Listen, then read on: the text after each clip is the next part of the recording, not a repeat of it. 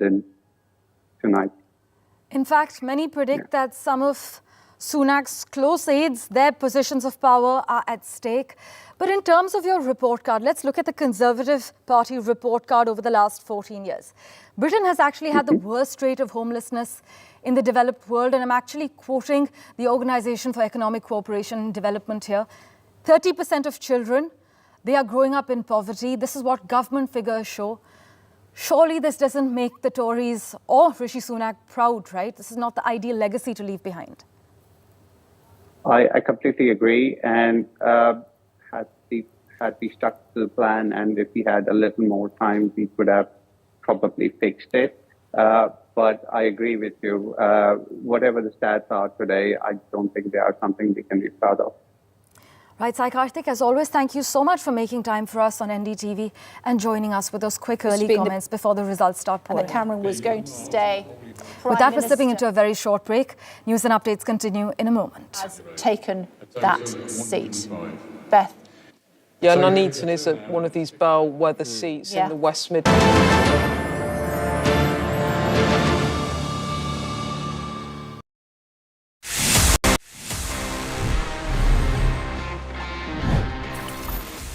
तो बेसिकली अगर आप एंड्रॉयड यूज़ करते हैं या आईफोन यूज़ करते हैं, डजंट मैटर, आपको दोनों ही ऑपरेटिंग सिस्टम्स में बहुत इजी ऑप्शन मिल जाता है जहां पे you can go to the settings and वहां से you can mute your unknown numbers, या एंड्रॉयड में you can block calls from unknown numbers. तो अगर कोई अननोन नंबर जो आपकी कॉन्टैक्ट लिस्ट में नहीं है tries to call you, phone won't ring, आप थोड़ा सा सुकून एंजॉय कर पाएंगे. फॉर अ फैक्ट आप ये काम व्हाट्सएप पे भी कर सकते हैं. You can mute all your calls coming from unknown numbers. ये बहुत अच्छा तो है ही, but I would say it's also very important to avoid these scam calls, because sometimes it's just a normal spam, but sometimes it's scammers calling you, approaching you, just trying to take some money out of pocket. तो उससे बचने के लिए भी it's a nice way for us to avoid any unknown numbers. जैसा मैंने just अभी किया, मतलब I'll turn on the setting. You can do it too. It's a nice tip. Please share with all your friends.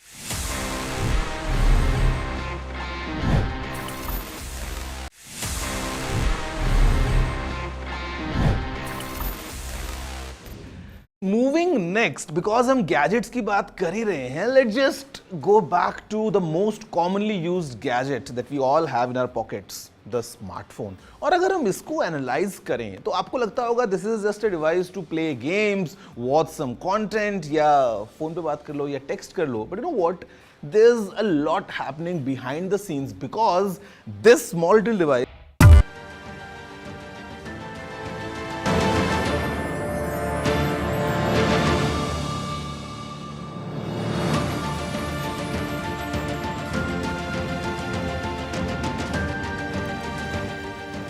Well, welcome to the live comprehensive coverage of the UK elections across the NDTV network. The Labour Party is expected to sweep the UK election, and number 10 Downing Street is expected to have a new entrant in Sir Keir Starmer in a few hours from now, unless there is an error of galactic proportions as far as the exit polls in the UK are concerned, which I must mention doesn't happen very often because of a margin of error less than 5%. Radhika Iyer joins us with the latest from ground zero at the moment. Radhika, the Conservatives set for the worst defeat since the year 1906? If exit polls were to be believed, and if these early trends are indicating any such. Well, earlier, in fact, they suggested through a YouGov survey that the Conservatives are likely to win just above 66 constituency seats, but that doesn't appear to be as big a massacre and an apocalypse as predicted. However, this is going to be an extremely challenging day for Rishi Sunak and co. Some of his besties in his government, including the Chancellor, Jeremy Hunt, and Grant Shapps, the foreign minister, are expected to perhaps even lose in their constituencies. And Rishi Sunak itself in his constituency is fighting a tough battle in Richmond, again among the first to happen in history where a sitting prime minister could perhaps lose. But it's too early perhaps to say such a thing until a declaration is made from the counting centre. But in Holborn, which is not far from where I am at the moment, Parmeshwar, from about a mile away from the British Parliament where I'm coming to you live from, quiet and dull here at the Parliament, but it won't be until too long. And just a mile away is Holborn and St Pancras, which is the constituency that Keir Starmer is from, the Labour Party, who's already been there with his wife. There's a lot of cheer, as you would have seen in the visuals.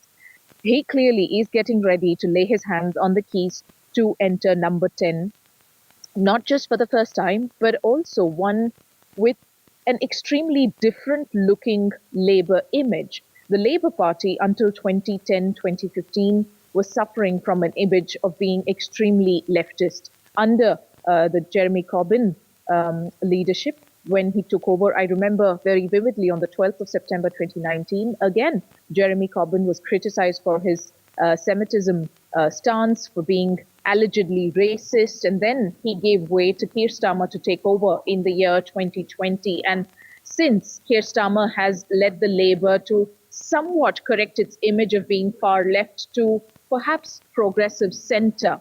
Of course, in the last few days of campaigning, we have seen that the Labour has been issuing several statements, including their manifesto, trying to indicate very socialistic moves, very Labour-like moves. And the threat, many political experts were saying, is imagine having a Labour government with the Lib Dem forming the second largest party in the Parliament, with them being in the key opposition. And that would make Britain migrate towards a very centre, far-left government. But it seems from trends that the Conservatives could well hold the second position, which will make Rishi Sunak quite relieved, considering the kind of factionism we've seen within the Conservative Party, extremely split down the middle. There are so many different camps, multiple problems to start with that Rishi Sunak inherited when he took over. There was the Partygate scandal. Yes. COVID had just decimated the UK's economy. Just after Brexit, there was, of course, the cost of living crisis, the economy in doldrums, and, of course, the party going through such huge divide within themselves. So, considering all of those factors, Rishi Sunak today, if he manages to hold his seat and have the Conservative Party getting the second position, then answering to your question, Parmeshwar, yes, they will lose this election, but not perhaps as badly as Rishi would have thought. Right, Radhika, as always, thanks so much for joining us with that crucial update. In fact, you mentioned the Lib Dems. I must mention to our viewers that Ed Davey has held a seat in Kingston, and in fact, he has held on to his seat in Kingston. The exit poll predicts the Tories will collapse to just 131 seats, as we discussed, John. The lowest total for the Tories in the party's illustrious history, which is comfortably beating its previous low of 156 back in 1906? Yeah, and I mean, this is a very bad night, isn't it, for the Conservative Party? Somewhat of a nightmare, as we've seen the counting come in and more seats really being announced. What we're seeing is that the Labour Party are making a huge number of gains from the Conservatives. They're also losing ground to the Liberal Democrats, as you've just mentioned, also to Reform as well, as we said before. The more right-wing element led by the very divisive Nigel Farage, Mr. Brexit, as some people call him, someone who's stood for Parliament a number of times before and has never managed to get in. It looks like he will become an MP this time around, and certainly he is already trying to say that people voting for his party is a vote for the alternative options in UK politics, that they are shaking things up. I think that's all well that he's saying that, but of course I think the reality is that this is a landslide for the Labour Party. This is a landslide for this, as we were just hearing there, this more centrist party from 5 years ago. They've come back over from the left where they were, the left-wing policies of Jeremy Corbyn that many people simply just couldn't vote for because they didn't consider themselves to be left-wing enough, that now the Labour Party has found this more central ground, and it appears to have been something that has worked very well for Sir Keir Starmer, the Labour leader, who we very much expect to be the next Prime Minister here in the UK. Right, Radhika, talk to us a little more about the Lib Dem campaign. It seems that Ed Davey's gimmicky campaign has helped him as far as the polls are concerned so far. Yes, indeed. Someone who has seen to have sort of kept very much the voter sentiment towards the centre. He has, of course, called out the Labour for its narrative that they are centre more than left, but some of their manifesto points, such as having private school fees hiked up to be able to pump that money into school education, talking increasingly about the social sector, socialistic reforms being announced by Sir Keir Starmer, all of these indicating that there are, of course, policies which indicate a left ideology, even though they are, their narrative includes that of being quite centre. Whereas on the other hand, you had the Conservatives, which of course were completely pro-Brexit. At least this chunk of the Conservative leaders just after Theresa May, and then when Boris Johnson took over, Liz Truss took over, and then Rishi Sunak, who said that there was no going back on Brexit and that they were very clear to get that going and have that red button pushed from the European Union. And so Sir Ed Davey's campaign was seen very much as if it was, although low-key, very consistent, not being one that is too braggish about certain socialistic policies that they would have otherwise considered to have declared. And his experience of being in that coalition government with David Cameron as Prime Minister and Nick Clegg as the deputy was, of course, something that went in his favour. So he has the experience of being in government. He has the experience, of course, of being that person who has not been the third, but the second lead in Britain. And all of that, it appears, has gone in his favour. Some of the constituencies, for instance, far out of North London, where I was chatting with certain voters, did feel that there was a lack of faith and trust really in either mainstream parties, which is why a third alternative, such as Sir Ed Davey's Liberal Democrats, like it happened in 2015, is something that they were considering. Also, polls indicating that Liberal Democrats could take the second position. Now, of course, this morning, quickly trends indicating the other way. It could perhaps come the third leading party, with the Conservatives still retaining the opposition position if they continued to maintain this trend of leads, which may turn out to be declared seats in the second position of more than 130, as indicated by polls. As always, Radhika, thank you so much for joining us with the latest updates. We will, of course, revert to you for regular updates. But, Joan, you mentioned Nigel Farage's rise.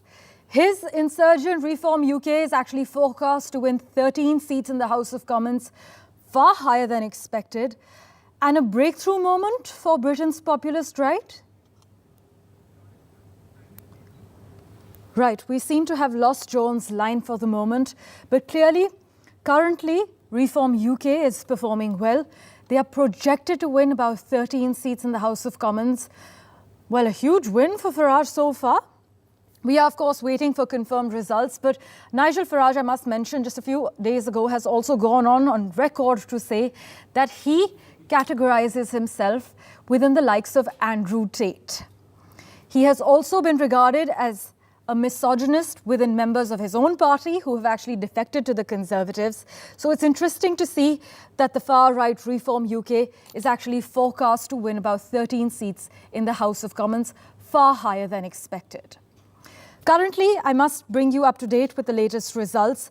As far as NDTV's dashboard is concerned, out of the 650 total seats, 95 have been declared, 79 going to the Labour, mere 6, a single-digit number, 6 going to the Conservatives, as you can see on those cubes, 1 for the Scottish National Party, and 9 for others. That includes independents. As far as England is concerned, 85 seats have gone so far to the Labour. From Scotland, 3 for the Labour. Wales has given 7 to the Labour. Northern Ireland currently at 1. That's the latest update we have for you. Labour currently leading, projected to get a landslide victory. As you can see on your screens at the moment, the latest update is flashing. As far as the Lib Dems are concerned, they have had an impressive performance. But again, we have a few hours to go till the latest results are finally out. But Liberal Democrat leader Ed Davey has doubled down on his pledge to champion health and social care in that speech after being re-elected with a vastly increased majority. In fact, he has said that among his priorities for his incoming MPs, number one is actually fixing health and the care crisis, so one can see a doctor or an NHS dentist when you need it. And here's where you can see the Lib Dems' goals kind of aligning with the ruling, well, so far, the party that's expected to rule Downing Street, the Labours under Keir Starmer. Right, we have Professor Yukteswar with us at the moment, joining us live on the broadcast. Professor, what's your first take? It's not very surprising, many would say, currently, what the exit poll projections are stating. Yeah, my first take would be that Modi ji in India shouted and called for Ab Ki Baar 400 Par. And I think the BJP activists in Uttar Pradesh and other places did not hear him loud and clear. It was the labor activists and councillors. They heard him loud and clear. And it is this time it seems that Labour will go ahead and they will get more than 420 seats maybe. Although the exit poll says 410, but my prediction is even 420, 25. It's no surprise, it's no well-kept secret that Britain has been mired in a cost of living crisis. Real wages have flatlined for a decade now. Prices have spiraled for utilities and food, and this seems to be really hurting the working class. In retrospect, do you think the Tories have done much to help this cost of living crisis? Well, of course. I am a Conservative Party member, and I am Deputy Chairman of the Conservative Party locally. So you may say that my views might be biased, but the fact of the matter is that from 2010 to now, in the last 14 years, things have improved. The inflation was 11% during COVID times, which has come down to less than 2% now. Rishi Sunak did very, very well. But the problem has been integrity, honesty.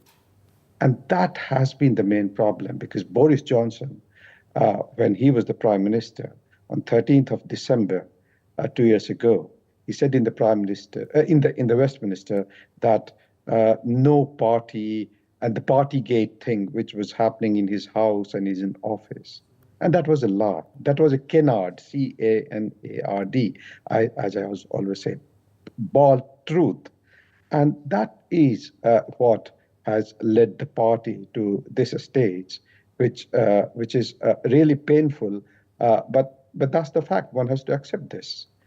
So it is not that the economy has not gone up. In fact, Britain, among the top G7, G8 countries, G7 now, our economic growth rate is higher than France, Germany, USA, Canada, all the major economies.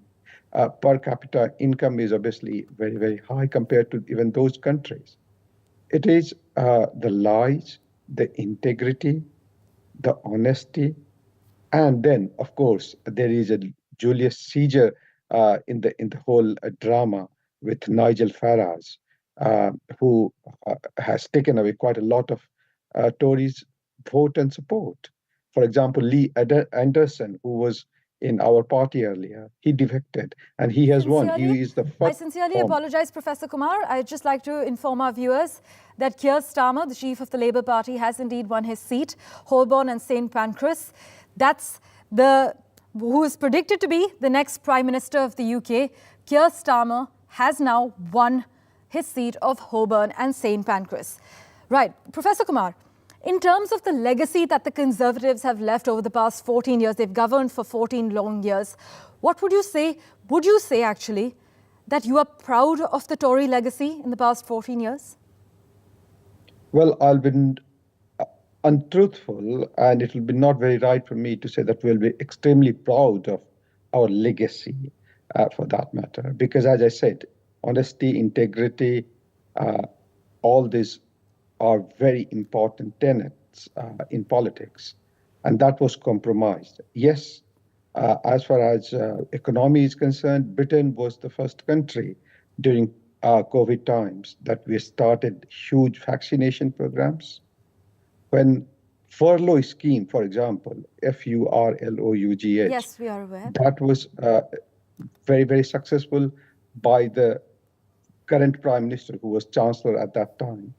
And I might say that even after that, Rishi Sunak might even lose his own seat. The Chancellor, for the first time in British history, the Chancellor of Britain, which is like Finance Minister, he's going to lose his seat. So it will be not right to say for me that we are very, very proud of what we did in 14 years. But the fact is also that any political party in the UK has won 5 times consecutively. So Tories or Conservative, as we say, we won in 2010, 15, 17, 19, 4 elections. And now the 5th election. It has never happened. But it is also very, very surprising that the Tories will get so less seats. But Tories are themselves to be blamed. And obviously, as I said, the Julius Caesar in the picture, right. Nigel Farage, who has taken away quite a chunk of votes from Tory base voters, fundamental voters, our fundamental supporters. In last 1 month, I have been to more than 9,000 door knocking with serious business secretary earlier, who used to be the cabinet member, Sir Jacob Rees-Mogg, and even he is going to lose his seat in 1 hour time. I know that because Sir Jacob Rees-Mogg has actually come out and said that it was a mistake to give Rishi Sunak the top position because in a sense that the British public has been cheated because they had voted Boris Johnson to lead them. I agree with everything with him, but not on this matter. Boris Johnson lied in the parliament. At that time, it was very, very clear that Boris could not continue. So I respect him quite a lot. I am in his team and I work alongside him. But I don't support, frankly, that Boris Johnson should have continued. That was wrong. Boris Johnson should not. It was such a simple thing because British Parliament and people, they don't like dishonest people. I have seen so many people, when I go and door knock, meet people, they say, when my father, my grandmother, they were dying and we were not allowed to meet them, say final goodbye. At that time, you guys were partying in the office and then you lied in the parliament. That is what Jacob is obviously has been always supportive of Boris Johnson. I respect for that, but I don't quite agree with him on this point. Right. In fact, the Labour says that they are interested in a renewed strategic partnership with India. Where do you see, under Keir Starmer's leadership, where do you see India-UK relations headed? Well, I hope that India and UK relations, as we know, India and UK, they have $100 billion US dollar bilateral trade. But I hope that UK MPs, they would, more Labour MPs, they will not support some kind of, stealthily, Khalistani propaganda in this in India and elsewhere, because some of their MPs in the past, I know for sure that they have been raising this issue even in Westminster, and that will be a major headache for India, to be honest, because trade relation, obviously, Labour Party or any party would like to have a very good trade relation with India. Sensex, in last 5 days, it has moved on from 75,000 to 80,000 now. Right. So obviously India is growing. So trade is not a problem. The problem is Khalistan issue. And a couple of years ago, Keir Starmer wanted to meet senior Indian politicians, including the High Commissioner, who is a very good friend of mine. I must also mention at this stage, interesting that you brought this up, that Keir Starmer has actually publicly declared himself to be an atheist, which will be a first for the UK if he is actually indeed chosen as the Prime Minister of the country. He has openly declared himself to be an atheist Prime Minister. Interesting to see, but not very shocking in a country that actually about 17-18% tick the no religion box. But do go on. Yes, please carry on, Professor Kumar. Yeah, so yes. in this country, not only 17, 18%, in fact, more than 48% of British people, they openly say we do not have any religion, so they are atheists. This is as per official statistics. Yeah. So yes, Hindus are less than 1.45%. Muslims are about 5-6%. So I mean, anyway, in most of the Western countries, people do not really believe in religion as much as in India, Pakistan, or South Asian countries. Even in China, people do not. Quite a lot of people do not believe in religion, but that's their faith and belief. We should not worry so much about that. The fact of the matter is, what next? What will be good for India? I am not very sure, to be honest, because Conservative Party. At this point, we have some crucial updates lined up, courtesy Sky News. Let's just listen in. The swingometer, the needle goes up, up, up, up, up, and we're in hung parliament territory. So actually, the swingometer is basically telling a kind of duff story here. It's saying that Labour's not going to be able to win in these seats over here, but we know it is already. We know it is already. And why is that happening? It's because you're not seeing a uniform swing across the country. If you were seeing a uniform swing across the country, basically with all seats seeing exactly the same change, then you'd expect that seats, for instance, where the Conservatives didn't have much of a majority before, through to seats where the Conservatives had a big share of the vote, you'd expect all of them to be behaving the same way. But let me show you what's actually happening. Look, this is quite interesting. In seats where the Conservatives don't have that much of the share of the vote, they're actually gaining a little bit. So it's going from Labour to the Conservative Party. But the bigger the share of the vote the Conservatives have, the more they're losing. The more they're losing. And that really matters because in areas where previously they could rely on quite a big share, they're losing way above where you would normally expect. And that is part of the explanation for how the Labour Party is heading, potentially, according to the exit poll, but also according to what we're looking at in these numbers, for a big majority. It's going way beyond where the swing would suggest. And in fact, it's going towards historic territory. If we just look again at where we are right now. So this is showing you the change in the share of the vote for all the parties going back through history, and it's showing you the biggest falls, essentially. So when you're going from a vote share, a big vote share, to a small vote share, this is basically showing you that. And the bigger the bars are, the worse you're doing. So that, for instance, that's the Lib Dems in 2015. You can see the Labour Party suffering there. You can see the Conservative Party in 1997. And the key thing here is, look at this. This is the biggest fall in the share of the vote that we have seen from any party going back to 1835. It's worse than the Liberal collapse after the First World War. It's worse than any of these periods in the 1950s. It's worse than anything we saw in 1997 for the Conservative Party. It's a truly historic thing. And what's critical is this is actually based on the figures we have so far. I'm so sorry, I've got to interrupt you. This is happening right now, Kate. Yeah, the Islington North. Jeremy Corbyn, here we go. Held on Thursday, the 4th of July, 2024, to hereby give notice that the number of votes recorded for each candidate at the said election is as follows.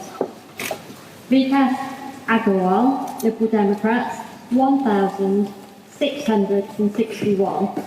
That's 1661. Jeremy Bernard Corbyn, commonly known as Jeremy Corbyn, Independent, 24,000.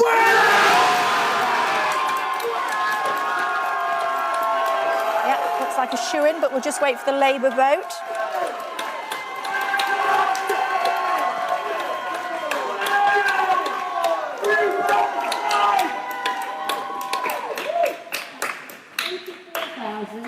$24,020. That's 24120. Karen Ann Harries, the Conservative Party candidate, 1,950. 1950. Paul Dominic Jostling, 3232.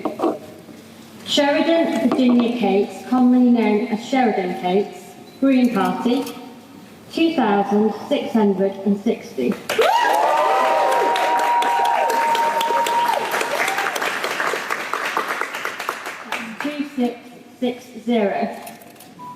Traffel Nargan, Labour. Unlucky, mate. 16,800. About an hour or so ago, Jeremy Corbyn has gained the seat as an independent in Islington North. Back to you in just a second, Beth. Thoughts? Well, I think this is a slightly different case than the one I was just talking about before, because obviously that whole issue that was there that needed to be dealt with around anti-Semitism, and Keir Starmer was right to take an uncompromising approach on that, and obviously Jeremy and Keir,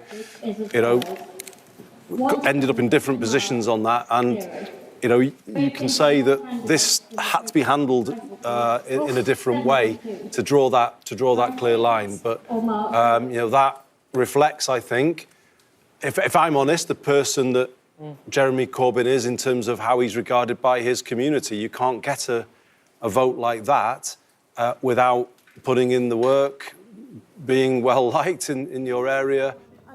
Well, our comprehensive live updates continue regarding the UK election across the NDTV network, slipping into a very quick break for now.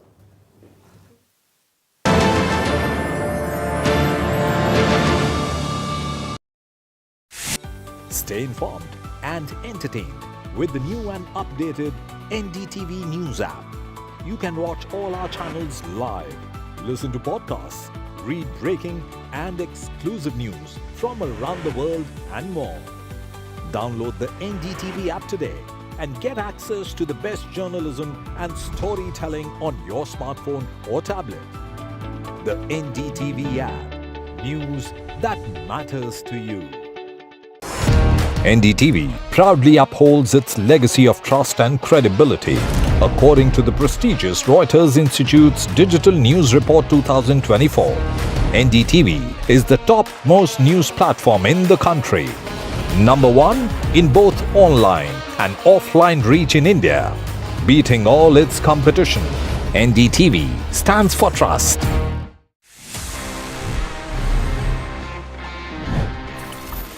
Friends, it's time now to move into my personal favorite section, which is called Ask TG, and it's for a reason, क्योंकि आप मुझसे सवाल पूछते हैं and I get back to you with full details on all your questions. Let's see the kind of questions we have for this week's episode.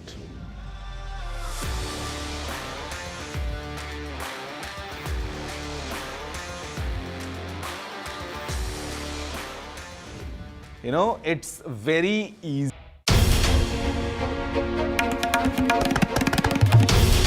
This is NDTV, and you're watching NDTV 24/7.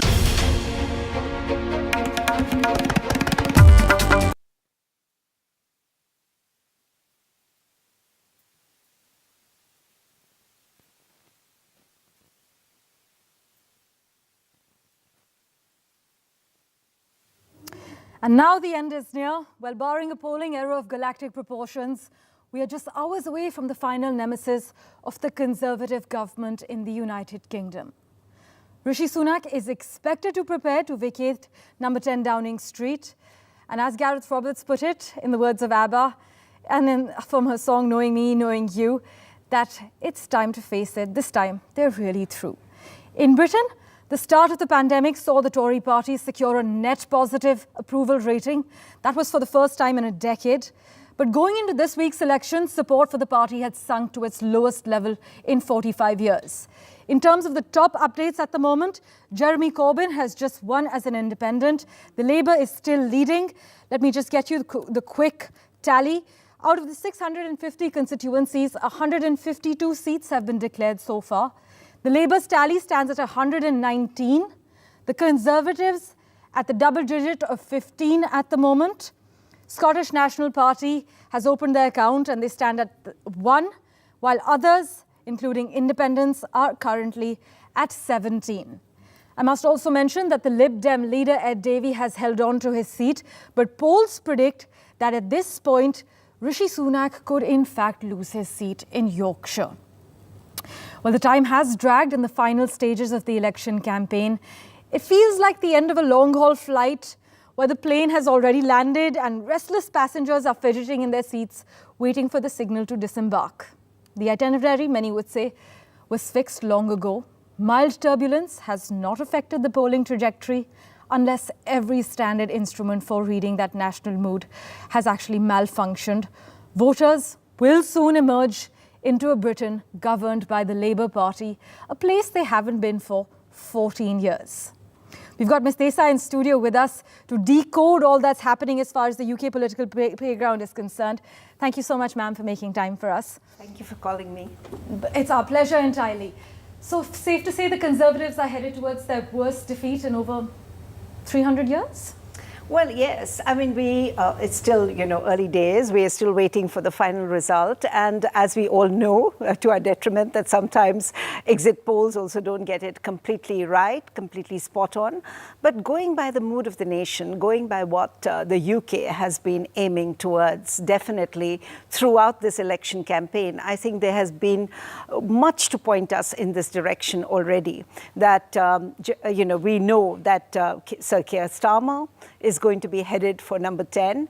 Right now, I think we are just not certain whether it's going to be the 410 that the BBC, the seats that he's going to win, that the BBC has predicted, or, it might be just a little more than that, because going by the way the wins are coming in right now, I think it's going to be more than that. It looks like that, and to be honest, a lot of people are looking forward to it. Right. In fact, a lot of people say that while Keir Starmer, his leadership is commanding the Labour Party to this new height, he's reinvented the party, many also believe that he's the least popular Labour leader. Is that something you've heard in your circles? No, I disagree completely. I think this is, there are always lines and images that the media likes to project. I think the first point I want to make here is that just being a good debater does not mean you're a good leader. Of course. And we've seen that in the past, already in the very recent past. We've seen that with global political playgrounds. Yes. So I think we have to be a little cautious where that is concerned. And that is happening even in the US right now, because, you just have to be able to stand on stage and make great pronouncements, and then people say, oh yeah, he should be the next president or the prime minister. I don't quite agree. So Sir Keir Starmer, and I'm a big fan of his, I will just say that up front, has been throughout, I mean, if you look at his career, he is a very solid person. He's 60 years old, but he has a lot of work experience behind him. And what strikes you is that he comes across as being completely honest and, totally straight with what he says. And I think sometimes that may not ring well with the population of the country that he represents, because people want to hear, a little bit of frills here and there, which he does not give to us. So we've seen him during the Prime Minister PMQs, during the debates already, when he and Rishi used to debate. Sharp rebuttal. But at the same time, we have seen him improve in his debating skills as well.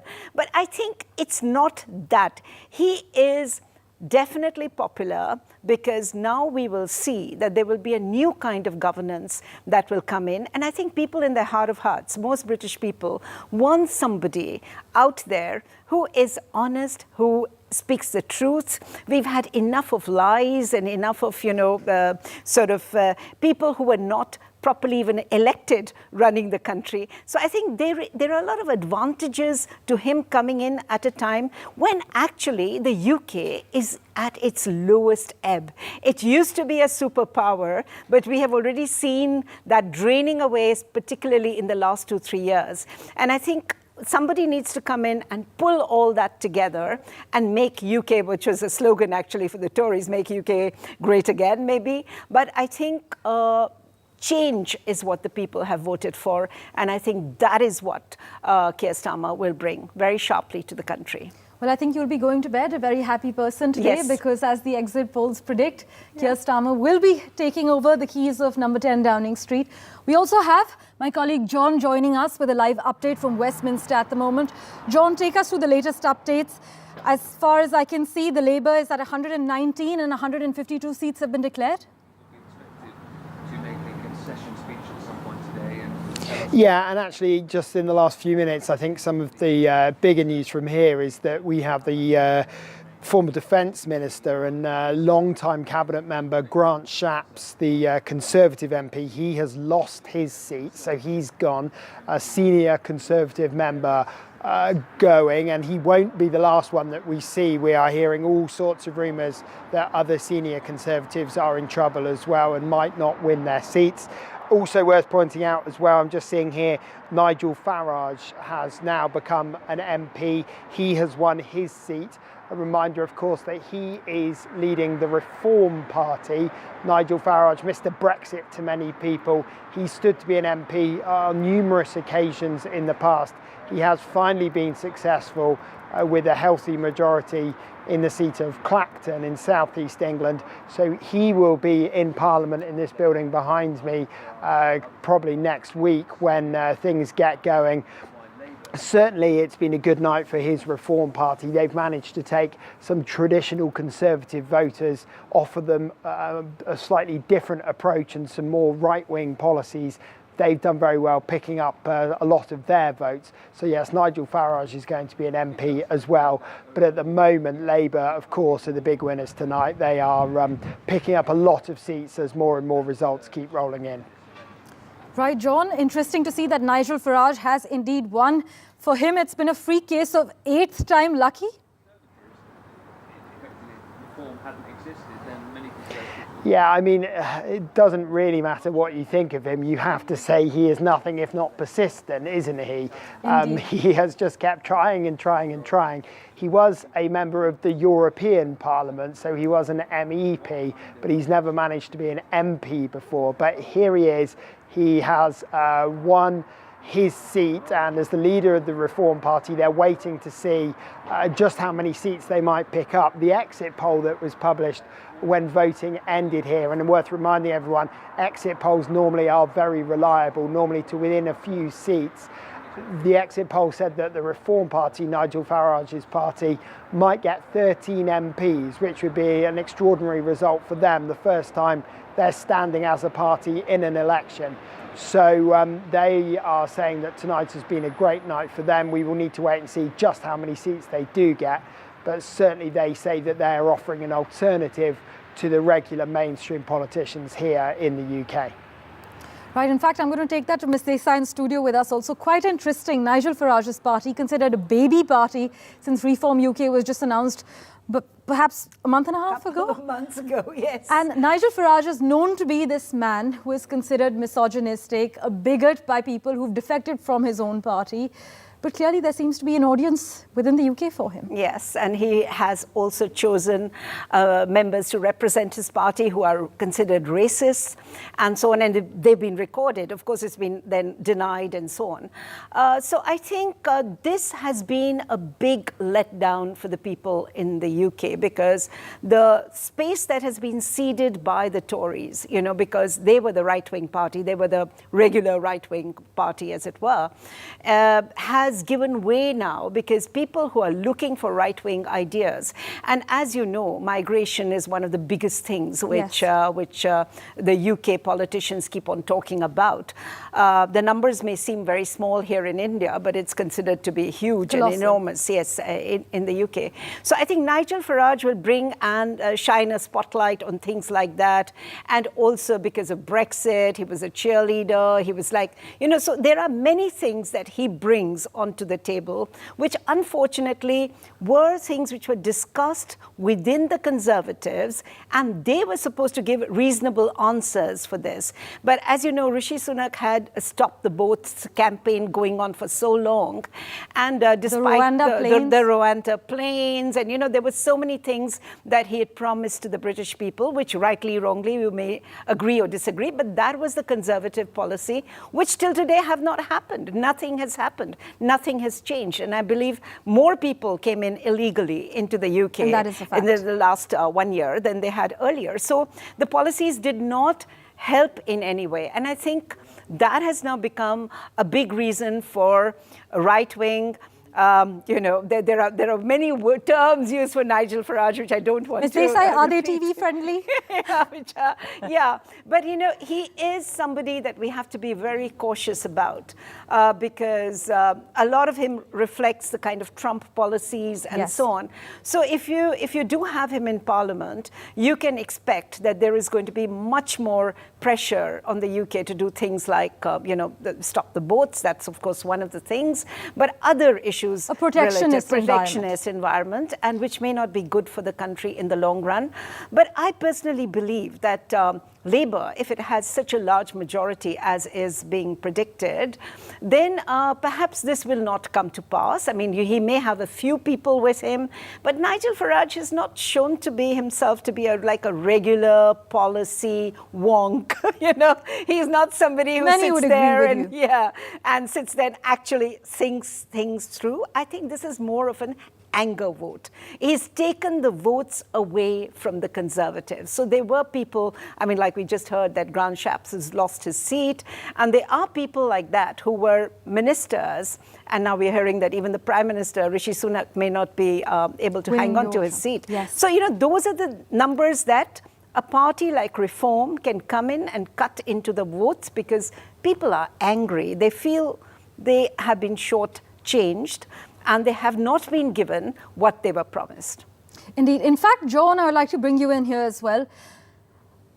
Right, I'm told we are reconnecting with John. Right, John's with us at the moment. John, let's trace Nigel Farage's journey from UKIP leader, spearheading the Brexit movement, to suddenly becoming a nobody, trying 7 times, getting lucky the 8th time. In terms of the issue of Brexit, has it factored in as a poll issue this time around? No, not hugely, because none of the major parties here were saying anything other than that they would continue along the path that has currently been trodden. No one was trying to take the UK back into the European Union. That is not something that was being offered by the Labour Party. I think really the reasons for that are just the length of time that would take, the cost, the huge issues there have been with having to unpick all the paperwork and to extract the UK from the EU, trying to then put it back in would have taken a huge amount of time and money and effort, and of course the EU would need to vote on it as well, so an incredibly complex process if you wanted to get the UK to rejoin. So I think that's something really that a lot of people say should have been a bigger part of the campaign, but I think it's not been a huge issue because it's not been something that one party has campaigned on in terms of trying to get the UK back into Europe. So it's not been a huge issue here, but certainly a lot of people saying that maybe it should have been. Right, John, you're looking nice and bright. We will, of course, revert to you for regular updates. Thanks so much for joining us with the latest. Well, the polls projected a stunning Labour majority in the House of Commons of 170 seats, the largest held since Tony Blair's famous win in 1997.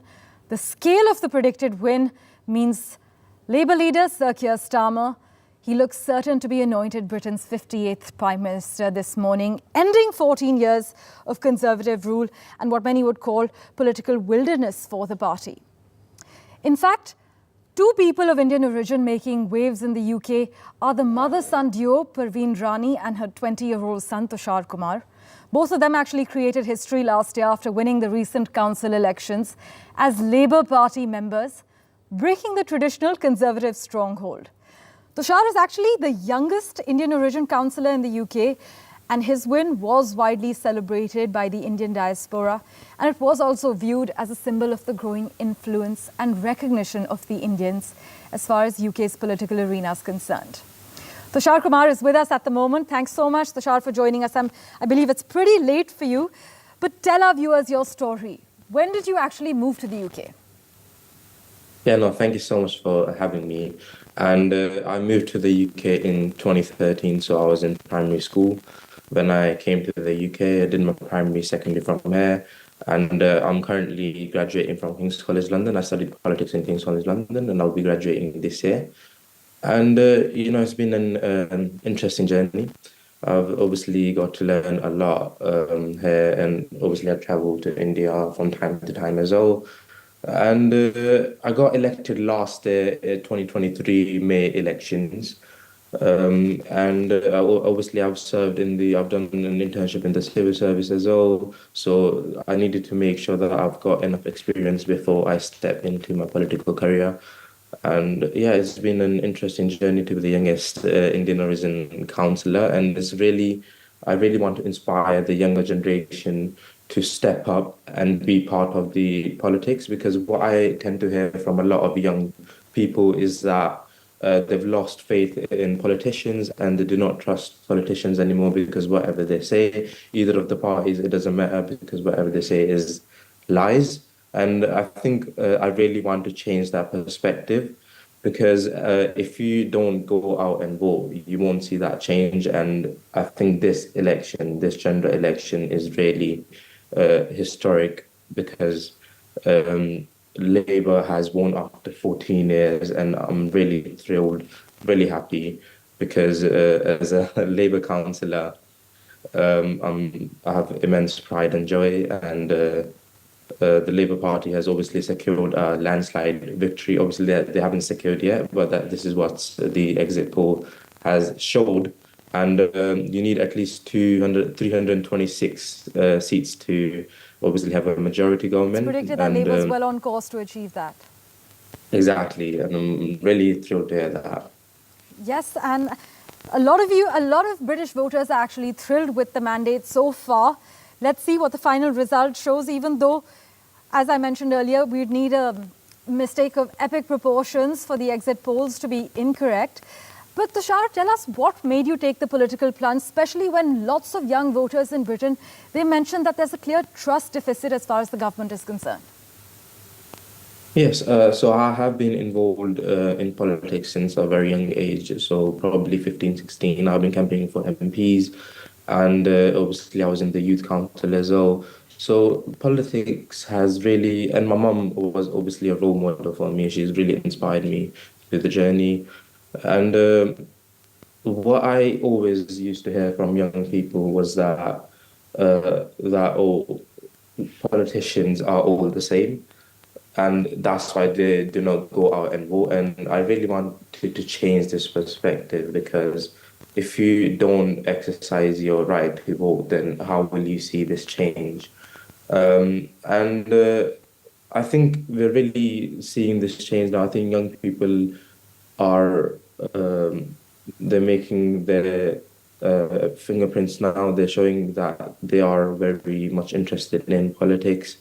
And I obviously oversee the youth council as well, where I live, and they're really remarkable. The things that they do is really great and excellent. And this is what really encourages me and motivates me to fight for the young people, and to make sure that their issues are also heard. We also have with us Andrew Whitehead at the moment. Thanks so much, Andrew, for making time for us. Are you actually shocked? No, I'm not shocked. I think the opinion polls were always indicating all the way through the 6-week campaign that there would be a sizable Labour majority.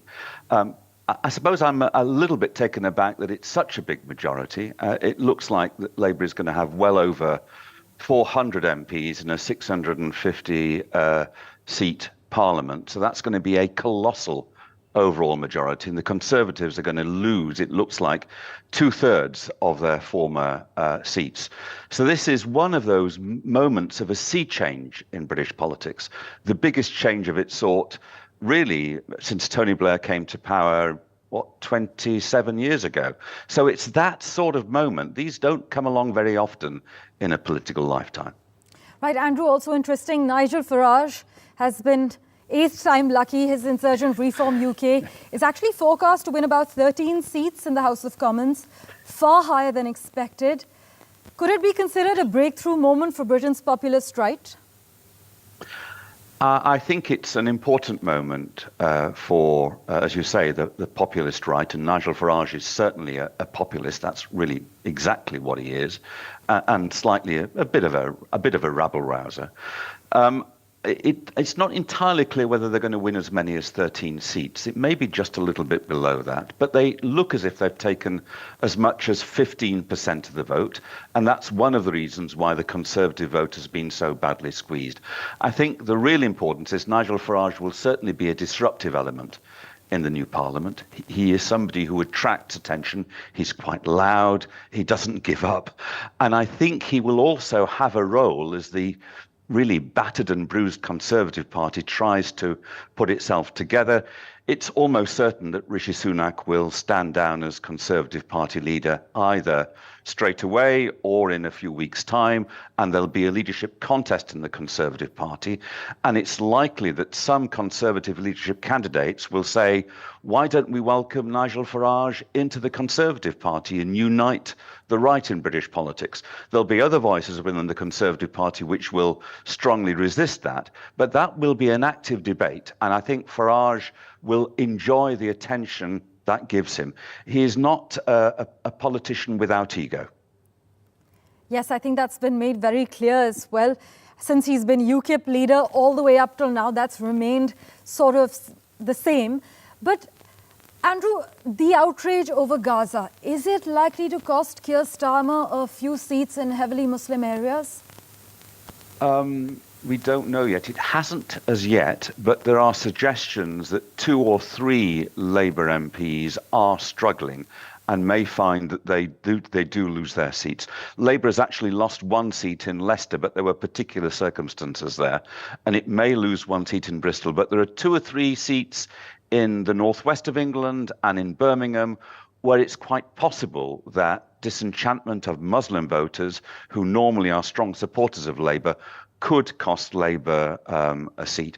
But to be honest, as far as the big picture is concerned, as far as Labour's concerned, that really is almost incidental, because Labour is assured of an overwhelming majority in the new parliament. Yes, but as Foreign Secretary David Cameron once actually put it, he said his time as Tory opposition leader was 5 years spent just banging his head against the wall, and now his party seems like it's braced to go through it all again?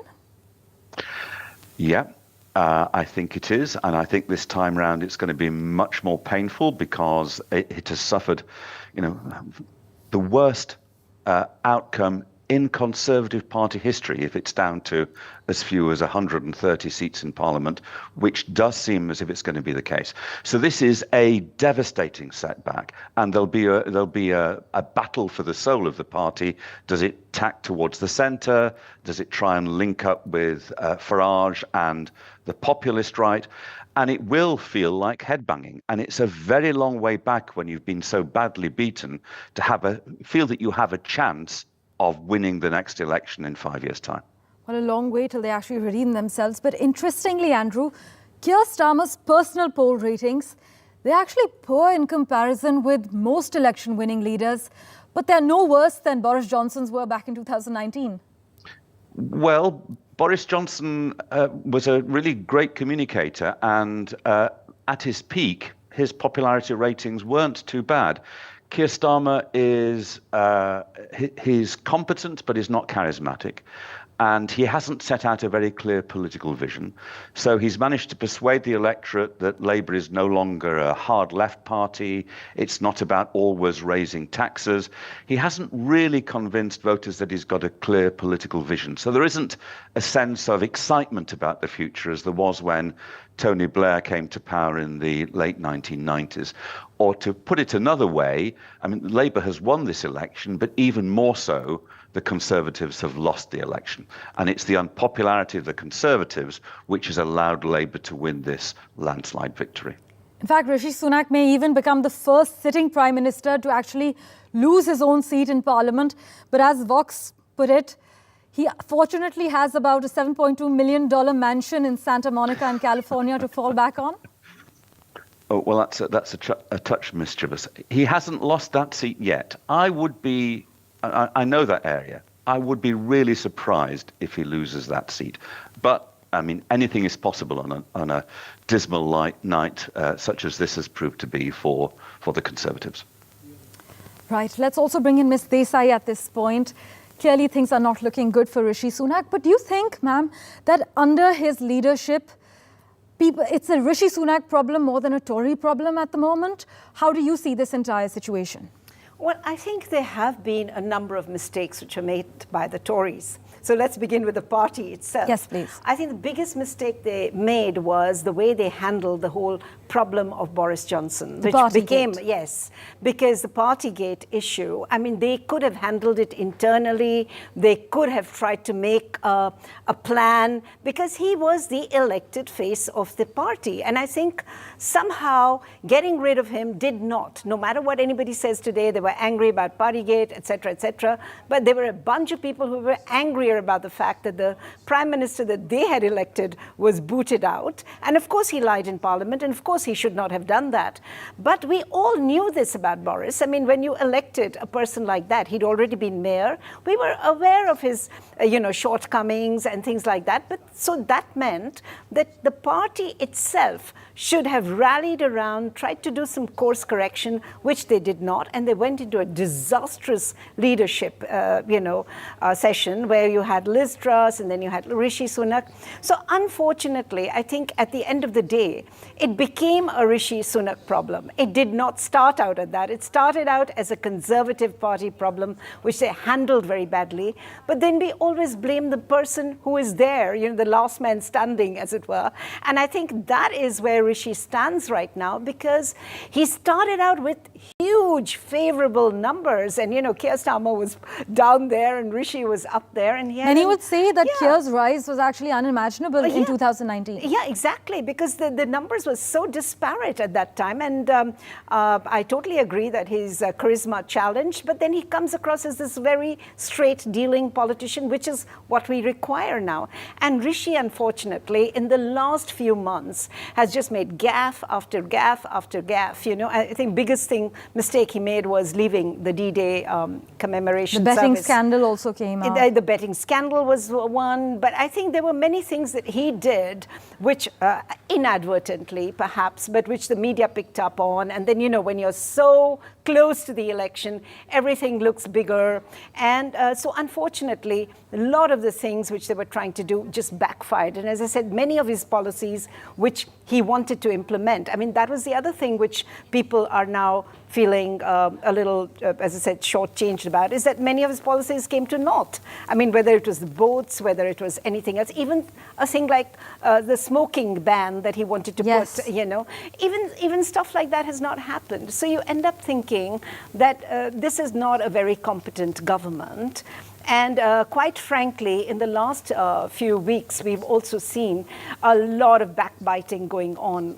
You've got within the Tory ranks as well. Yeah, Suella Braverman coming out and saying pretty nasty things, and other people as well who've just completely given up. So when the electorate goes out and they say that this man, Rishi, is leading a party that itself seems to be imploding, then what's the point? So, I think there were many, many issues which are underlying this election. And of course, there will always be a good analysis at the end of it. But as I said, it's now Rishi, unfortunately, who will have to carry the can for this terrible defeat. But then, they get the kudos when you win. And it was a Boris Johnson victory. It will become a Rishi Sunak defeat. I think you sign that off when you're actually entering the world of politics. Yes. The highs and lows are part of the trade. But Andrew, at the same time, what would you say? Is it a Rishi Sunak-led problem? You've heard what Ms. Desai has to say. Rishi Sunak has also been, it's hitting closer home for some reason, because he's also the first British Hindu Prime Minister. But having said that, his stance on immigration hasn't been the most liberal. In fact, Labour says it's going to slash its Rwanda scheme, tweak the Stop the Boats, have a new border security command in place. In terms of the perception battle, take us through how both of them are viewed and their policies. Well, I think most people saw Rishi Sunak as quite a good Chancellor of the Exchequer, Finance Minister, when he was doing that job, especially during the pandemic under Boris Johnson. Yeah. He's been an indifferent Prime Minister, and he's been politically really inept. And some of his policies are difficult to understand, and the Rwanda policy is one of the most difficult to understand, that you would actually curb illegal immigration by deporting asylum seekers, a small number of asylum seekers, to a small country in Central Africa. I mean, it feels to be cruel, it feels to be paradoxical. And one of the clear things that Keir Starmer has said, as you indicated, is that the Rwanda deportations will not go ahead. But also, apart from coming up with a rather curious policy, Rishi Sunak spent a lot of money trying to prepare the ground for asylum seekers to be sent to Rwanda, but how many have gone? None at all. It just hasn't happened as a policy. And that's been a little bit of a hallmark of several of his more controversial policies. They simply haven't got off the ground. He promised to cut waiting lists for health service appointments, and actually those waiting lists have got longer. He managed to curb inflation, but people don't really as yet feel the benefit of that. Actually, the increase in living standards has been very, very modest of late. And many groups, including young hospital doctors, have been going on strike because they feel so aggrieved at the decline in their standard of living.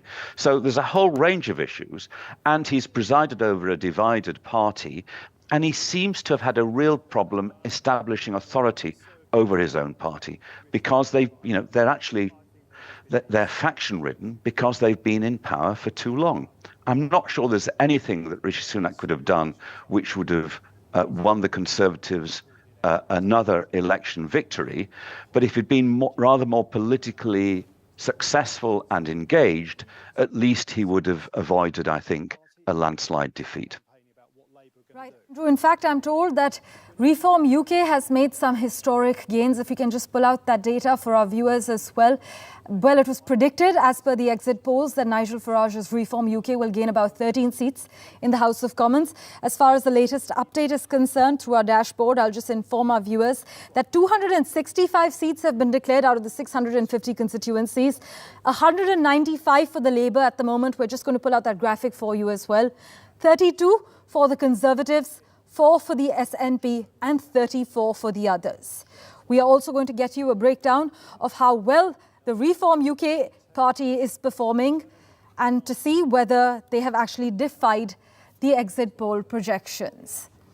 Well, Nigel Farage, though, has won, and he has been 8th time lucky. He has tried last 7 times to be an MP, except this is the time that he's gotten lucky. As Andrew was also saying, he is known to be quite a persistent chap. But you know, some analysts argue that by this year, 2024, Britain's standing in the world was actually lower compared to 2010. The union was less strong, the country less equal, the population less well protected, growth more sluggish, with the outlook poor.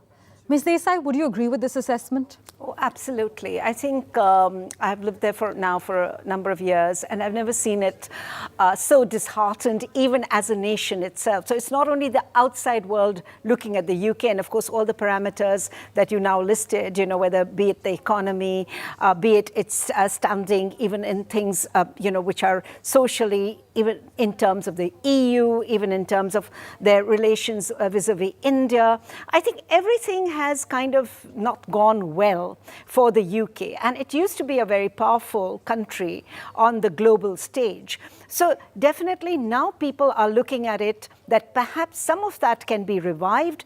But I'm worried more because when a nation is feeling really down and out, then they really need that time and space to fight back and to grab. And as Andrew just mentioned, inflation is down. Maybe the standard of living will start going up. But otherwise, the headlines have been just doom and gloom that, people cannot afford heating, people cannot, the food banks have gone up. These are headlines. Are not easy to forgive. Yeah, and you can't imagine the UK as a poor country. It never was. But, things like food banks, people are going and getting their food from places like that.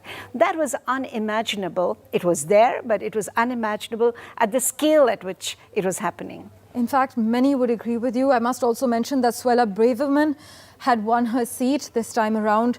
She's been she's had a hardline immigration stance, been very protectionist as well. But Andrew, overall, it's hard to find a comparable period in history of the Conservatives which achieved so little. Would you agree? Yeah, I think that's right. I think the Conservative Party lost their way with Brexit. David Cameron, a Conservative Prime Minister, held the Brexit referendum believing fervently that the country would decide to remain with the European Union. And the fact that he lost that referendum and then was forced to resign, this is back in 2016, led to a spiraling of disorder within the party. First of all, how do we do Brexit? Then how do we cope with the pandemic? And then what can we do to actually get economic growth back, and how do we resolve the problems which Kishwar's been talking about, the increasing sense that Britain is marginalised as a power in the world? How do we actually try and restore Britain's status and influence in the world? Rishi Sunak has got some items to his credit. He did manage to change one aspect of Brexit about the status of Northern Ireland, which was a very difficult issue to resolve. He did preside over the decline in inflation, and it looks like interest rates will also be coming down, and real wages are starting to increase. But yeah, they don't have very much to show for it. And I think there was a mood among the public that the Conservative Party was spending all their time quarrelling among themselves and not getting very much done. And that's what made the Labour landslide possible. It was the Conservatives' unpopularity more than it was Labour's popularity. Right. In fact, that's also been reflected as far as a series of YouGov polls are concerned. But if Keir Starmer wins, he would be only the fourth person since the Second World War to defeat the Conservatives at the ballot box. Something to celebrate, surely. Oh, absolutely. I think Labour got a gift, literally, by the Conservatives doing so badly. But let's be fair, because there was going to be anti-incumbency, whichever way you look at it, So there was always going to be that battle for the Conservatives, but they made it worse for themselves and they ceded that space. So definitely there is a mood of celebration amongst the Labour Party. Also, don't forget, when Tony Blair was there, it was also a party that did have some achievements to its credit. It was not absolutely a discredited party. And I think now they want to bring back that kind of cohesiveness. And I just want to mention one small fact was that there is a change going on in the Labour Party itself because of the India the tension that they had faced in the past. With Jeremy Corbyn. Yeah, with Jeremy Corbyn and, that kind of thing. So it is also trying to change the way India looks at it and vice versa. So that's going to be very important for us, to understand that the leadership is recognizing that they need to get their global status back again. And believe me, with, being out of, thanks to Brexit, they were looking forward to a very good trading partner in India. So already one can hear that there is all this charged up thing about getting the FTA through and things like that. So I think relations are actually going to be better now with Labour than they ever have been in the past. And that's going to give them, because India is a rising power, going to give them a lot more credit in the way they deal with the world. Well, under the Tories, they had said that by Diwali that they would have an FTA. Many Diwalis have come and gone. Hopefully, this is the Diwali that we get lucky, 14 rounds of negotiations. But at the moment, I must inform our viewers, we have some live visuals also coming in. And Suella Braverman has won in terms of the top updates. We also have Radhika joining us, who hasn't actually slept all night. Radhika, we're seeing a dramatic shift from the last general election in 2019. Take us through the top takeaways at the moment. The top takeaway is that it seems that the Labour Party is ready almost to sort of win this election with an unprecedented majority. And it could potentially be the worst defeat for the Conservatives since they were formed in 1906. And at the moment, it seems that over 136 seats have been declared. Sir Keir Starmer, of course, just a mile away from where I am at the British Parliament, has won and has also shared his victory speech, his first of the many that are likely to come in a few hours from now. And of course, the Lib Dems doing very well, coming third, but a close third to the Conservatives who are currently in the second position. While there are about 36 fully declared seats, there are 26 won by the Lib Dem, and that gap is just getting narrower and narrower also indicating that the earlier exit poll had indicated that the Lib Dems could well occupy the second position as the main opposition party. So it will be interesting to see closer to about 7 o'clock local time, and it is about 4 o'clock local time in the UK. So about 3 hours from now, we will know who is going to be in the opposition, the second, who's coming close to the second. But my first reading is what a divided Britain this is looking like. There is the Labour Party, which has surged with its popularity, as indicated by our respected panelist, who was talking about the shift in the Labour Party stance post Jeremy Corbyn's era, where Sir Keir Starmer has constantly held on to this narrative of going away from the extreme left ideology and positioning the Labour Party as the centre, which perhaps has worked for them, as have many other factors, including this huge anti-incumbency, the Conservative Party really gifting to the Labour and landing on its lap a lot of scandals which have gone in favour for the Labour Party, alongside the anti-incumbency and the extreme crisis of economy that the UK is in, with Britain's capital really crippling. 1 in 4 children here are hungry and sleeping hungry tonight, and that's one of the wealthiest nations' capitals we are talking about. And many during winters are having to choose between heating and eating. And this is all going towards the ailing economy, which Rishi Sunak came over or took over to try and fix, but not clearly. That wasn't clearly the case. And they are, of course, the Labour Party is, of course, inheriting a huge sense of woes from Britain that they have promised or vowed to sort of fix, with the economy being the first.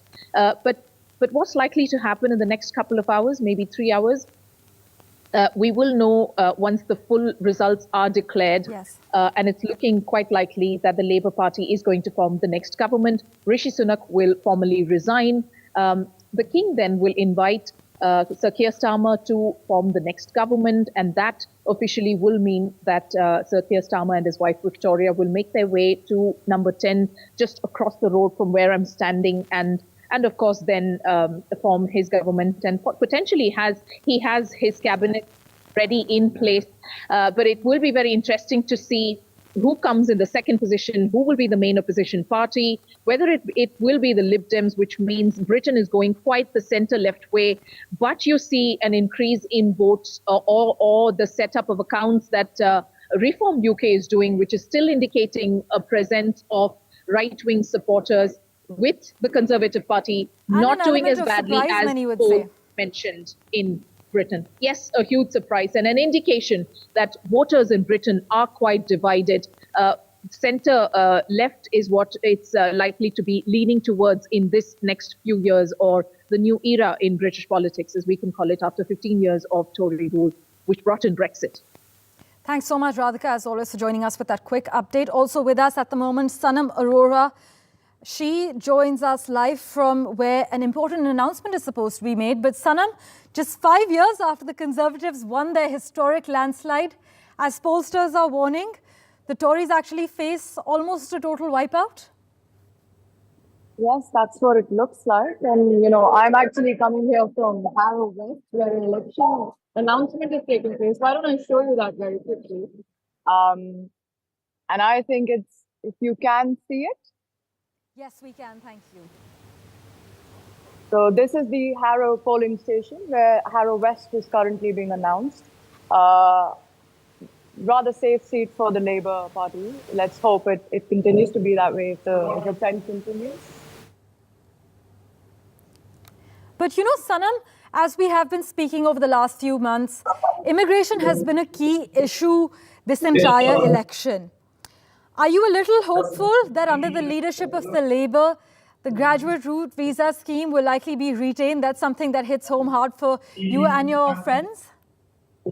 It does indeed. I am very, very hopeful that, you know, under the leadership of Keir Starmer, we will see a focus on the university sector here in the UK. It is an absolute asset for us in the UK. And I think Bridget Phillipson, who is the Shadow Education Secretary, who in fact was the first one of the night, had stated that her very first priority would be to ensure that universities are looked after. And in that regard, international students, which tend to be one of the strongest supporters of the Indian student community, of the international student, of the university sector should be well protected. So I'm very, very cautiously optimistic, Parmeshwar. Right, so in that case, I think it's safe to assume that you don't mind pulling an all-nighter. You're looking bright as ever, Sanam. It also looks like the Rwanda scheme is set to be disposed under a Labour leadership if Keir Starmer actually does move into number 10. I think both Labour and Conservatives are very clear that immigration is a significant issue in the country. But on the illegal immigration front, which is where the Rwanda scheme comes in, Sir Starmer has been very clear that it is too expensive. The Rwanda scheme that's been proposed is too expensive, and it's not perhaps as efficient as the Prime Minister or the current Prime Minister thinks it is. And he wishes to focus instead on curbing the illegal crime gangs that actually enable the trafficking of humans over into via the channel. So I think the Rwanda scheme will be scrapped. Sir Starmer's made that pretty clear. But I think illegal immigration, which absolutely should be a focus for the country, it is a real issue here on the ground, will be focused at its heart, at its core, in terms of fixing the structural issues that lead into one of the place. In fact, the Labour says that laws that are unjust will inevitably be broken. But while Mr. Starmer did not provide a timeline or exact figures for bringing down migration numbers, he has said that he's going to pass laws, like you cited, to curb migration, and that's going to be his top priority. But Sanam, are you expecting any drastic changes that could be on the radar for the UK under Sir Keir Starmer's leadership? I think Sir Starmer's favourite word is change. But I think he is going to have a few other changes to make before he does anything too structurally transformational for the higher education system. Look, the truth is, and I think Labour gets it, we've been working with a number of senior Labour members of Parliament, shadow secretaries over the last many years, over the last couple of months, in fact, especially for the graduate route protection, which we did over the last few months. I think they get it. I think they get how important and why the graduate route is so important, the post-study work route, and not just for students, but for universities, but for the whole of the country. So I am fairly positive that they will keep that understanding in place and not really do anything too drastically significant that alters that. I think their focus will very much be on illegal immigration. I think they will potentially, where I do exercise some caution, is potentially the outgoing government, the Conservative government, has said that they would keep the graduate route under review. So, of course, I think they will follow up on that, but I don't think that will be an immediate thing. And I think it will be done with the right intention, but with Labour also recognizing that the graduate route is a very small part of the bigger issues, the bigger structural issues that the UK higher education sector faces, because the truth is that domestic funding for domestic students on the education front has been stagnant for the last many years. That's the issue we need to fix here. Thanks so much, Sanam. Do stay on with us. I'm told Sir Keir Starmer has just delivered a victory speech. Listen in to what the chief of the Labour Party had to say.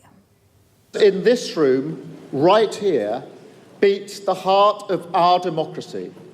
Not in Westminster or Whitehall, but in town halls and community centres up and down the country, in polling stations and voting booths, and most of all, in the hands of the people who hold the power of the vote.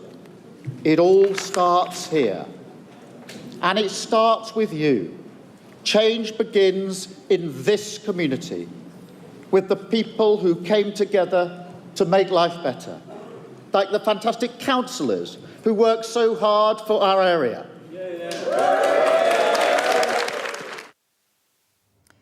Well, it's the final lap of the race to number 10 Downing Street. You just heard Sir Keir Starmer's victory speech.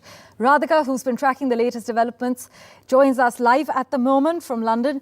Radhika, we've heard Sir Keir Starmer's victory speech. Change has been echoing as that one key message through his campaign.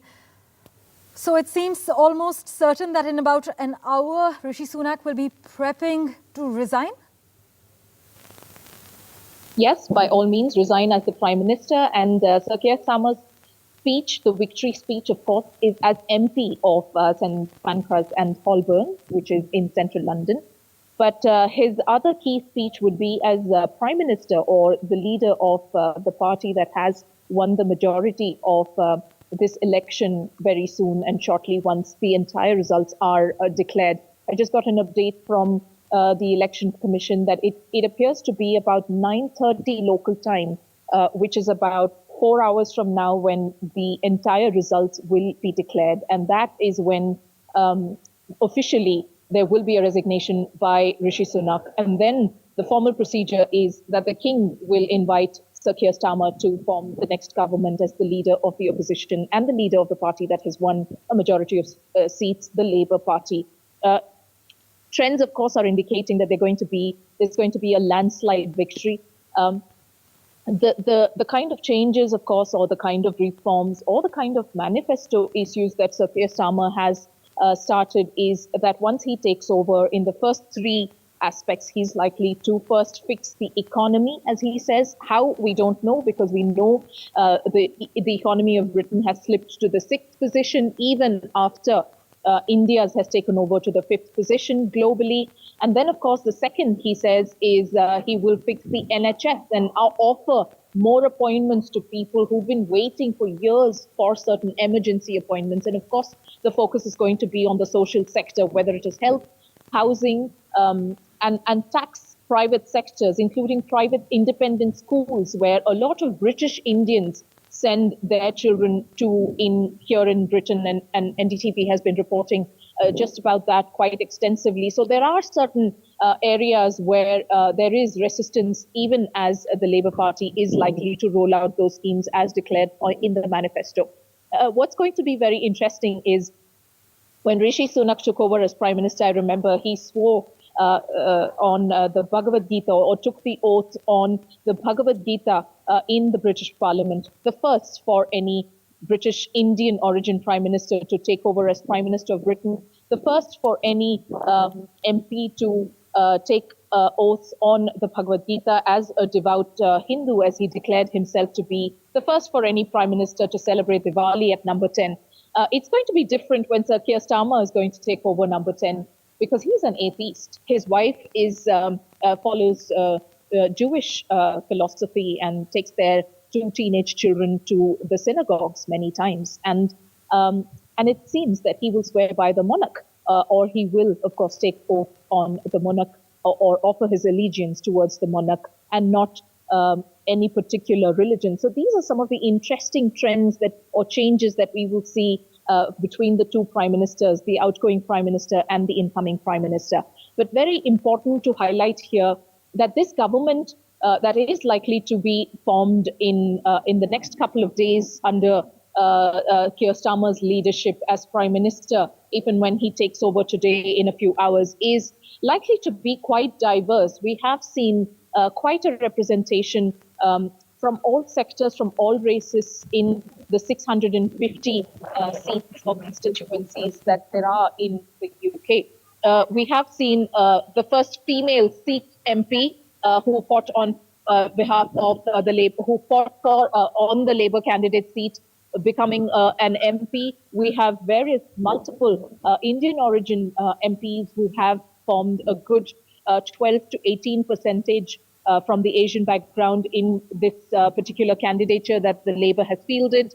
And we will also see quite a diverse set of people in the parliament, considering Jeremy Corbyn, someone who has fought, the former Labour chief who has fought as an independent candidate, has won in Islington.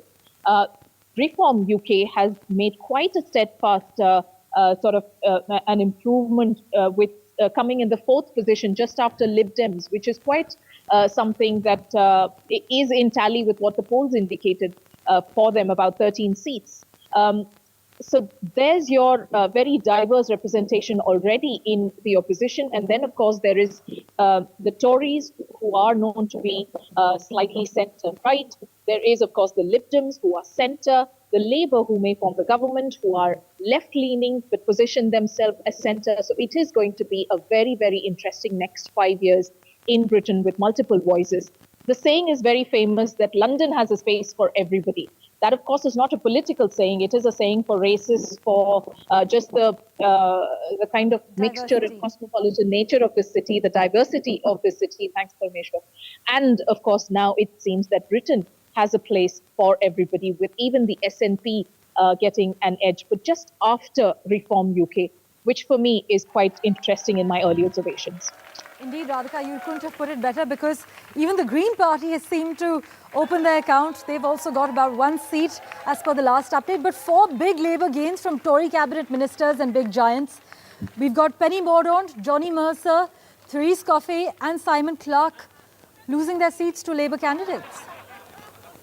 That's right. And Grant Shapps, of course, was the Defence Secretary. Jeremy Hunt likely to be trailing and losing as well, as polls predicted. Rishi Sunak's seat is going to be interesting. I was observing trends, haven't received the latest of the count yet. So these are some interesting gains that they have made, also indicating who then is going to replace Rishi Sunak as the leader of the opposition, or the leader of the Conservatives, if they don't end up being the main opposition party, depending on which way the results go. So the future of Rishi Sunak, who made headlines really in 2021, just after Boris Johnson was forced to resign because of his own resignation, a drama that was that sparked the entire controversy, is what's going to happen to Rishi Sunak. Right. He, of course, has vowed that if he wins as MP from Richmond, he will continue his full term and serve the people of Richmond and serve British politics as MP. If he doesn't, but then who will take over as the Conservative chief is the next question. Right, Radhika. In fact, we've just been told that Rishi Sunak has also reached Richmond to monitor the entire result process. Before we get you the live updates from Yorkshire, we're taking a very quick break.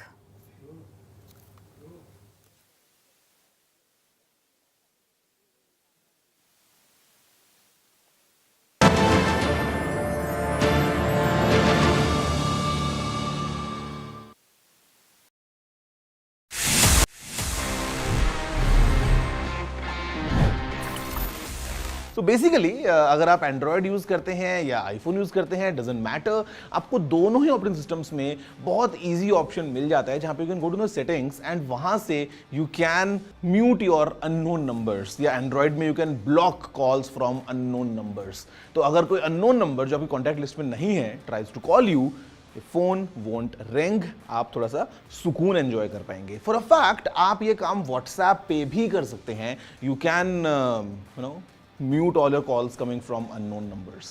ये बहुत अच्छा तो है ही, but I would say it's also very important to avoid these scam calls, because sometimes it's just a normal spam, but sometimes it's scammers calling you, approaching you, just trying to take some money out of your pocket. तो उससे बचने के लिए भी it's a nice way for us to avoid any unknown numbers. जैसा मैंने just अभी किया, मतलब I'll turn on the setting.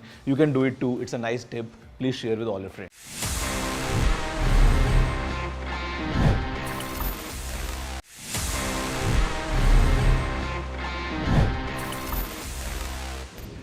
Moving next, because हम gadgets की बात कर ही रहे हैं, let's just go back to the most commonly used gadget that we all have in our pockets, the smartphone. और अगर हम इसको analyze करें तो आपको लगता होगा this is just a device to play games, watch some content, या phone पे बात कर लो या text कर लो. But you know what?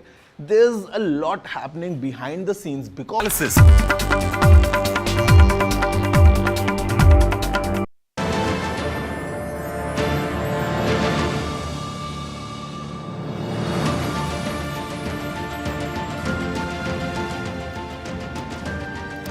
Well, the end is near. In just about a few hours, we will know who is going to be the new entrant as far as number 10 Downing Street is concerned, or the live comprehensive non-stop coverage across the NDTV network regarding the UK elections.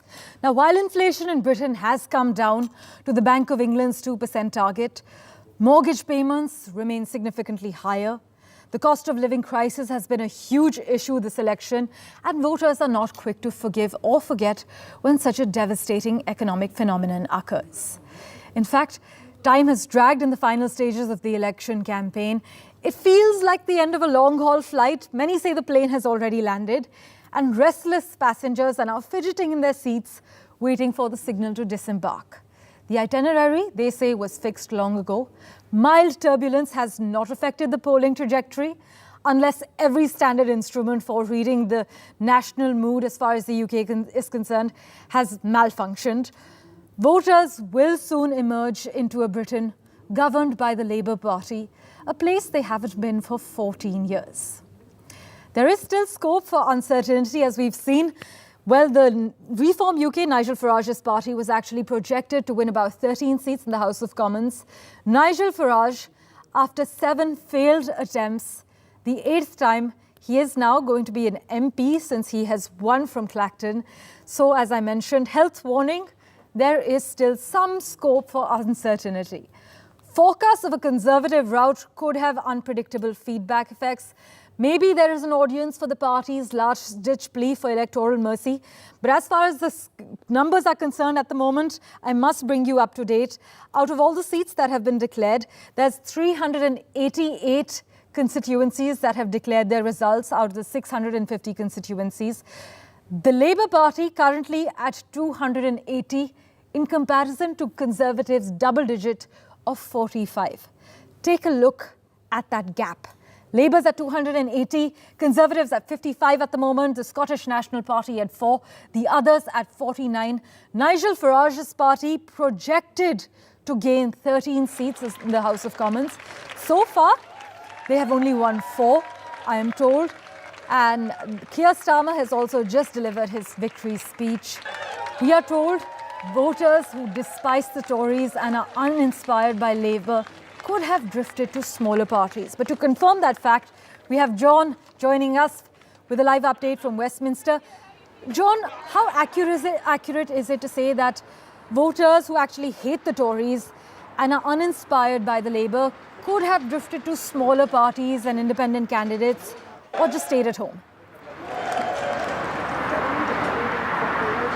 Well, certainly there is a feeling that people have ditched the Conservative Party because they don't like the state that the country is in at the moment. Remember, the Conservatives been in charge for 14 years, so there is very much a feeling that they have lost rather than that others have won. But of course, the Labour Party would say, well, no, when you actually look at the results and you look at the fact they are on course for a landslide victory, well, that doesn't just happen by mistake. It's not just a protest vote that has led to them winning so many seats. So the Labour Party, I'm sure, will say this is a very clear mandate to implement their policies.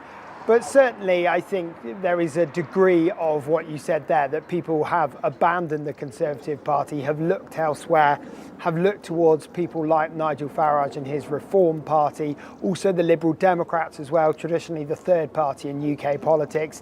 They potentially looking at one of their best ever results. I mean, the exit poll said they could win somewhere in the region of 58 seats, which would be a huge win for them as the third party in UK politics.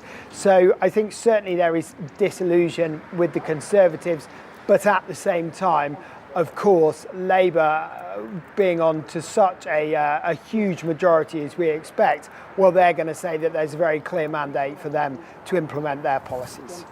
In fact, John, the UK's political parties were actually on track to spend more than £1 million on online adverts just on Thursday, circumventing your media blackout rule that actually forces television and radio stations to stop election coverage when polls open. Did they manage to spend that amount? Well, yes, election spending is a very tricky issue here. Their rules have changed slightly in terms of the amount of money that parties have been able to spend this time around. There are some people who say there is simply too much money in politics, that it shouldn't come down to who's got the most money, it should come down to those who have got the best ideas. But of course, we live in a multimedia world now. They are not just advertising along the traditional lines of television and radio and newspapers. Of course, there have been huge drives online, like you say.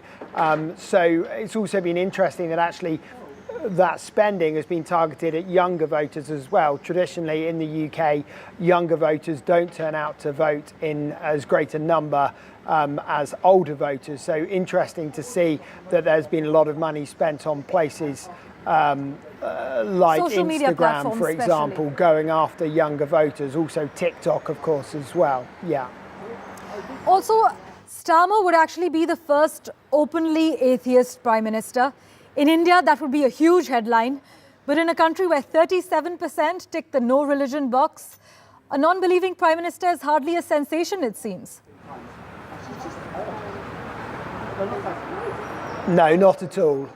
You know, to put it very bluntly, it's really not a big deal here at all. In fact, it would probably raise more eyebrows if you had a Prime Minister who with a was religious affiliation. Incredibly religious and, you know, was a devout politician. That would probably cause more headlines than having an atheist Prime Minister. So although we've heard a lot of Prime Ministers who might go to church or might say they were christened or baptised or anything else, what we haven't had is, like you say, an atheist Prime Minister, but really that hasn't really factored into anything here. What has factored in, what has been quite interesting, is there have been a few seats, places like in Leicester, in the Midlands, with a very large Asian population, that the Labour Party have lost to an independent and Muslim candidate who had a very firm line on what's been going on in Gaza as well. So religion has played a part in this election campaign so far. Interesting to see those independent candidates picking up some seats. Has Keir Starmer's outlook towards the war in Gaza, what many would call a genocide, has it affected the Labour's poll prospects in certain Muslim-dominated areas as far as the UK is concerned? Yes, I think it has, and certainly there was a fear in the Labour Party that their stance when it came to what's going on in Gaza at the moment meant that they would lose votes among Muslims, especially in those areas like in Leicester that we've seen with a large Muslim population, and that does seem to have borne out slightly. But again, in terms of the national picture, because those of the Muslim faith don't make up a huge percentage of the UK, then of course it became, to put it very bluntly, it was almost a numbers game for the Labour Party in terms of trying to strike the balance between what they were saying and then the impact that would have on their total overall vote in the UK. In fact, John, Rishi Sunak is currently on stage as the final lap of the race to 10 Downing Street unfolds. The chief of the Conservative Party and the current Prime Minister of the UK is expected to speak to the media very soon. Let's just listen into what's happening as far as this North Yorkshire meeting is concerned. The number of valid ballot papers for each candidate was as follows. Jason Barnett, Independent, 27. Daniel George Callaghan, Liberal Democrats, 4,322. Angela Eileen Campion, commonly known as Angie Campion, Independent, 33. Louise Ann Dickens, Workers' Party of Britain, 90. Kevin Foster, the Green Party, 2,058. Rio Sebastian Justin Goldhammer, commonly known as Rio Goldhammer, Yorkshire Party, 132. Jonathan David Harvey, commonly known as Count Binface Party, 308. Graham Nichols, commonly known as Sir Archibald Stanton, the official monster raving loony party, 99. Nicholas Omolana, commonly known as Nico Omolana, 160.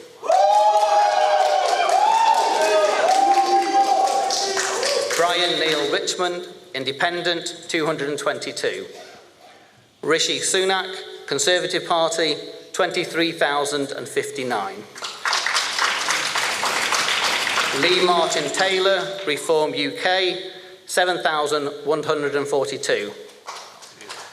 Thomas James Wilson, commonly known as Tom Wilson, Labour Party, 10,874. I hereby declare that Rishi Sunak is duly elected. Congratulations, and he may address the stand.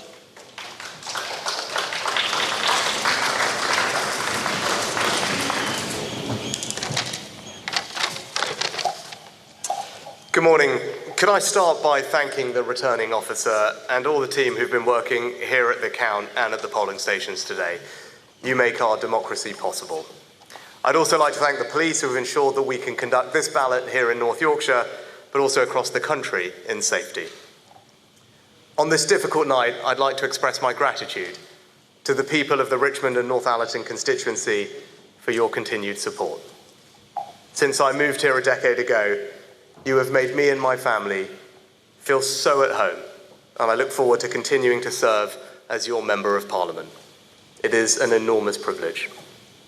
I'm grateful to my agent and constituency team, and I congratulate my opponents here on the energetic and very good-natured campaigns that they have run.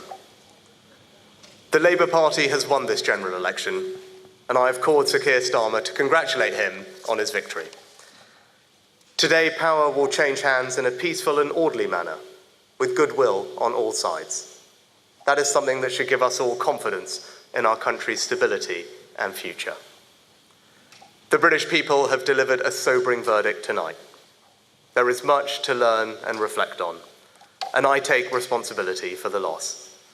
To the many good, hard-working Conservative candidates who lost tonight, despite their tireless efforts, their local records of delivery, and their dedication to their communities, I am sorry. I will now head down to London, where I will say more about tonight's result before I leave the job of Prime Minister, to which I have given my all. I will then return here, to my family's home, and I look forward to spending more time with you all in the weeks, months, and years ahead. Thank you.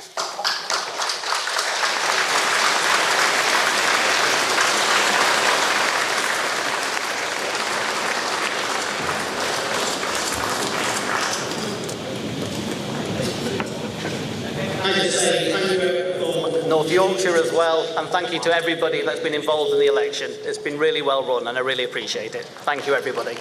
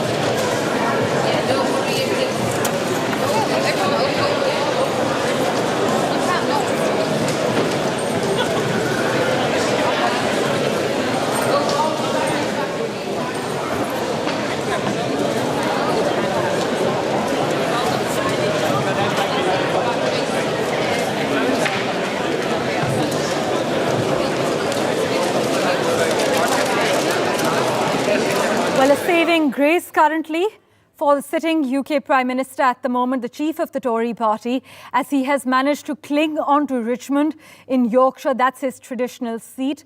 Things are looking pretty grim for the Conservative Party after 14 long years in power, with Keir Starmer expected to be the lucky man by the time the sun rises in Britain. Labour is expected to win by a landslide. In fact, I must bring you up to date with the current numbers. Out of the 650 constituencies in the UK, currently 432 seats have been declared already. It's 9:15 a.m. according to Indian local time. It's about little past 4:30 in Britain. As far as the tally is concerned, we're just going to pull that graphic up for you as well. Labour stands at 305 at the moment, breaching the 300 mark. Many say they are projected to breach the 400 mark, perhaps be 410, 415. But at the moment, out of the 650 constituencies that have been declared, 434 out of 650, I beg your pardon. For the Labour, 306 seats they have won. Conservatives have not been able to breach the 100 mark, even though the Labour has breached the 300 mark. The Conservatives currently stand at 66, a double digit as compared to the Labour's triple digit and breaching 300 mark.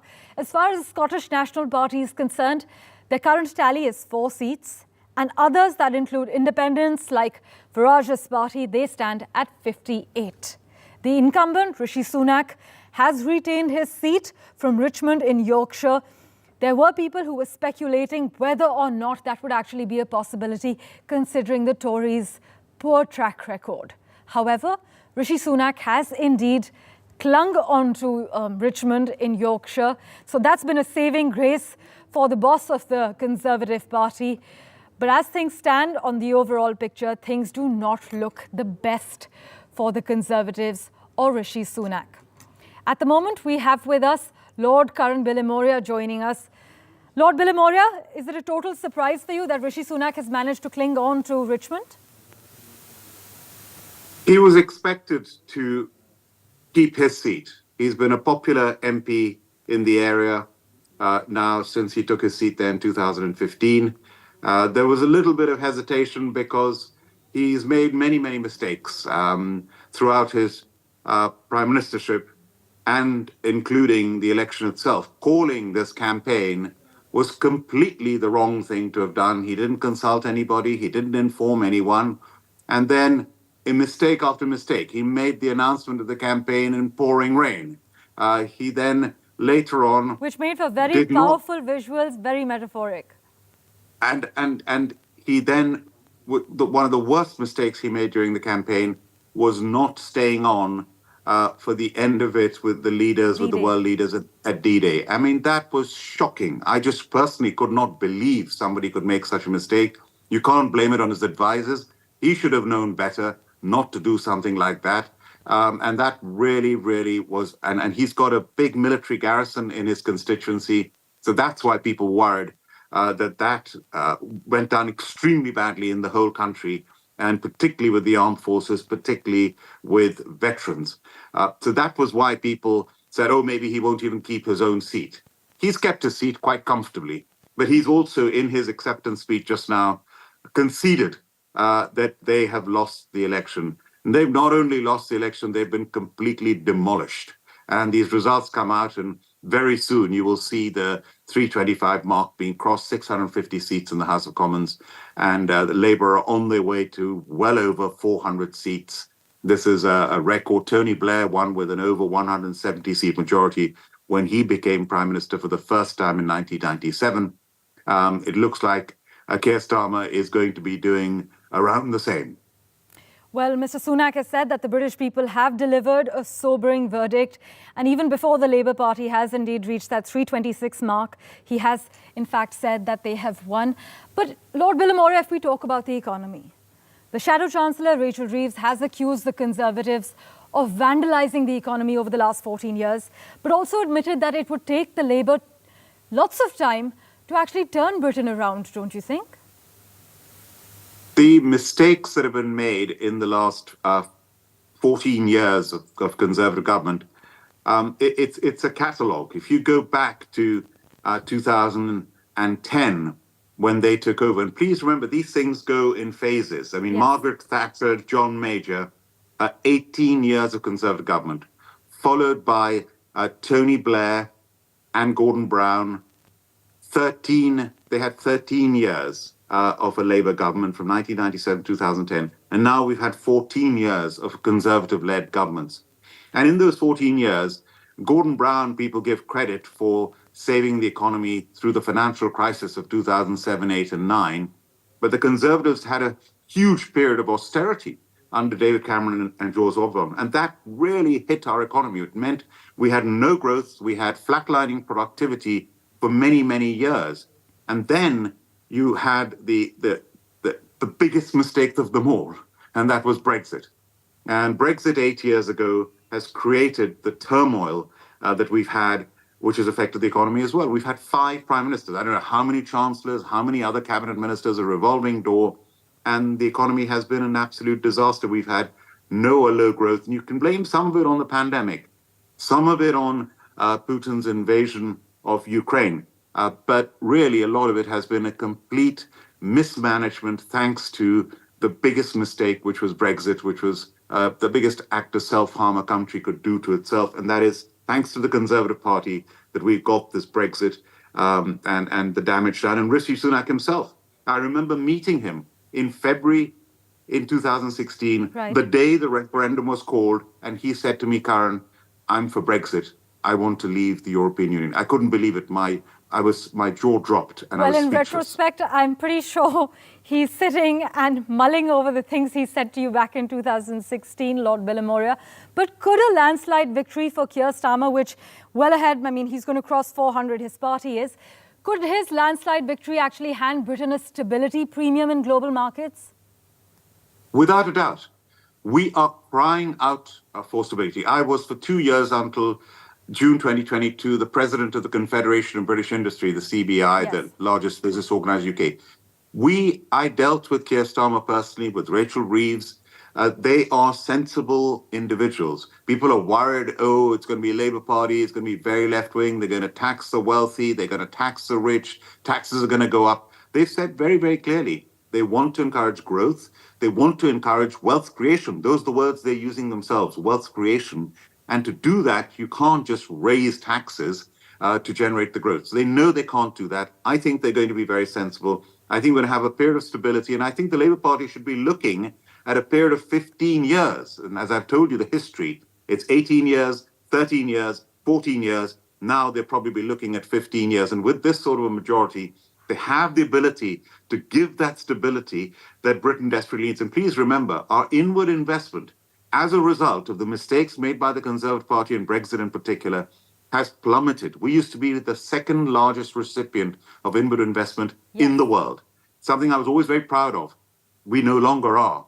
And now we need to rebuild that confidence so that Britain brings in that money, brings in that inward investment, and that's got to be a priority for the Labour government. Indeed. Do stay on with us, Lord Bilimoria. We're just going to play out Rishi Sunak's latest reaction after he clung on to his seat in Yorkshire. He has not said anything about whether he will continue as the chief of the Conservative Party, but he has said that he will return to London and get ready to resign as the Prime Minister of the United Kingdom. Could I start by thanking the returning officer and all the team who've been working here at the count and at the polling stations today. You make our democracy possible. I'd also like to thank the police who have ensured that we can conduct this ballot here in North Yorkshire, but also across the country in safety. On this difficult night, I'd like to express my gratitude to the people of the Richmond and Northallerton constituency for your continued support. Since I moved here a decade ago, you have made me and my family feel so at home, and I look forward to continuing to serve as your Member of Parliament. Could I start by thanking the... Well, Rishi Sunak has conceded defeat and said that the Labour Party will in fact be taking charge, though we're waiting for confirmed results. As of now, I must inform you, out of the 650 constituencies, 460 seats have been declared. And as far as the tally is concerned, the Labour stands at 322, the Conservatives at 70, a double digit. The Scottish National Party currently at 4. Things haven't changed much for the SNP, but while the others, including independents, stand at 64. We have with us Lord Bilimoria and Jayant Krishna on the broadcast. Mr. Krishna, I'd like to rope you in real quick. You know, in sharp contrast with Conservative Party warnings over the dangers of this large Labour majority that Keir Starmer was commanding, some analysts in London actually say that the prospect of a resounding mandate for Starmer's party could secure Britain's safe haven status among investors in an increasingly volatile world. See, I would believe that yes, Conservatives, the kind of things they've talked about, in their manifesto and some of the promises that they've made during the electoral process. I think they would stick to it. They've talked about the NHS reforms. They have talked about housing sector to be rejigged. They've talked about, energy sector, lot of work to be done for that sector. Also, they've talked about, new taxes worth about 7.4 billion British pounds to be introduced, So I think as far as the markets and industry prospects are concerned, I would believe that there'll be continuity. There'll be no major change at all. And as far as India is concerned, I think the Labour manifesto does talk about, having a new strategic relationship with India. And, and I believe even FTA, which was at an advanced stage of negotiation, would remain where it is and it wouldn't get derailed at all.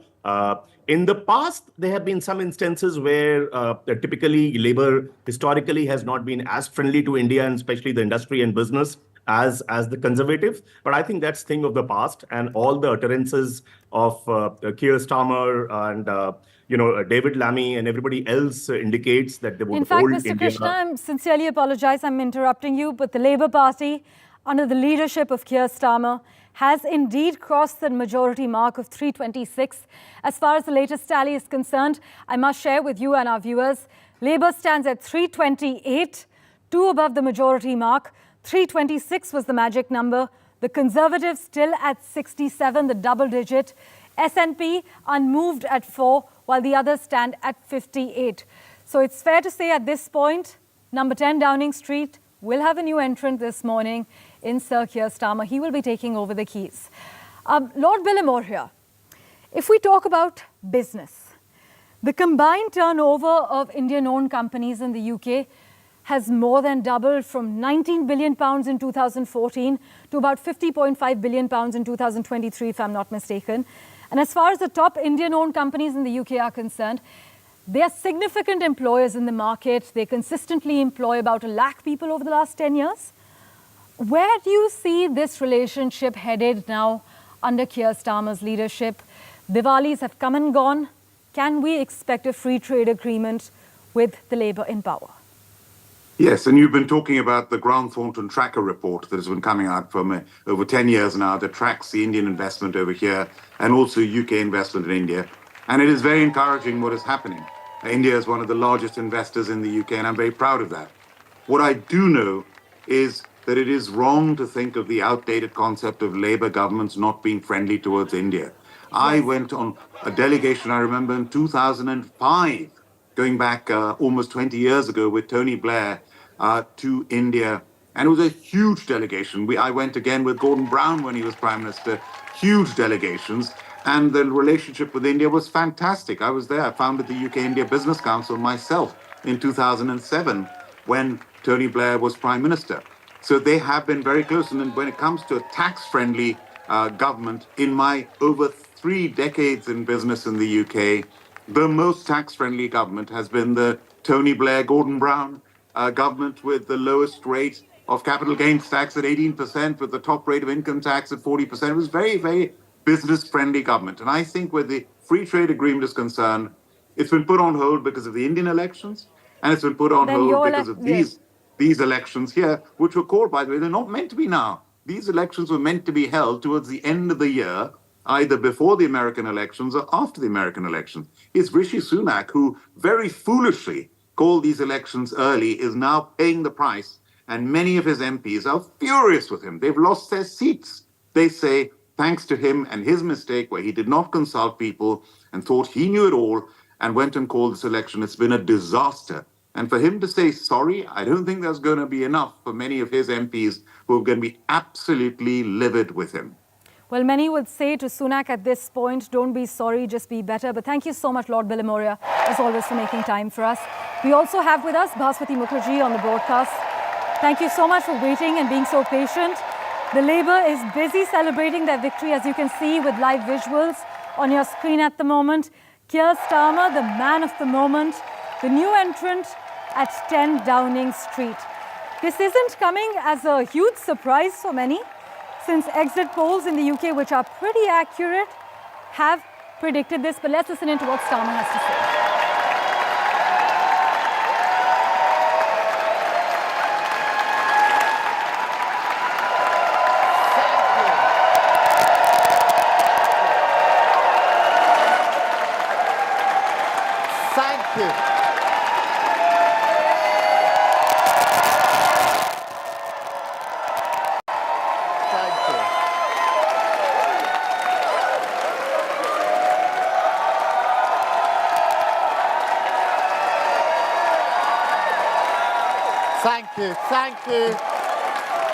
Thank you so much for that reception. What an amazing reception. We did it. You campaigned for it, you fought for it, you voted for it, and now it has arrived. Change begins now.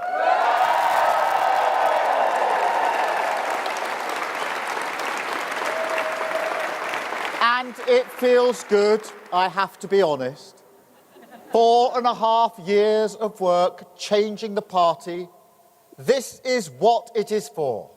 A changed Labour Party, ready to serve our country, ready to restore Britain to the service of working people.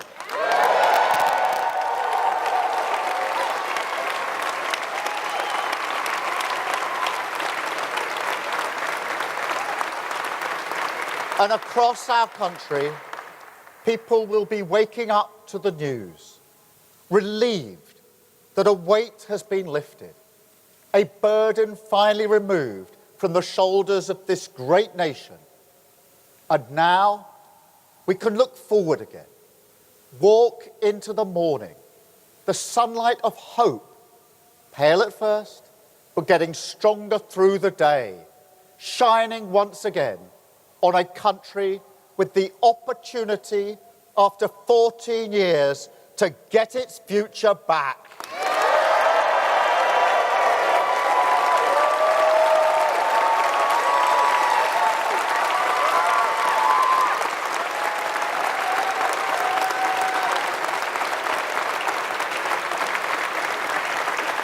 And I want to thank each and every one of you here for campaigning so hard for change. And not just in this campaign either. Also for these 4.5 years changing our party. The Labour movement is always everything's achieved, past and future, down to the efforts of its people. So thank you truly. You have changed our country.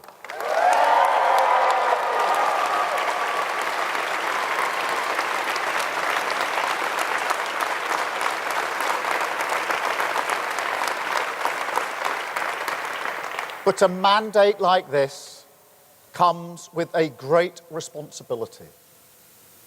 Our task is nothing less than renewing the ideas that hold this country together. National renewal. Whoever you are, wherever you started in life, if you work hard, if you play by the rules, this country should give you a fair chance to get on.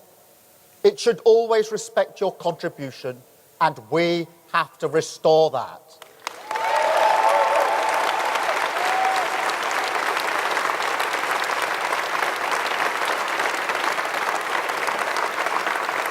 And alongside that, we have to return politics to public service. Show that politics can be a force for good. Make no mistake, that is the great test of politics in this era. The fight for trust is the battle that defines our age. It is why we've campaigned so hard on demonstrating we are fit for public service. Service is the precondition for hope.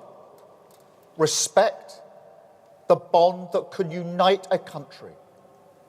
Together, the values of this changed Labour Party are the guiding principle for a new government. Country first, party second.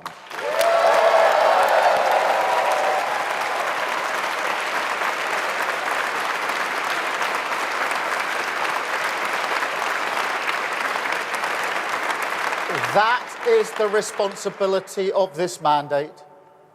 You know, 14 years ago, we were told that we're all in it together. I say to the British people today, imagine what we can do if that were actually true. So, by all means, enjoy this moment. Nobody can say you haven't waited patiently. Enjoy the feeling of waking up on a morning like this, with the emotion that you do see the country through the same eyes. Hold on to it, because it is what unity is made from. But use it to show to the rest of the country, as we must, that this party has changed, that we will serve them faithfully, govern for every single person in this country.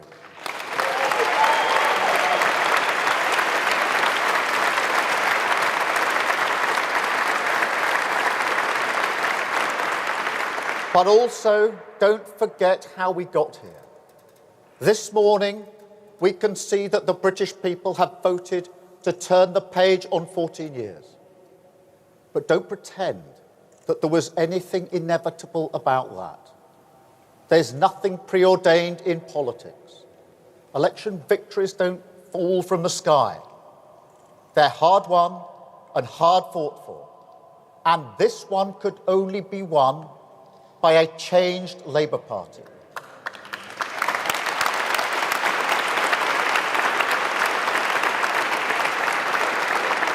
We have the chance to repair our public services because we changed the party. We have the chance to make work pay because we changed the party. We have the chance to deliver for working people, young people, vulnerable people, the poorest in our society, because we changed the party.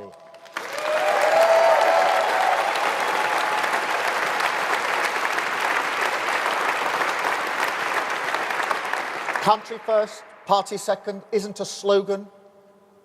It's the guiding principle everything we have done and must keep on doing. On the economy, on national security, on protecting our borders. The British people had to look us in the eye and see that we can serve their interests. And that work doesn't stop now. It never stops. The changes we've made are permanent, irreversible, and we must keep going. We ran as a changed Labour Party, and we will govern as a changed Labour Party.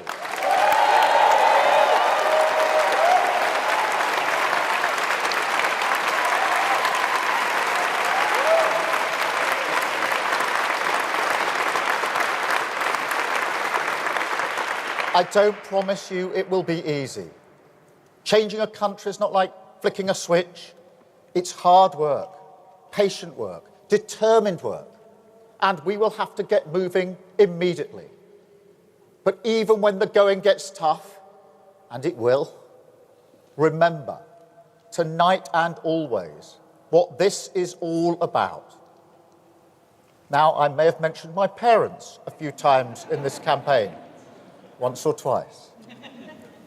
But the sense of security we had, the comfort they took from believing that Britain would always be better for their children, the hope, not high-minded, not idealistic, but a hope that working-class families like mine could build their lives around. It is a hope that may not burn brightly in Britain at the moment, but we have earned the mandate to relight the fire. That is the purpose of this party and of this government. We said we would end the chaos, and we will. We said we would turn the page, and we have. Today we start the next chapter, begin the work of change, the mission of national renewal, and start to rebuild our country. Thank you.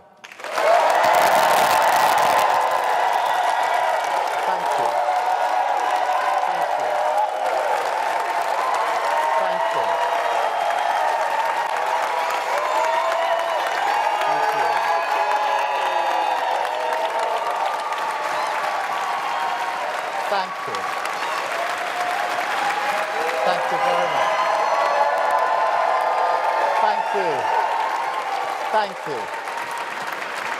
Right.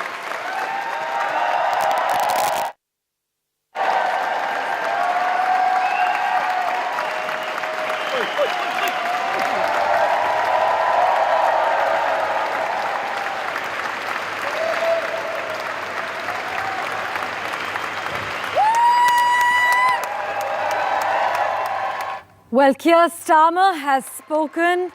And he has said change begins now. It feels good, is what the Labour chief has just said. In fact, in his remarks, he said that the Labour Party is ready to serve the UK and to serve working people across their country. People will be waking up this morning to find a weight has been lifted. This is what Mr. Starmer has said, adding that a burden finally removed the shoulders of this great nation. Keir Starmer will be the next Prime Minister of the United Kingdom after Rishi Sunak conceded defeat within the last few minutes. In fact, the Conservatives have suffered a landslide defeat. The latest projections and now the latest results have indeed solidified the projections. The Tories will be left Currently, they have about 76 seats that they have won. The Labour stands at 349 out of the 650 constituencies. 501 seats have been declared so far. The Labour's tally at the moment, as we speak, stands at 76. The Conservatives are at 76. The Labour at a whopping 349, inching towards the 400 mark. If we talk about the Scottish National Party, they remain unmoved at 4 seats, while the others, including independents, have gotten a tally of 72. In fact, Sunak has said he will make a full statement about the defeat when he returns to London later today. But speaking at discount, Rishi Sunak did not say whether or not he intends to stay on as party leader. Keir Starmer, in his victory speech after the Labour crossed that magic 326 mark, has said great responsibility comes with Labour's mandate. He also says we must return politics to public service so that politics can be a force for truth. We have with us on the broadcast Lord Bilimoria. We also have Basuti Mukherjee at the moment and Jayant Krishna. Thank you so much for being patient and listening to the victory speech by the UK's new Prime Minister. Lord Bilimoria, Mr. Starmer has declared that Labour would seek a closer relationship with India and the British Indian community as well. After many Diwalis have come and gone, is this the year that UK and India go ahead with a free trade agreement? Absolutely. The free trade agreement is vastly negotiated. Is a small amount left to be done. Now we've got a clear majority Labour government in place. India's had its elections and it's very clear what is happening in India. We've got continuity with Prime Minister Narendra Modi being Prime Minister for the 3rd time. Many of the ministers in the Indian government, there's continuity there as well, including individuals who were involved in the negotiation of the free trade agreement. So I think we're in a very good position now to conclude this FTA as soon as possible. As soon as the new Labour government is settled in, we should aim to conclude it. And by the way, we have not had a major prime ministerial delegation to India since Theresa May's delegation in November 2016. Can you believe it? We've had a prime minister of Indian origin for almost 2 years, and he did not take a major delegation like the ones I've been on with 14 rounds of negotiations for the FTA yet. And yet you don't take a big delegation of business leaders, of cabinet ministers, of the press, of university leaders. That hasn't happened since November 2016. Now we've got to make that impact. And my first recommendation to Keir Starmer is show India really matters, take a huge delegation out to India, get that free trade agreement secured. And one of the most important things that Keir Starmer made in his speech, he said it's not just change for the country, he said his party, the Labour Party, has changed. And people must remember, when Boris Johnson won that 80-seat majority in December 2019, a huge reason for that was the country did not want Jeremy Corbyn to be Prime Minister. They did not trust a Labour Party that was so left-wing with somebody like Jeremy Corbyn. That is the reason Boris Johnson got his 80-seat majority. Now you have a Labour Party that is saying very clearly, we are sensible. We put the country first, we put the party second, and we have changed as a party. And that is now how they're going to deliver and growth with the economy, creating jobs, making sure taxes are not just raised. All those things that business has been scared about a Labour Party under somebody like Jeremy Corbyn, now with the Labour Party, with Keir Starmer and Rachel Reeves will be the Chancellor, the Finance Minister, I think we'll have a period of real stability when it comes to the economy and business, and at long last, instead of the turmoil that we've had over the past 8 years. Right. As you mentioned, under Jeremy Corbyn, the Labour Party was actually widely perceived as antagonistic towards India, with its repeated references to Kashmir as well, to appeal to Britain's Muslim vote bank, the Muslim community there. Any drastic changes expected this time around? I think, again, those are the old days. This is the Labour Party we've got to try and think about now is the modern Labour Party that Tony Blair, you've got to give him great credit, transformed his party when he became a business-friendly leader of a Labour Party that had this image of being very left-wing. All the issues with India that had taken place in the past, those are all history. We've had David Lammy has come out to India. The shadow business secretary came out to India. They're very, very serious about India. We've just had the India Global Forum, a whole India week in London just now. And I mean, there was David Lammy, who might be the new foreign secretary. You should have heard him speaking about India. It was a number one priority to him. There's also uncertainty, Lord Bilimoria, about whether Labour would actually continue the Indo-Pacific tilt initiated by the Tories. Any perspective on that so far? I don't see why not at all, because we know how important the Indo... In fact, remember, it's been renamed. It always used to be called the Asia-Pacific. It's now been renamed as the Indo-Pacific. That's how important India is to the United Kingdom. So they will continue on that. And when it comes to security, they've said they will continue with our nuclear deterrent, which is one of Britain's strongest elements of our defense, is that 24-hour-a-day, 365-day-a-year nuclear deterrent in our submarines.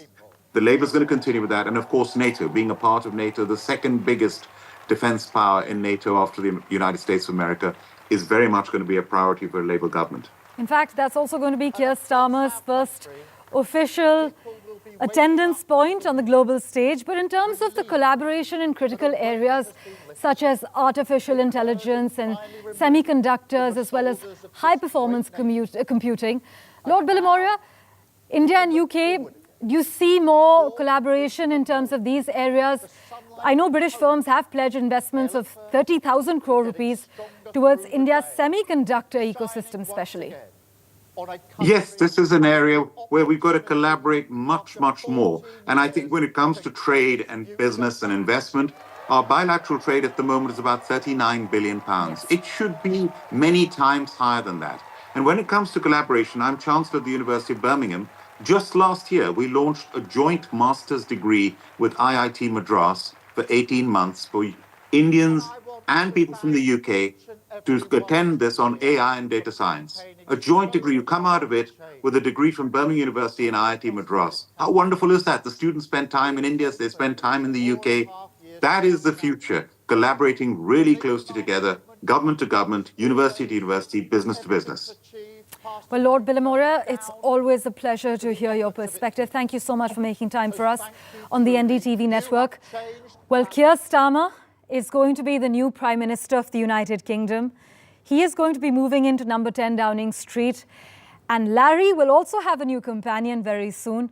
Listen in to Keir Starmer's victory speech as the chief of the Labour Party, who is going to be heading towards a landslide victory, expected to breach the 400 mark, projected to win 410 seats out of the 650 constituencies in the United Kingdom. Here's what Sir Keir Starmer just said. National. Thank you, thank you. Thank you so much for that reception. What an amazing reception. We did it. You campaigned for it, you fought for it, you voted for it, and now it has arrived. Change begins now.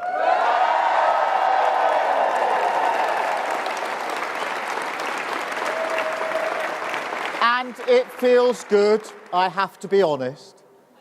4.5 years of work changing the party. This is what it is for. A changed Labour Party, ready to serve our country, ready to restore Britain to the service of working people.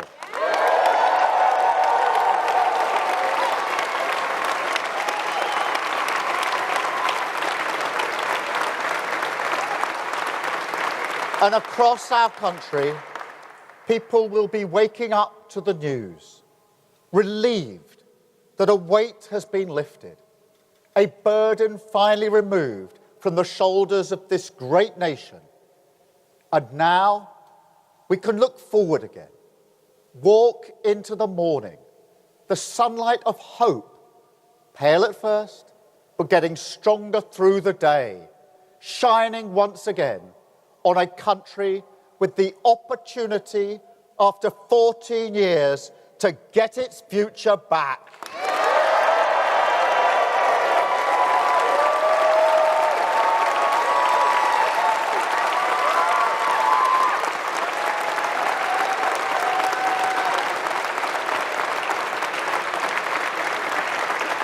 And I want to thank each and every one of you here for campaigning so hard for change.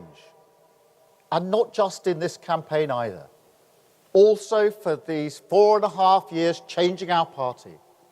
The Labour movement is always everything's achieved, past and future, down to the efforts of its people. So thank you truly. You have changed our country.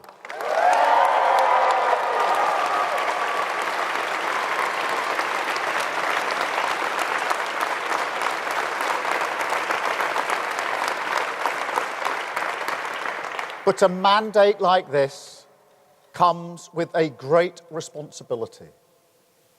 Our task is nothing less than renewing the ideas that hold this country together. National renewal. Whoever you are, wherever you started in life, if you work hard, if you play by the rules, this country should give you a fair chance to get on. It should always respect your contribution, and we have to restore that.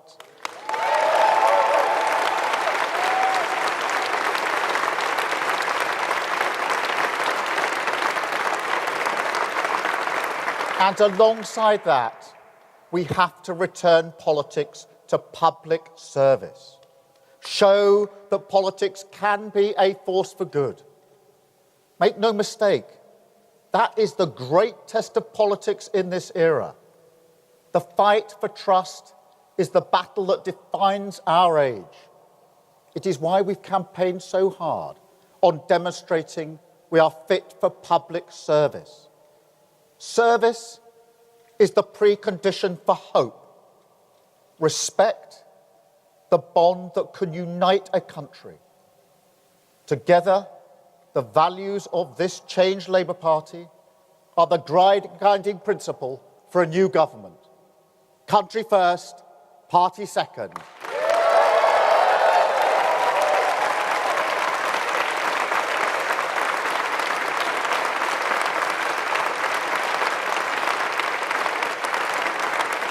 That is the responsibility of this mandate.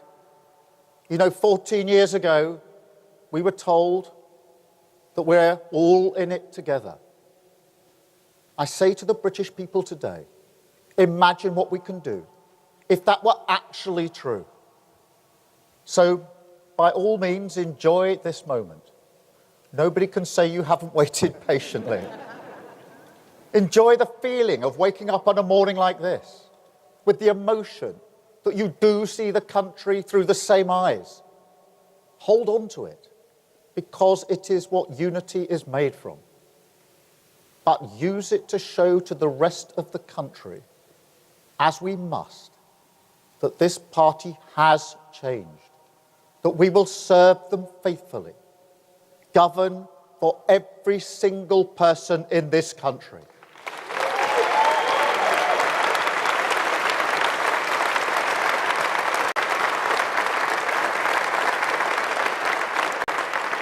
But also, don't forget how we got here. This morning, we can see that the British people have voted to turn the page on 14 years. But don't pretend that there was anything inevitable about that.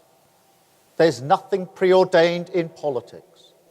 Election victories don't fall from the sky. They're hard won and hard fought for. And this one could only be won by a changed Labour Party.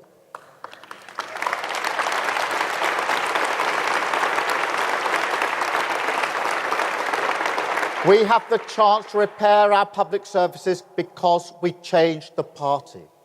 We have the chance to make work pay because we changed the party. We have the chance to deliver for working people, young people, vulnerable people, the poorest in our society, because we changed the party.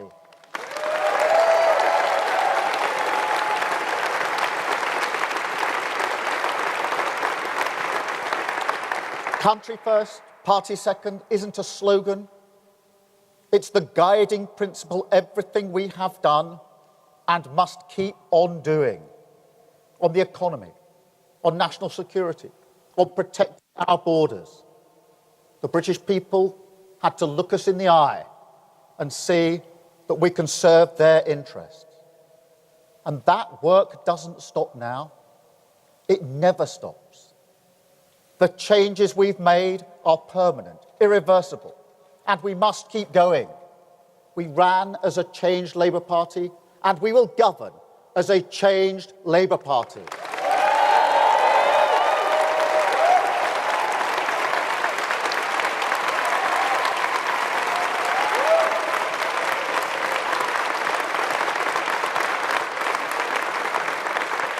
I don't promise you it will be easy. Changing a country is not like flicking a switch. It's hard work, patient work, determined work, and we will have to get moving immediately.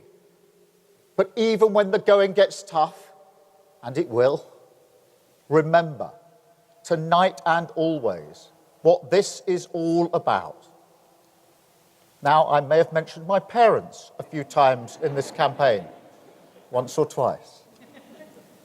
But the sense of security we had, the comfort they took from believing that Britain would always be better for their children, the hope, not high-minded, not idealistic, but a hope that working-class families like mine could build their lives around. It is a hope that may not burn brightly in Britain at the moment, but we have earned the mandate to relight the fire. That is the purpose of this party and of this government. We said we would end the chaos, and we will. We said we would turn the page, and we have. Today we start the next chapter, begin the work of change, the mission of national renewal, and start to rebuild our country. Thank you.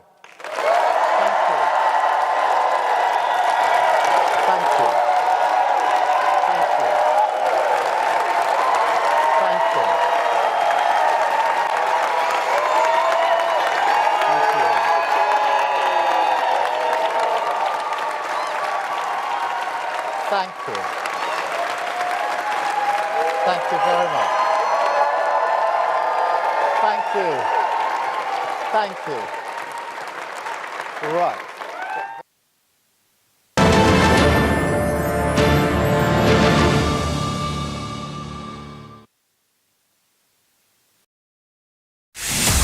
Stay informed and entertained with the new and updated NDTV News app. You can watch all our channels live, listen to podcasts, read breaking and exclusive news from around the world and more. Download the NDTV app today and get access to the best journalism and storytelling on your smartphone or tablet. The NDTV app. News that matters to you. NDTV proudly upholds its legacy of trust and credibility. According to the prestigious Reuters Institute's Digital News Report 2024, NDTV is the topmost news platform in the country. Number 1 in both online and offline reach in India.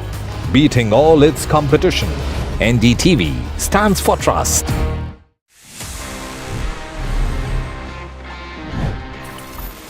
Friends, it's time now to move into my personal favorite section, which is called Ask TG, and it's for a reason, क्योंकि आप मुझसे सवाल पूछते हैं and I get back to you with full details on all your questions. Let's see the kind of questions we have for this week's episode.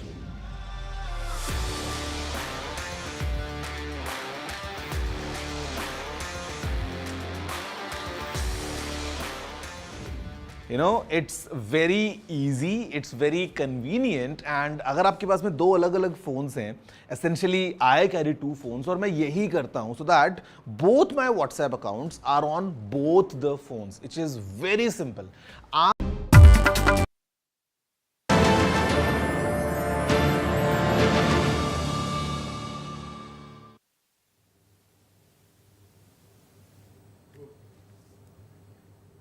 Hello and welcome to NDTV World's rolling coverage of the UK elections. I'm Gauri Dwivedi, and as things stand right now, Rishi Sunak may have won his seat, but he has, of course, conceded defeat to Keir Starmer, the leader of the Labour Party, set to be the next Prime Minister of UK. On your screens are the latest numbers that are coming in comfortably above the 300 350 mark that you can see on your screens. Labour Party at 368 right now. Conservatives have still not touched the 3-digit mark. They are still at 90 as we speak. Others could be the really other story as far as UK is concerned. And you can see 79 is what the Greens and some of the other parties adding up to ends up becoming. So that's the picture on your screens. Not a pretty picture for Rishi Sunak.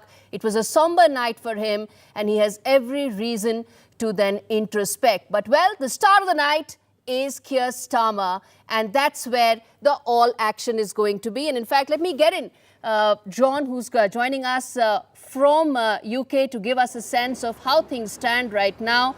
Well, the victorious speech has already been heard. Rishi Sunak has also conceded defeat. You've heard that as well. But what happens next? 14 years, 5 prime ministers later, Tories are staring at their worst defeat in the last 200 years. And Labour Party, what I heard again and again from Starmer was, this is a different party. This is a different Labour Party that you're seeing now. How different will the next 5 years be for UK is really the story now. John. Yeah, I think that's absolutely right. And I think it will be a very different next 5 years for the UK. I mean, the UK for the last 14 years has had some form of Conservative government. So the fact that it is moving away from that back to the more left-leaning Labour Party, well then of course that's going to have a big impact as well. The Labour Party, in their manifesto as they were campaigning, they were careful not to over-promise in terms of what they could deliver. They know they have a very big challenge when it comes to the economy. It is still struggling, so they were careful not to over-promise too much when it came to public spending or boosting public services. So there is no magic bullet has been very much the word from the Labour Party. So we expect that to continue. The fact that they are still facing up to just how difficult things are going to be, but they have promised that things will get better. So the Labour Party now have this difficult balancing act between not over-promising, but actually managing to deliver on what they have said they can do in their manifesto. So I think it's a very different UK that people are waking up to this morning, and certainly it's one where there has been a Labour landslide, so we can expect their policies to be enacted upon and start to see those from the next few days when they form a government. Absolutely. And we're going to come to how this impacts India in just a bit. Why is it that the next set of India-UK relations could be completely different going forward under Starmer's leadership? But before that, John, I want to ask you this, that there's a massive landslide that has really drowned any Tory chances, really. So what does this mean in terms of getting some of the bills passed? Would that mean that Labour would have it easy? Some of the low-hanging fruits would probably get passed earlier, even as some of the difficult legislation, of course, would require some back and forth. But does this mean that policy making would probably be faster under Starmer? Yeah, it certainly does. When you have a large majority, it means that you are able to pass the ideas that you believe in that maybe other people don't. But you're able to do that and claim the democratic right to do that because you have that large mandate. Because so many people have voted for you, the theory is that you should be allowed to get on and do what you've promised that you will do. Of course, there are some people, among the many Conservative politicians in the build-up to the vote, who were saying it would be very bad news if Labour got this huge majority, because it means you don't have that effective opposition holding the government to account. But that is the situation we are in now. So yes, certainly, I think the Labour Party will be able to pass the policies that they like and really pass them quite easily when they get into this building behind me, into Parliament, and realise that they are in control and there is not anything that other people can do to stop them. So they will be delivering on the things that they've promised in their election manifesto, and we expect that to kick in the coming days. They will not waste any time. Labour are under no illusions about the scale of the challenges facing the UK at the moment. Absolutely. And before we, talk about the big things about how to go about running UK under Starmer's leadership, talk to us about the next steps that, will happen through the early morning hours in UK. What happens next in terms of the process? Well, we have this slightly archaic system where Rishi Sunak has to go to the King to say that it's the end of his time in Downing Street as Prime Minister, and he has to say that Keir Starmer has got the mandate to form the next government. Keir Starmer then goes to the King and says that he's won the election, and the King signs the piece of paper. It's all very ceremonial. The King, of course, has no powers to change his mind about any of this. The King is just doing the will of the people and signing a piece of paper, basically, is how it was explained to me. So I think we do have these sort of archaic is one word for it, or these very well-defined right now traditions would be another India. way of looking at it, and that's what's going to be happen. Right. It's 10 o'clock right now in India. How do you think about 4 hours from now or 5 hours from now you'll have Keir Starmer being in 10 Downing Street? Could it take longer? We're just asking from the next steps point of view. As I said, the difficult part of running UK will take time, but the next steps in terms of what all is likely to happen today, given that it's been a dramatic day for Labour and Tories, what could be the next set in terms of procedure? I'm going to come to you, Lord Desai, in just a bit. I just want to get this from John first. Yeah. Yeah, so in terms of the timescale of all of that, yes, Keir Starmer will be in Downing Street later today. We heard from Rishi Sunak when he gave his speech, when he won his seat up in North Yorkshire.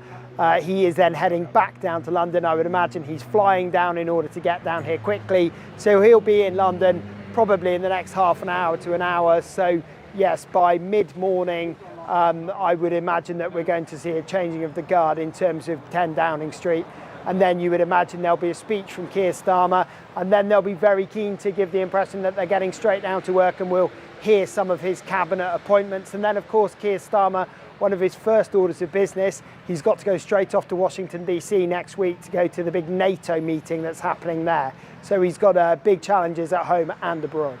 Absolutely, and we're going to keep coming back to you, John, because there's a lot that Keir Starmer will have to take care of the moment he takes on as the next Prime Minister of UK. We're going to keep coming back to you. It's a big day in UK, and as things proceed, we're going to get all those details right here for our viewers on NDTV World, as I said. Now, let me get in some of our guests who are with me here in the studio. Lord Meghnad Desai and Manju Seth, former diplomat, with me here in the studio. And we also have Naresh Kaushik, senior journalist, joining me on this broadcast. Thank you so much to all of you for joining us on this what is turning out to be a very historic day in UK politics for all the wrong reasons when it comes to Rishi Sunak, for all the right reasons when it comes to Keir Starmer. Lord Desai, let me start with you. It's been 200 years that Rishi Sunak is breaking a record that he would have never wanted to. And we're going to come to the fact that what should be the next step as far as Tories are concerned. But, well, it is all about the victorious leader right now. And we're going to talk first about Keir Starmer, what it means for India UK relations under him. First up, your first thoughts on the kind of victory that was, a lot of it was expected, but what next in terms of how India should be reading Starmer's entry into 10 Downing Street? Lord Desai. You want to start, sir? Lord Desai? Yes. Yeah. You know, British Prime Ministers have a very peculiar problem. First of all, Rishi Sunak could have to move all his furniture out, because Downing Street doesn't provide furniture for the Prime Minister. You have to bring your own furniture. Okay, so that'll delay the entry and exit by a couple of hours. But beyond that, beyond the logistics of moving in and out of 10 Downing Street. It's very peculiar that unlike in India, where the Prime Minister has about 3 houses, this is a flat at the top of 10 Downing Street. He has to clear, and poor Keir Starmer will have to bring his own furniture. So anyway, and then the Keir Starmer's first job is to sign all the nuclear codes. Right, yes, You know, in the event, yes. But I think Keir Starmer's biggest problem is going to be that there are so many Labour MPs that, you know, about 100 of them are going to be the opposition, much more than the Conservative opposition. I think the Conservatives, having got more than 100, they have almost saved their face. At one stage, it looked like they would. But what's happened is the Reform Party has taken votes away from the Conservatives, but not won seats.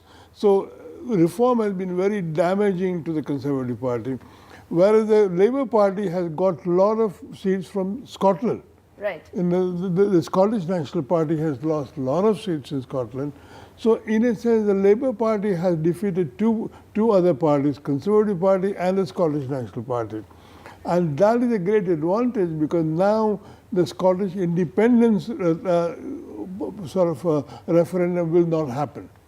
Yes, because that's a very important point, and I want to quickly tell this to our viewers that those of our viewers joining in right now, understanding we are trying to decode UK politics and its larger impact on India. What Lord Desai said right now is a very important point, that there was a far-right party that came in and it took away a lot of the Tories' vote share. It may not have translated into large number of seats, but it took away a lot of the vote share, and that has also played on in terms of the final tally that is coming out right now. Last we checked, Tories haven't been able to touch the 3-digit mark. As Lord Desai said, it's not just because it was a direct contest between Rishi Sunak and Keir Starmer. Some of the other factors, like the far-right party, also had an impact. And that's why it's important for our viewers to also have that kind of a nuanced understanding of the election results that are coming in. Ma'am, let me ask you on this, that as things stand right now, irrespective of the final tally, Rishi Sunak has conceded defeat. Keir Starmer is set to have a record majority under his belt as he goes to the British Parliament. What do you think should be the first kind of decisions that India should be looking forward to from an UK-India point of view under Starmer's prime ministership? Under Starmer's prime ministership, I don't think there will be a major shift from what is the ongoing state of the relationship. At the most, there might be some more tougher negotiations with regard to movement of people, which is an important aspect of our bilateral FTA negotiations that are ongoing. And for investments and our defense cooperation, there might be some more tougher negotiations, but I don't think the Labour Party or under Keir Starmer is going to, or Keir Starmer as the head of the Labour Party will dramatically alter the India relationship. I'll tell you why I asked you this, ma'am. The fact is, even the victory speech that Keir Starmer gave right now, he said this is a different Labour Party. This is a different Labour Party. Of course, this is a Labour Party post Jeremy Corbyn, right? Who, by the way, has also won as an independent. Yes. But this is a Labour Party that has cleansed some of the Corbyn elements that existed within it. And with that, it has got this kind of a historic mandate. So that's the reason I said, what next now from a UK-India point of view? Are they now more centrist in their approach? Will that reflect in how they approach their ties with India going forward? Absolutely, a centrist and a pragmatic approach. They will, because as you would have read about Keir Starmer saying that India is an important country for us, despite our historical baggage or historical ties or whatever the past is. We will look at India as a partner, and we will enhance our partnership and our relationship with them. And as you said, it is a changed Labour Party, and they will look at negotiating a free trade win-win, mutually win-win FTA agreement. Yeah. And they will go ahead and further enhance defense ties, trade ties. And I feel that also because, manpower will be, and they do require manpower, and especially in the health sector. Already a lot of Indian and Indian origin people are working in the health sector in the NHS. So I think many more will be going or will be required to go from India, because he has said that he will increase the number of people in the hospitals and hire more from outside if required. So I think he will look at India as an important partner and will strengthen this relationship further. Okay, Naresh Kaushik, let me bring you in now. In terms of the UK-India ties, as Manju Seth said here, that because of a more centrist approach that Starmer will now have in terms of looking at India ties, some of the movements, some of the issues that have been stuck for some time could see positive change and positive movement. That, of course, means immigration being one of the key areas. And we're going to come to education in just a bit, but let's handle them one by one. First of all, it's the new dawn in Britain. People are waking up to a new government led by Keir Starmer of Labour Party. So as far as India is concerned, historically, if you see, it was Labour government when India got independent. So the Tory party didn't give India independence. But in modern history, if you say the last 20, 30 years, conservative parties have been more friendly to India than the Labour Party. And the reason is the Labour Party has a very, very strong, as they use the term, vote banks in India. So Pakistani origin people are very powerful in Lord Desai's Labour Party. And it has been the case that under Tory party in recent years, the India-UK relations have improved much. But having said that, there are still more Indian people of Indian origin who still vote for Labour Party, although in the last 10 years or so, more Indians have been voting for the Conservatives. So the first thing which we'll see is, from Britain's perspective, the India trade deal. And that is very important for Britain, because after Brexit, India has been one of the target countries for Britain to have an independent trade deals. Brexiteers have been saying that, look, it is because of our Europe handicapped, we are not able to have deals. We have to go through EU, and now we can have our deals. And as you know, India has also been keen to have this deal, but India has its own interest. So in the last few months, to have this deal done, but it didn't happen. But now Sunak has come with a landslide. So this is now going to be the main priority as far as the foreign policy is concerned, because India is a big market. India is also an emerging power. So despite the lobbies of Pakistanis in this Labour government, relations with India are going to be good. They're going to be smoother. There will be lobbying, but I don't think that is going to make much difference. And Keir Starmer is a pragmatist. He always wants, he understands that India is an important power. So as far as India is concerned, this is going to be the priority for him as well. Absolutely. You see, this is quite, just let me finish. Sure. In Europe, these elections have defied a trend. Europe is going towards the far right in the European elections. And now we have 6 European government with a far right government. And Labour Party, which is basically a left of center party, it has defied that trend. And now in Britain, we have a left-wing government. Absolutely. That's an important point, and I was going to come to just that. Lord Desai, I'm coming to you on that there is no monolith as far as the South Asian diaspora vote is concerned. And nobody has to do that balancing act more than the Labour Party, because of the fact that there are very loud, sometimes rabid elements within this diaspora. We saw the Khalistani elements, we saw, of course, the Pakistani elements, and all of that had an impact when there were attacks on the Indian embassy in the past, in the last couple of years. So you're right about saying the fact that these elements will become a significant part of the domestic handling that Labour Party has to do. Stay with us. I'm going to get Lord Desai on this. Yes, sir. Go ahead, sir. Yeah, no, I think I think Labour Party is not going to be as friendly to India as the Conservative Party was. Partly because this time the Muslim vote was going to go against Labour Party, but it has stayed with the Labour Party.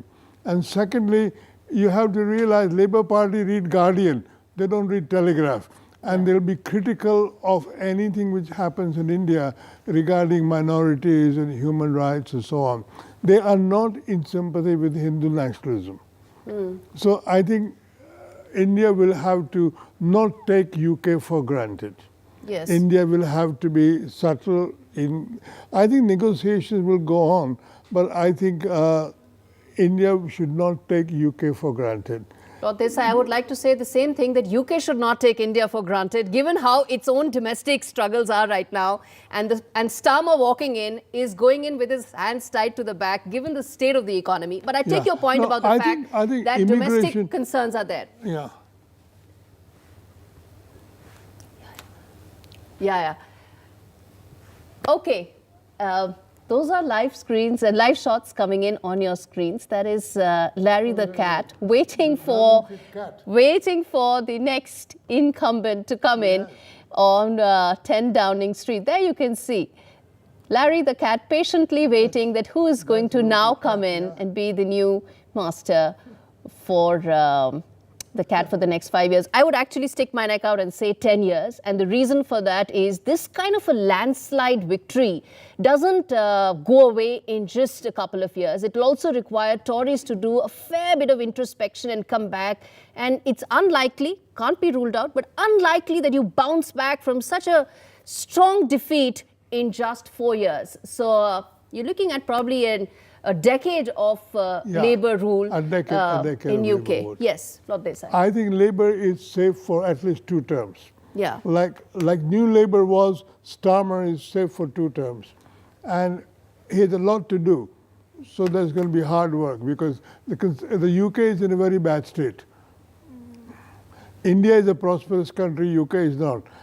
So Labour will have to try very hard to restore the UK economy to where it used to be. Absolutely. And a quick 30 seconds comment, Naresh, let me get from you. And on this, quick 30 seconds, please.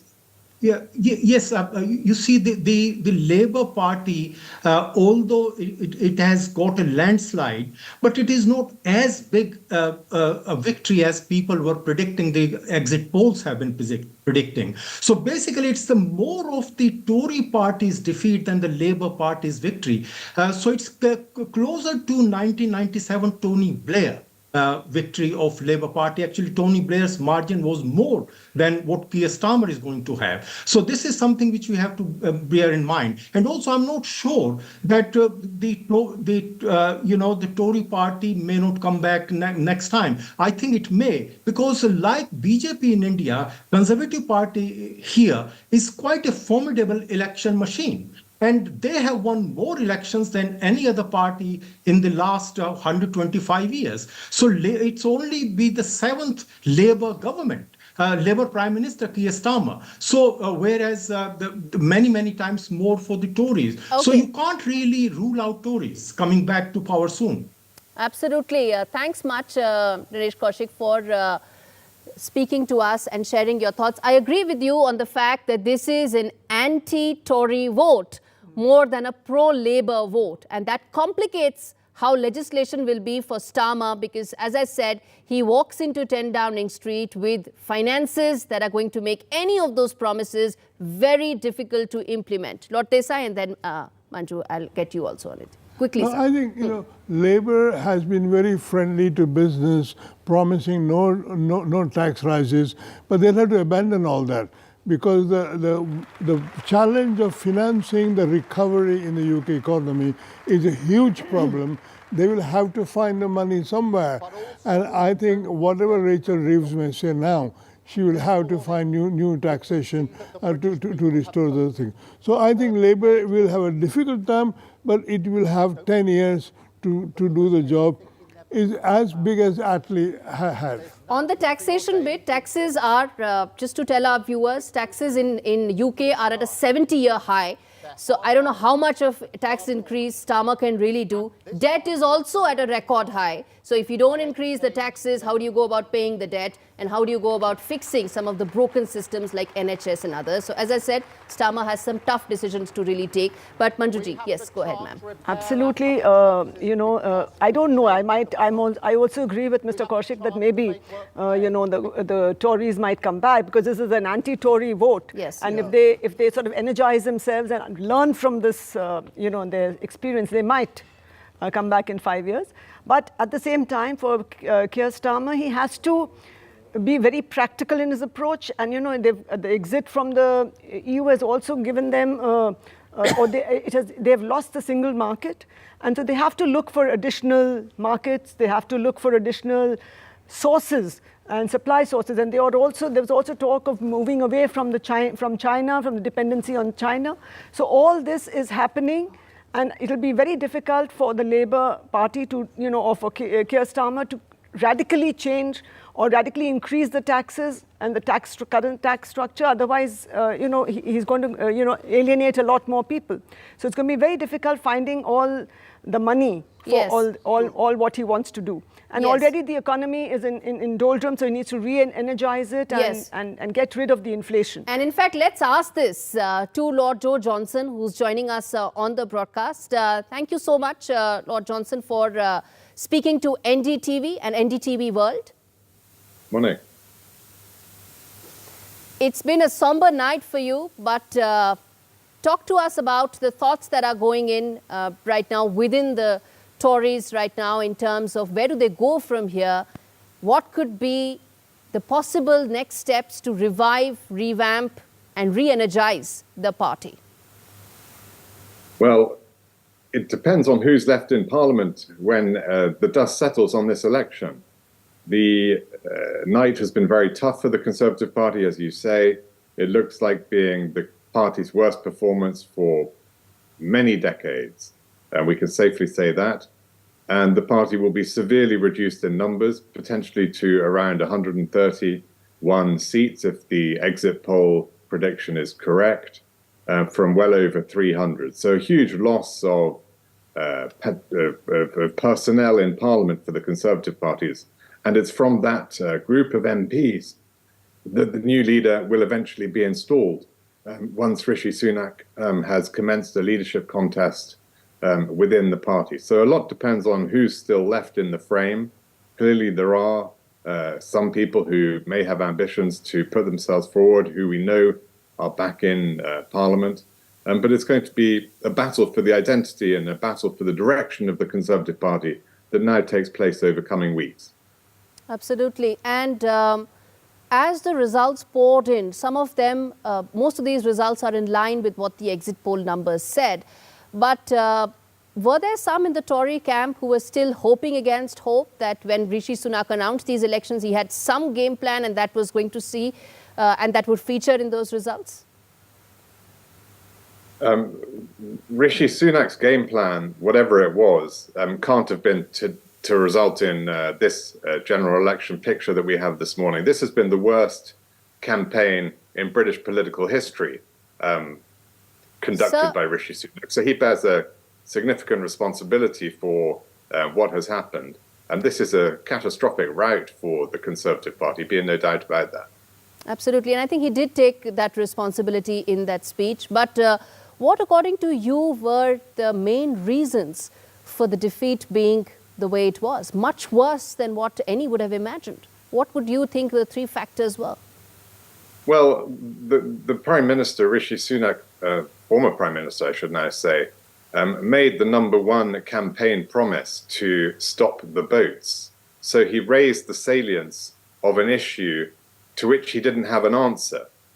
So in political terms, that was an appalling strategy because he said repeatedly, we will stop the boats, we will stop the boats, we will stop the boats. And yet he didn't appear to have any real policy that would actually deliver on that commitment. And that became immediately apparent when the Rwanda policy, which he was pursuing, started to crumble within his fingers. So that's the first rule of politics. Don't raise the salience of an issue to which you don't have an answer. So he essentially tried to become Reform light, Reform being the party that has emerged under the leadership of Nigel Farage, that focuses almost exclusively on immigration issues and other related issues, cultural issues, and became a sort of a Reform light party. And that has spectacularly failed as a political gambit, underscoring that what really matters if you want to be a national party is that you sort of accept the way the world is rather than want to endlessly hark back to how it was in the 1950s when Britain was a very different kind of country. Absolutely. And Lord Johnson, I'm sitting here in New Delhi And what is going in my mind right now and all our viewers is that what does Starmer's entry mean for India? What should we brace ourselves for? Or what is it that we should now be pleasantly surprised and await in terms of Starmer's view, policy and direction for India? Well, we need to wait for Keir Starmer to form his government and to choose the foreign policy team. Obviously, we have a shadow foreign secretary at the moment in the form of David Lammy, who's extremely experienced and has been making a lot of effort in the India relationship. You'll have noticed that the Labour Party manifesto did not sort of revisit many of the old themes that previous Labour governments have emphasised in their relations with India, including, for example, the issue of Kashmir and so on. Keir Starmer, in his campaign, has made a concerted effort to reach out to the Hindu vote in the UK, visiting the Swaminarayan temple in Kingsbury, and promising to protect the interest of British Hindus during his campaign. So he is making an effort on that score. At the same time, he can't ignore other minorities in the UK, including the Pakistani and other Muslim diasporas in the UK, who represent 1.2 million voters. And it's worth noting that several independent members of Parliament close to those communities have successfully defeated Labour candidates overnight and are now represented in the UK Parliament. So he can't be ignoring those issues. You're right about that, and Jeremy Corbyn being one of them. He is one on an independent plank, and he is now, yes, you're right, that he's been a strong votary of some of those constituencies and some of those thoughts that India and the Hindu community have been very vociferously opposed to. Yeah, and I think it's crucial to understand that those MPs, and indeed Labour MPs who represent large Muslim communities in their constituencies, will feel that it's entirely appropriate for them to be vocal advocates of those communities and their interests in Parliament. And India should not confuse their doing that with positions of the government itself. It's a key part of our democracy that MPs represent their constituents of all shapes and sizes and do so entirely freely. And this doesn't mean that this is a UK government position, but simply MPs representing their interests in Parliament in a free democracy. And that's a really important part of our system. And it's often a source of misunderstanding between the UK and India. But it's vital that everyone understands that this is MPs doing their job, representing their constituents, rather than necessarily being government policy. Okay. Let's see how that plays out in the next couple of months and couple of years. But I want to ask you this, that will that have an overhang on Starmer's economic and foreign policies towards India? Do you see that having an overhang? No, I mean, the UK and India have been pursuing a trade agreement over the past 3 or 4 years. This, has been making steady progress. And I imagine that, a re-elected Prime Minister Modi in India, the new Prime Minister Keir Starmer in the UK, will at the right moment for both countries resume those conversations. There is a deal. It's not a massively beneficial deal in terms of what it does for the UK economy, but there is a trade deal to be done at some point. And I'm sure those conversations will resume when it's mutually convenient for both sides. Absolutely. And final question to you, Lord Johnson, is that from here on, as the next change in leadership takes place in UK and some of these difficult questions get ironed out as well, in the next 3 to 4 years, do you see how do you see the Tories reviving themselves to put up some sort of a leadership contest going forward? Well, that's a really good question. I mean, we're waiting to see how that plays out here in London today. There have always been different traditions within the Conservative Party in the UK, a free market tradition versus a more interventionist big state tradition. There's been sort of previously big divisions between those groups who are more anti-European and pro-European. So, you know, the battle for the future of the Conservative Party, I'm afraid, continues. This is a rather inward-looking battle that is not of massive interest to the country at large, and it prevents the party from sending out a clear message to the country about how it's going to help bring the country forward and take advantage of many of the great opportunities that are out there for the UK. But unfortunately, it does continue again for the time being. As we speak, the latest numbers that are coming in is that it's 389 for Labour. It's pretty much in kissing distance of getting to that 400 mark, something that Tories would have never wanted Starmer to achieve. But that's what it looks like, making those decisions more tougher, but also more immediate.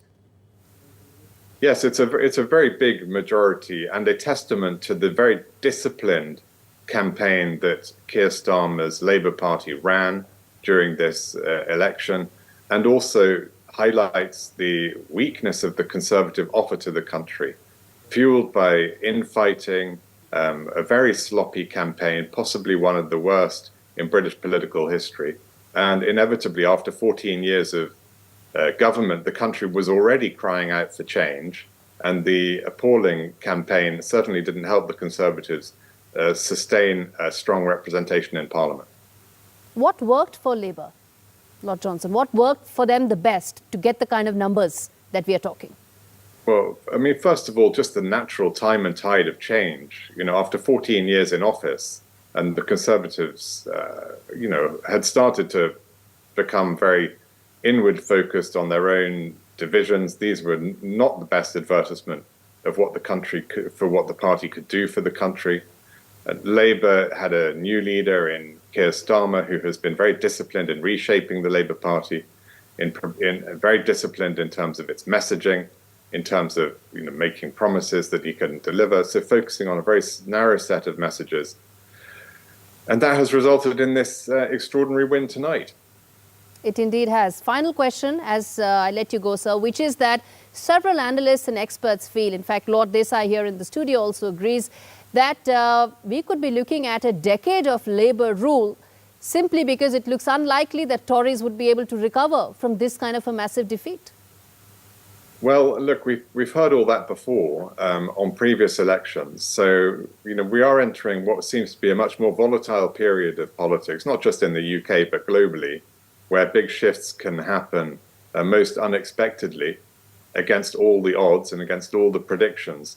So, you know, of course, this is a big majority, but I don't think anybody should take the voters for granted anywhere these days. All right, Lord Johnson, thank you so much for speaking to NDTV. And let's wait for the next steps that the Tories will take from here on after these sombering numbers. Thank you so much, sir. Okay, Lord Desai, let me come back to you, sir. And I'm going to get Professor Shruti Kapila as well in just a bit. The Faculty of History at the University of Cambridge in just a bit, sir. But you heard what Lord Johnson said in terms of introspection is needed, but at the same time, it may not take us so long. And at the same time, the most important thing he also mentioned was that, well, there could be voices of dissent within the Labour Party that could be loud and clear that India will just have to now work its way around. Yeah. Sir, your thoughts on that? Lord Desai? Yeah, you know, I think the Conservative Party will first of all have to go to a new generation of leadership, because the right wing has really ruined the Conservative Party. And someone like Tom Tugendhat, who's a young MP, I think he would be a good leader if he tries, because it has gone too far to the right, too far like the Reform Party. It has to come back to the center, and it has got to restore people's faith in the Conservative Party. I mean, I'm not a conservative, but we need a good opposition party in the UK. Party will have a hard time doing that. So I think it's about time the Conservative Party forgot its old quarrels about Brexit and immigration and all that, and got back to doing something about the country itself. They can't just go on surviving on tax cuts. Yeah, absolutely. Yes, ma'am. Absolutely. I think the Tories will do a lot of introspection and reassess their whole approach, especially the approach that they followed. And as mentioned by Lord Johnson also, their campaigning and the issues that they focused on were maybe did not resonate with the people and with the voters. So I think they need to reassess their whole approach. They need to revive the party and maybe even, rethink their whole approach to being, to getting back and making themselves relevant again. And of course, the anti-incumbency factor was very much at play. And also, and if you saw, the previous, Liz Truss, how she was, the Prime Minister only for a few days, and all these things that have been happening, Boris Johnson's Partygate, all those issues, I think, were factors in disillusionment with the Tories and how they had been functioning and how they had been, even governance issues sometimes they were not absolutely focused on. So I think the voters wanted change. They said, even if there was, as mentioned before, it was an anti-Tory vote, not so much of a pro-Labour vote. But they wanted to give a chance to the Labour Party to see if they would be able to fix things. And if that happens, then I think they might have another 5 years. But otherwise, the Tories, if they get their act together, they might be back in the next 5 years. It remains an open question. So it was a fed-up vote, really. It was many ways, voters being fed up with Tories. Absolutely. Okay. So Shruti Kapila, Professor of History at Cambridge University, also joins us on this. Ma'am, as we decode these UK election results that are coming in, the impact that it has on India, we've talked about the impact it will have on India's possibly impacting us on an economic level, also on a foreign policy level. But the question I want to ask you, ma'am, is that on the level that matters most probably is to the students who want to go to UK. The last couple of years have been a lot of back and forth policy, lack of clarity on that, uncertainty around what happens to the graduate visa program and several others. University deposits are 60% down, ma'am, because of the kind of back and forth. Do you see that now moving forward? Do you see that there will be clarity and Indian students, their families will set to really now have a certain path when it comes to UK university program? Thank you. I think the university sector is under great siege, and this is not simply about Indian students. It is the one sector in Britain's kind of policy area which received actually only negative investment from the Tories for the last decade plus. Even if you look at COVID, when Rishi Sunak actually made handouts and made special sort of concessions to all industries, it was the university sector which was left out. So I think first and foremost, to set it in context, the question of Indian students is not alone or separate from what is going on with the university sector in Britain. Secondly, I think the immigration question has become a central question, and for that too, I think it's interesting that you had Lord Johnson here, and it was his private member's bill which undid the negative, as it were, the first negative legislations around it, brought in by actually Theresa May, which even stopped, senior faculty to visit and give lectures.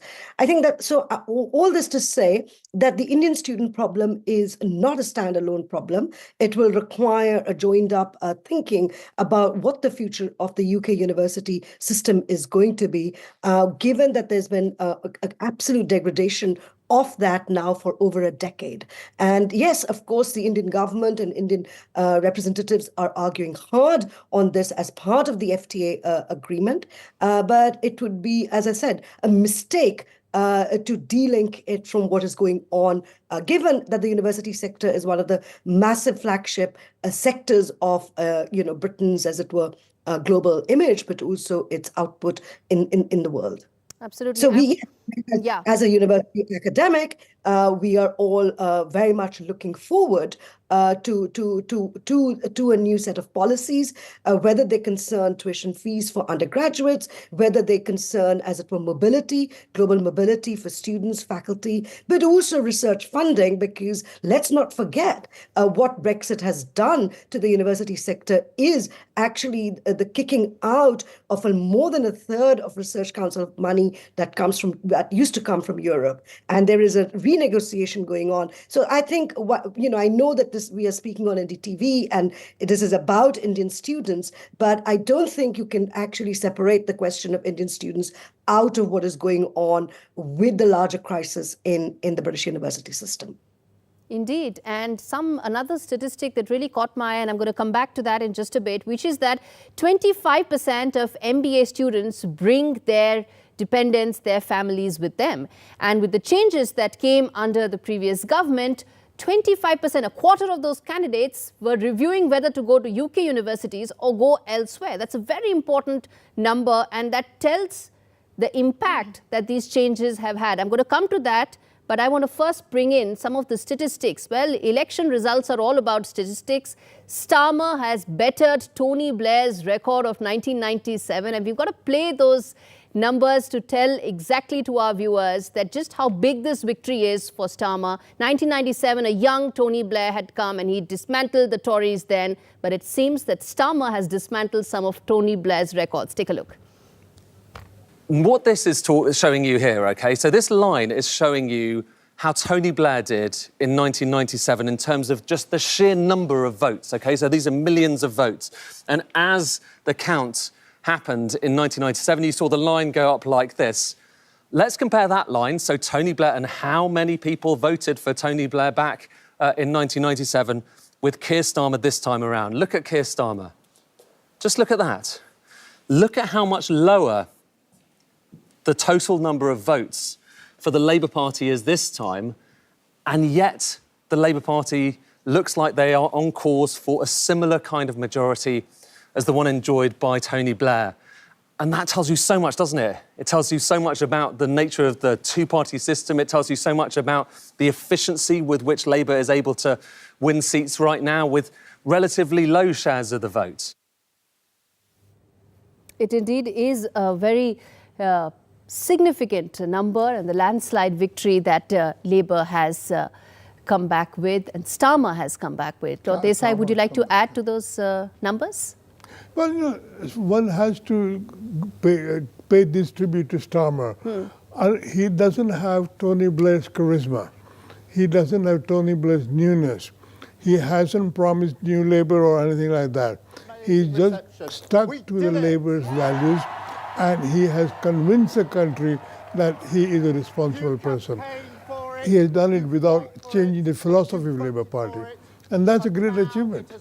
Yes, indeed. Professor Kapila, you want to come in on the fact that how the campaign that Starmer ran didn't have the kind of charisma. He's not as young as Tony Blair was when he took on the Tories, but he's bettered some of their records.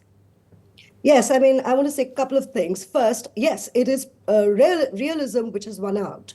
That the fact that it was an anti-charismatic figure, but someone who was actually going to take the work of policy and governance quite seriously has been part of Starmer's appeal.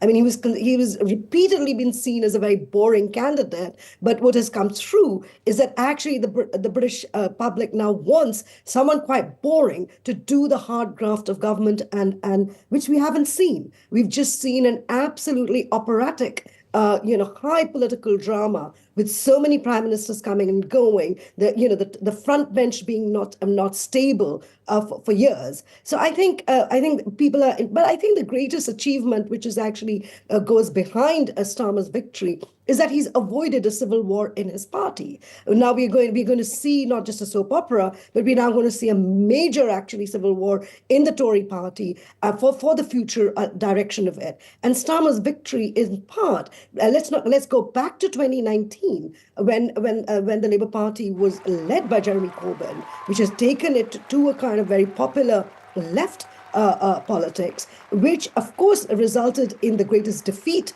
for the Labour Party 5 years ago. And for him to actually kind of, keep his, as it were, powder dry, but to kind of sail that ship for the party. And I think in his victory speech, he has said that actually it is the result of actually the party reform that has led to this victory, and that it has been hard won. So I don't think it's just an emotional reaction against the Tories, but there has been a lot of hard work and a lot of judgment that has gone behind to keep, as it were, the Labour ship together. And taken some extremely difficult decisions, politically risky decisions, whether it was on Gaza, whatever one might feel about it. So yes, I think you have to give him credit. That's a different style of leadership, but it is leadership. I think it was about putting a huge contrast to Rishi Sunak. He was, he comes across as a working class person. He's risen up the ranks, and he keeps narrating that time and again to try and draw a huge contrast to Rishi Sunak, who of course had a different background, and that was pointed out again and again in the Labour campaign. And yes, it was not charisma, it was not youth, but this contrast that really worked for Labour. Yes, go ahead. Yes, of course. Of course, it's also, this has been emotive precisely because the public infrastructure in Britain is nearly collapsing, whether it's the railways, whether it's the National Health Services, or whether it's the university system, to say nothing of schools and so on. So I think this is not simply about a class issue, about, two kinds of prime ministers, one, but it's also about who has therefore more of an interest in keeping alive the public sector infrastructure. And I think in that case, Starmer looks like a winner. He does. He does on every parameter, on every matrix. And just one quick data point before we slip into a short break, which is that I wanted to say that in 1979, of course, is when, the whole Thatcher wave came and took over Britain. 45 years later, you have Starmer. The average age in UK is about 42. So in the last decade, 4 decades, there hasn't been a leader that has had the kind of numbers that Starmer has. They haven't seen it. It was last Thatcher, and now it is in Starmer's time. It's been 45 years. As I said, the average age is 42 in UK, much higher than what it is in India, and has ramifications for Starmer's prime ministership as well. But that just tells you that there hasn't been a storm like Starmer in the last 45 years. That's what it is. Slipping into a very short break, coming back with lots more. As I said, rolling coverage of UK elections right here on NDTV. Stay with us.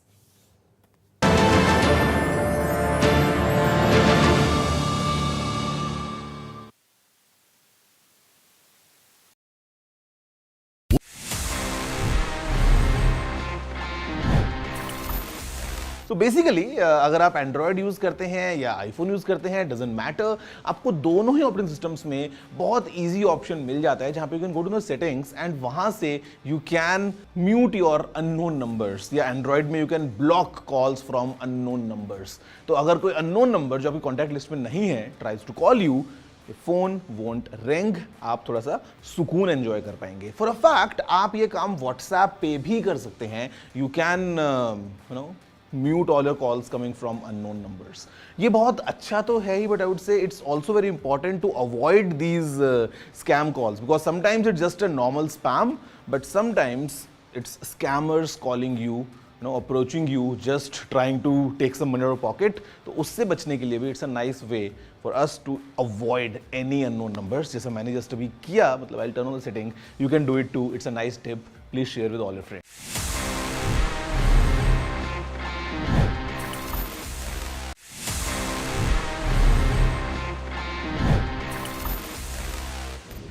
Moving next, because हम gadgets की बात कर ही रहे हैं, let's just go back to the most commonly used gadget that we all have in our pockets, the smartphone. और अगर हम इसको analyze करें तो आपको लगता होगा this is just a device to play games, watch some content, या phone पे बात कर लो या text कर लो. But you know what?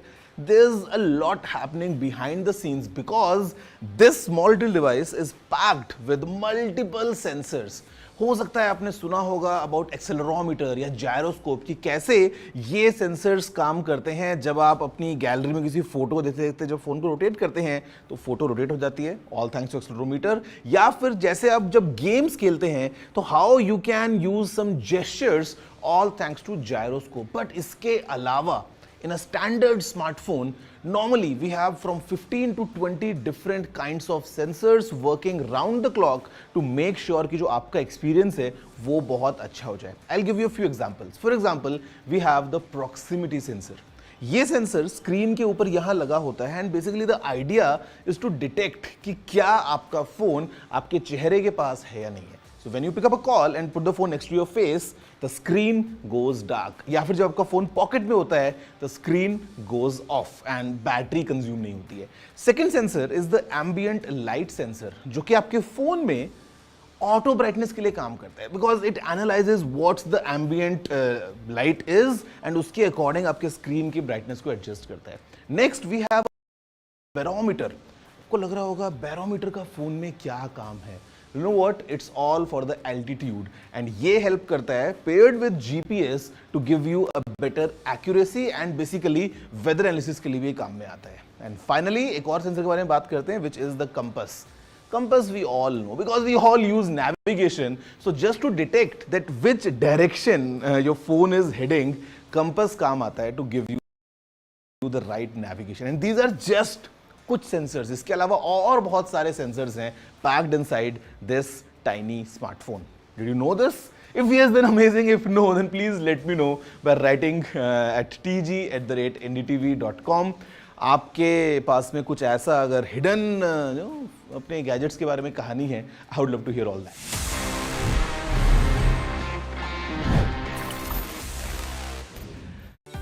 Stay informed and entertained with the new and updated NDTV News app. You can watch all our channels live, listen to podcasts, read breaking and exclusive news from around the world and more. Download the NDTV app today and get access to the best journalism and storytelling on your smartphone or tablet. The NDTV app. News that matters to you. NDTV proudly upholds its legacy of trust and credibility. According to the prestigious Reuters Institute's Digital News Report 2024, NDTV is the top-most news platform in the country. Number one in both online and offline reach in India. Beating all its competition, NDTV stands for trust.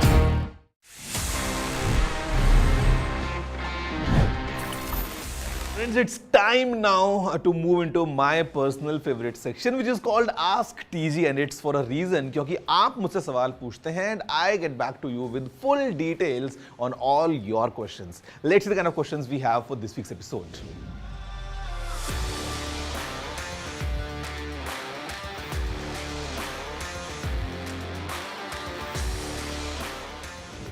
You know, it's very easy, it's very convenient and अगर आपके पास में दो अलग अलग phones हैं, essentially I carry two phones और मैं यही करता हूँ so that both my WhatsApp accounts are on both the phones, which is very simple. आप केवल you can utilize the option of linking a device, and if you link another device to your main account, essentially you have same WhatsApp दो अलग अलग phones पे। मैं ये करता हूँ so that for example if I'm moving out and I don't want to carry both the phones, अगर मैं एक फ़ोन लेके बाहर जाता हूँ, it still has access to both my WhatsApp accounts. बड़ा easy है, you can use link a device feature, you can add an account, quite easy, quite useful and quite a lifesaver I would say कि अगर एक phone की battery भी लो हो जाए, still that WhatsApp won't turn off.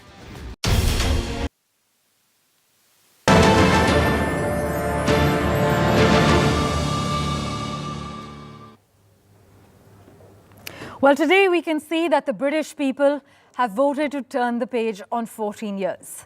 Labour have won the 2024 UK general election and are on their way towards a massive landslide, with the exit poll suggesting they will win 410 seats to the Tories' 131.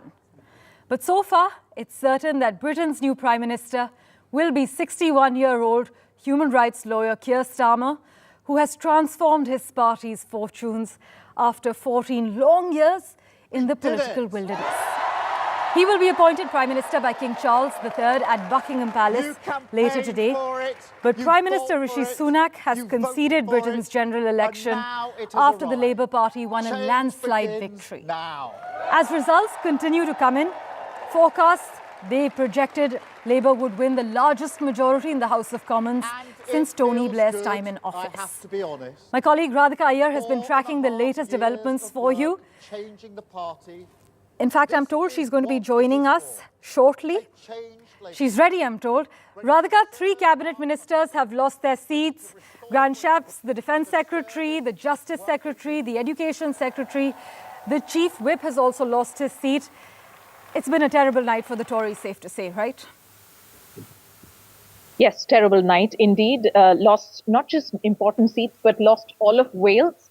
The Conservatives have lost, the chief of the Conservative Scottish leader has lost in his constituency and given way to the SNP.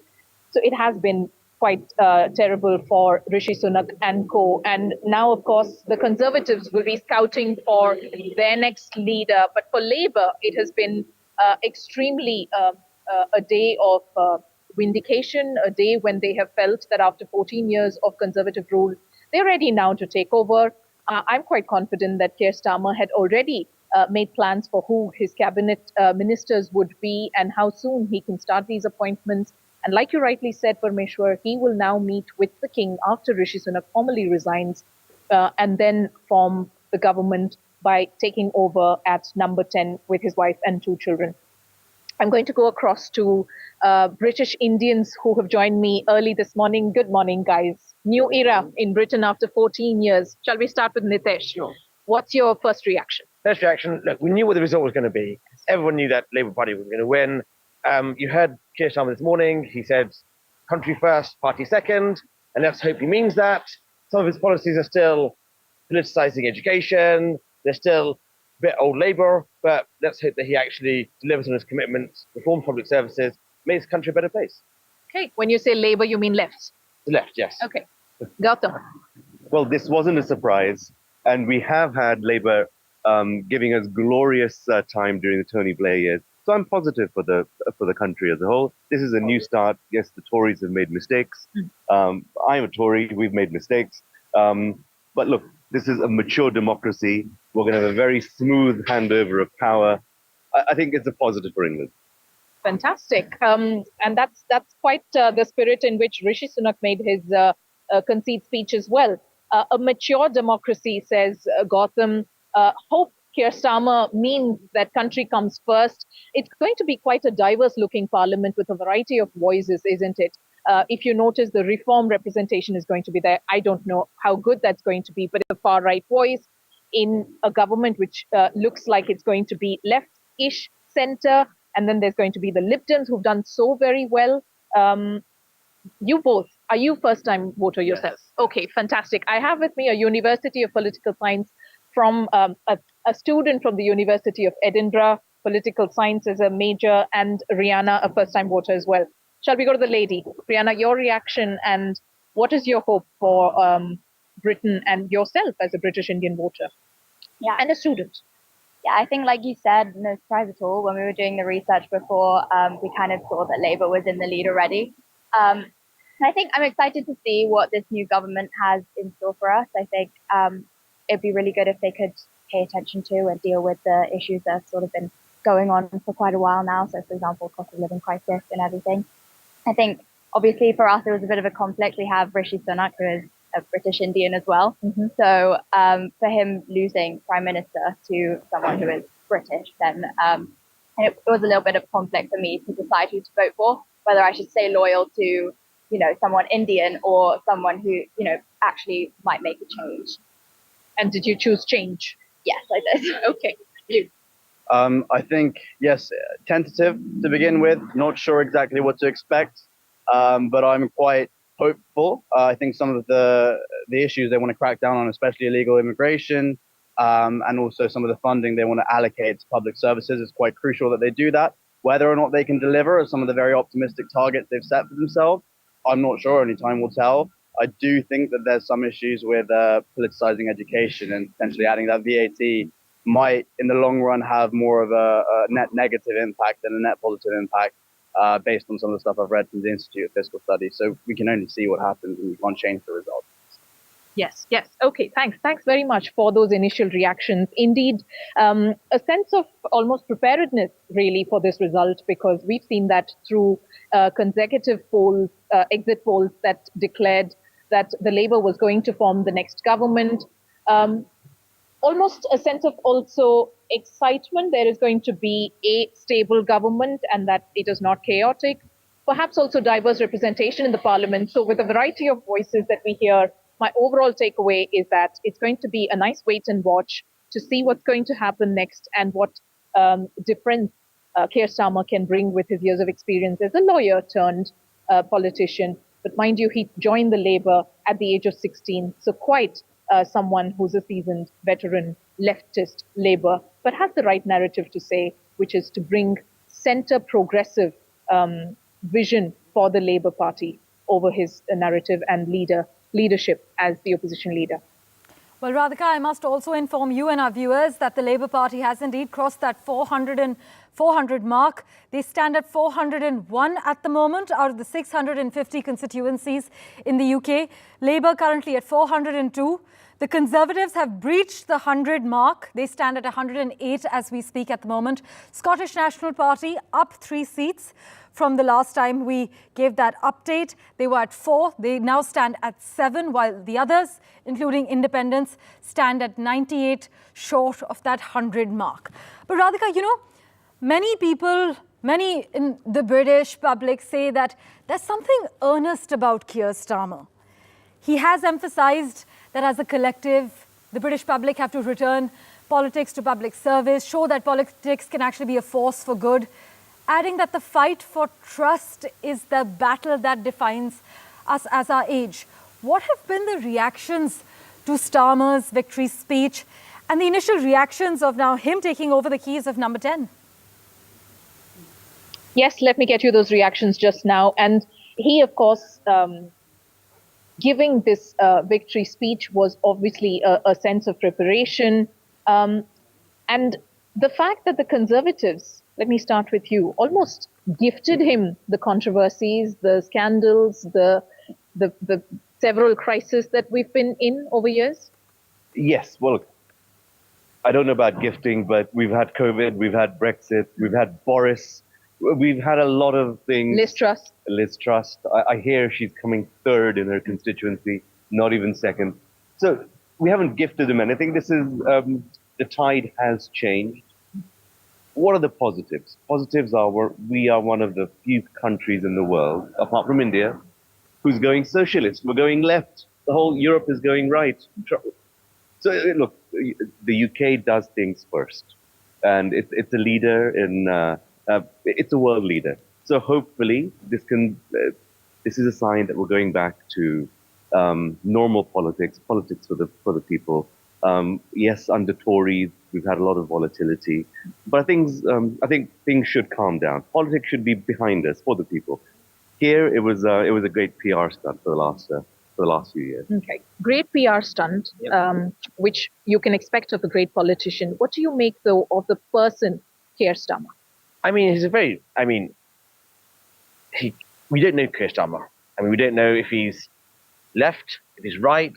The Labour Party has changed a lot in the last 10 years. We had Ed Miliband, we had Jeremy Corbyn, now we've got Keir Starmer. We don't actually know where he sits. We do know that he has said he's pro-business. He said that he's changed the party. He said that it's a new party for everyone. I'm not sure. Only time will tell. And the business sector which you represent, what's the mood? What are businesses thinking? What kind of are you looking at what the India-UK foreign policy would look like, for instance, under Keir Starmer's leadership? So the free trade agreement with India has had 14 rounds, yes. And let's hope that with Keir it doesn't have another 14. I think everyone on both sides wants it signed ASAP. Yes. So let's hope they get that done immediately. Okay. Looking forward to quick decisions. The business fraternity quite looking forward. The person, Keir Starmer, you said you chose change over someone who had a persona and a race which you relate to as a British Indian? Why? What appealed you about Keir Starmer and his sense of politics or his manifesto? I think for me, I don't know Keir Starmer as an individual, obviously, but I think that when I was deciding who to vote for, I was really looking through the policies of each party and kind of seeing which party's policies aligned most with my views and also what I wanted for the future of the UK. Obviously, with the Conservative Party, we've had them for the last 15 years, but through those 15 years, we've sort of seen that they had a lot of scandal, controversy, and then obviously, Brexit wasn't an amazing idea. You didn't like Brexit? No, I think it's just made our economy, I don't think it's been good for our economy. It hurt us more than it benefited. Yeah, okay. Definitely. So I think for me, I was really looking for making a change. Making a change, yes. My last question to you. As first-time voters, what was going on in your mind? What was your mind space? Did you actually do research like an academician would do? Go through manifestos line by line? I tried my best. I think as a PPE student, I felt like I had to and I should have done so. And I think one of the biggest issues in modern day democracies is that the younger generations aren't as well versed or educated on what the policies that these parties stand for actually mean and the impact they have on the economy. And that's something I hope that this government decides to further push in the curriculum, because if you look at some of the people my age, they don't understand. They read these articles saying that inflation is very high or that interest rates are not being cut for a long time, but they don't understand the implications for the economy and for themselves. Yeah. And that's a major issue. So I tried my best to read through as much as I could and make the most calculated, reasonable decision on what would be the best result. Yeah. Okay, great. So policy and manifesto over ideology. Okay. There you go. These are the reactions, really. Keir Starmer as a person, plus the manifestos that were read through by younger generations and by first-time voters and businessmen, of course, looking forward to what Keir Starmer has to say, considering it's been quite a long wait. So I think what is reflecting, like it did in the vote share, is a huge sense of fatigue after 14 years of Conservative rule, scandal after scandal. And I'll hand back just now, Parmeshwar, because like any other day in London, we're under rain. Radhika, honestly, I can't even tell that you've been up all night giving us these breaking news updates. But as always, we really appreciate it. Thank you so much for joining us with the latest from Ground Zero to get some shelter as well. I must inform you that some London analysts are arguing that with this Labour majority, it continues to really double down on that promise of economic stability, growth and wealth creation as far as the UK is concerned. We've got Ambassador Prabhu Dayal in the studio with us. Ambassador Dayal, your first thoughts. Keir Starmer's party has crossed that 400 mark. The exit polls projected it. But as far as the UK's new Prime Minister is concerned, what does it mean for UK-India ties? Well, I think that India-UK ties will continue in the manner that they have been doing. I don't expect any changes in the relationship. If anything, I think the United Kingdom will work towards a closer relationship. And I think that there are some indications which have been given by Prime Minister-elect Mr. Keir Starmer. For instance, he has said that he would work towards a new strategic partnership with India. Yes. He has underlined the fact that one of his priorities in regard to India would be to work on the free trade agreement. And he has said that he wonders why this agreement has got delayed. So if he gives priority to this issue, I'm sure that we will have the free trade agreement in place. In addition, he has underlined that he seeks closer cooperation with India in terms of technology, climate change, and of course, a strategic partnership. He has underlined this aspect. And I think that this will play a very important role in the relations between the two sides. You know, there are some common concerns which the United Kingdom has with India. These concerns are shared. And one concern certainly is relating to supply chains. Yes. And the Chinese factor is considered by the United Kingdom as being an impediment in smooth supply chains. And therefore, they are also looking at the possibility of India becoming a substitute for China in certain areas, as indeed there are some other Western countries which have been thinking on these lines. So how the relationship shapes out will be determined by how much continuity there is between what has been perceived as the attitude of Keir Starmer and how he actually implements. But I think that the indications at the moment are good, in particular because he has distanced himself from the position that was taken by his predecessor, Corbyn, who used to be the leader of the Labour Party.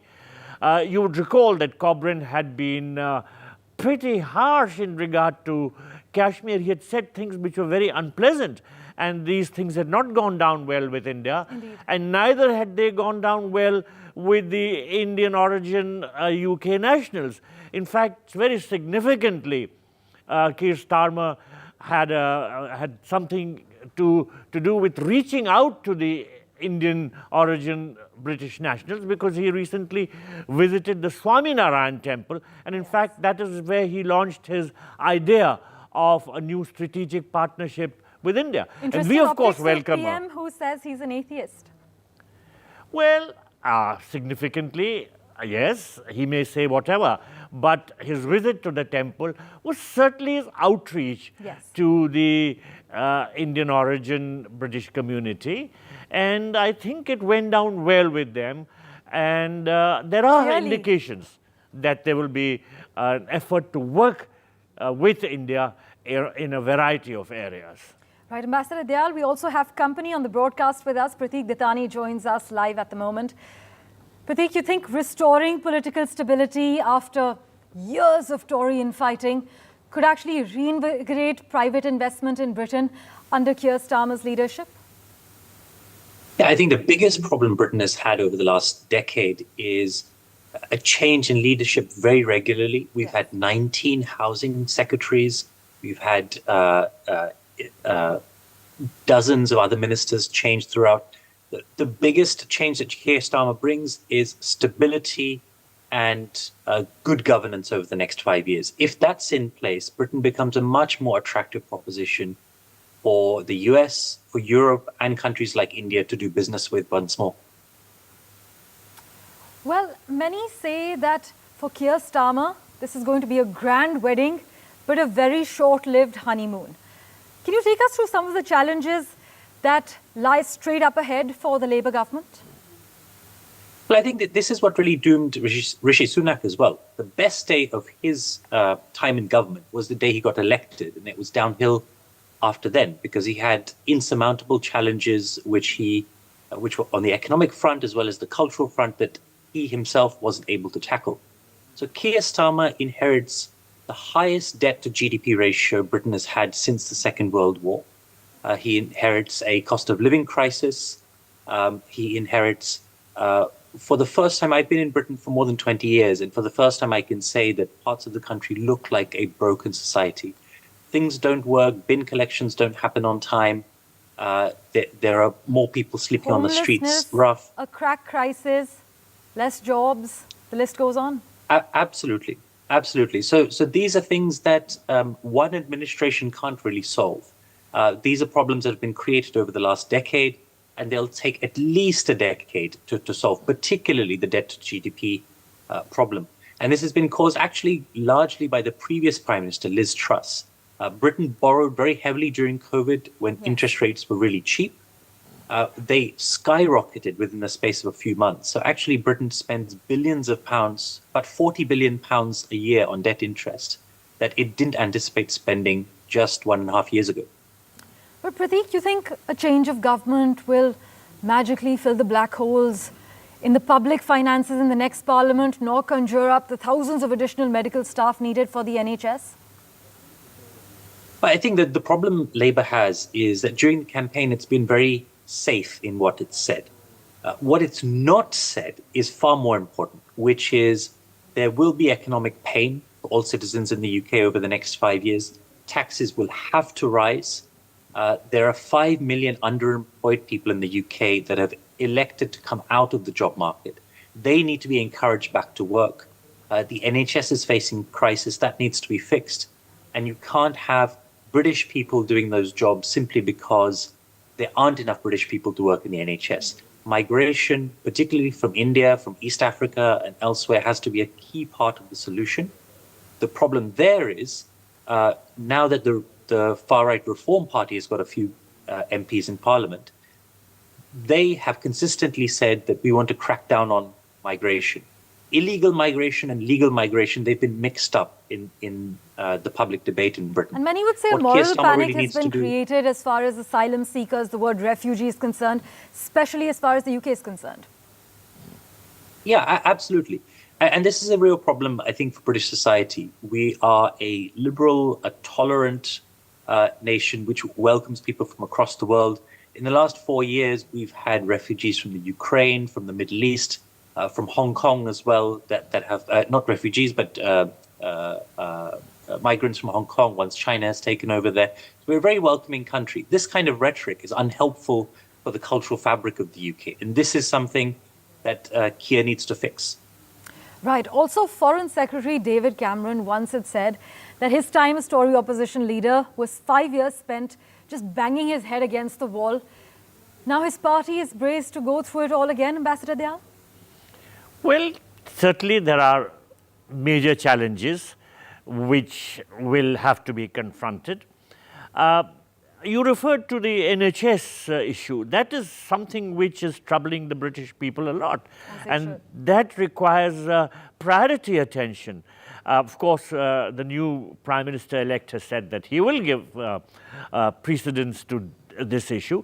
But it's not going to go away so easily. And as you said, this problem cannot be met only by what are the available manpower resources. And there will have to be a very close look at how the right kind of manpower could be imported. And certainly India is a country from where there is a possible availability of such resources.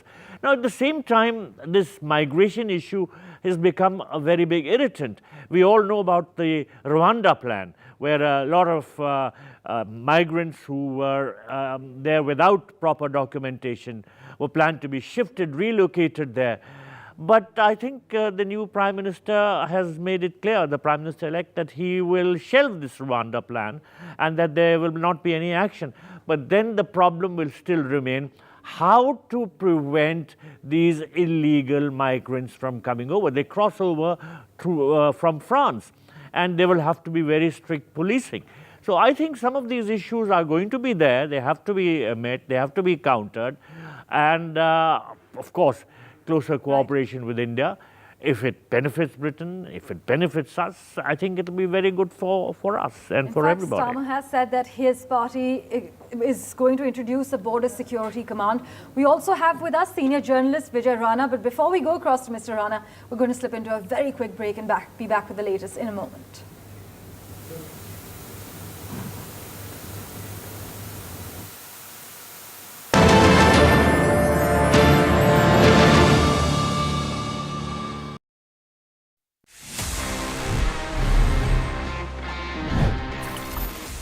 तो basically अगर आप Android use करते हैं या iPhone use करते हैं, doesn't matter, आपको दोनों ही ऑपरेटिंग सिस्टम्स में बहुत इजी ऑप्शन मिल जाता है जहां पे you can go to the settings and वहां से you can mute your unknown numbers, या एंड्रॉयड में you can block calls from unknown numbers. तो अगर कोई अननोन नंबर जो आपकी कॉन्टैक्ट लिस्ट में नहीं है tries to call you, phone won't ring, आप थोड़ा सा सुकून एंजॉय कर पाएंगे. फॉर अ फैक्ट आप ये काम व्हाट्सएप पे भी कर सकते हैं. You can you know mute all your calls coming from unknown numbers.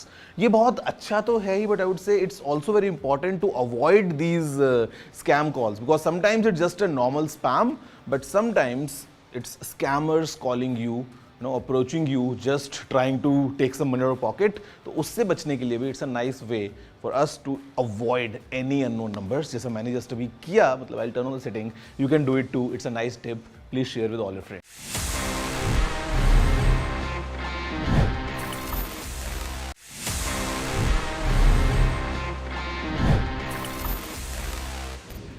Moving next, because हम gadgets की बात कर ही रहे हैं, let's just go back to the most commonly used gadget that we all have in our pockets, the smartphone. और अगर हम इसको analyze करें, तो आपको लगता होगा this is just a device to play games, watch some content, या phone पे बात कर लो या text कर लो. But you know what? There's a lot happening behind the scenes because this small little device is packed with multiple sensors. हो सकता है आपने सुना होगा अबाउट एक्सेलरोमीटर या जायरोस्कोप कि कैसे ये सेंसर्स काम करते हैं. जब आप अपनी गैलरी में किसी फोटो देखते देखते जब फोन को रोटेट करते हैं तो फोटो रोटेट हो जाती है, ऑल थैंक्स टू एक्सेलरोमीटर. या फिर जैसे आप जब गेम्स खेलते हैं तो how you can use some gestures, all thanks to gyroscope. But इसके अलावा in a standard smartphone, normally we have from 15 to 20 different kinds of sensors working round the clock to make sure कि जो आपका experience है वो बहुत अच्छा हो जाए. I'll give you a few examples. For example, we have the proximity sensor. ये सेंसर स्क्रीन के ऊपर यहाँ लगा होता है and basically the idea is to detect कि क्या आपका फोन आपके चेहरे के पास है या नहीं है. So when you pick up a call and put the phone next to your face, the screen goes dark. या फिर जब आपका फोन पॉकेट में होता है, the screen goes off and battery consume नहीं होती है. Second sensor is the ambient light sensor, जो कि आपके फोन में ऑटो ब्राइटनेस के लिए काम करता है because it analyses what's the ambient light is and उसके अकॉर्डिंग आपके स्क्रीन की ब्राइटनेस को एडजस्ट करता है. Next we have a barometer. आपको लग रहा होगा बैरोमीटर का फोन में क्या काम है. You know what? It's all for the altitude and ये help करता है paired with GPS to give you a better accuracy and basically weather analysis के लिए भी काम में आता है. And finally एक और सेंसर के बारे में बात करते हैं which is the compass. Compass we all know because we all use navigation. So just to detect that which direction your phone is heading, compass काम आता है to give you the right navigation. And these are just कुछ sensors. इसके अलावा और बहुत सारे sensors हैं packed inside this tiny smartphone. Did you know this? If yes, then amazing. If no, then please let me know by writing at tg@ndtv.com. आपके पास में कुछ ऐसा अगर हिडन अपने गैजेट्स के बारे में कहानी है, I would love to hear all that.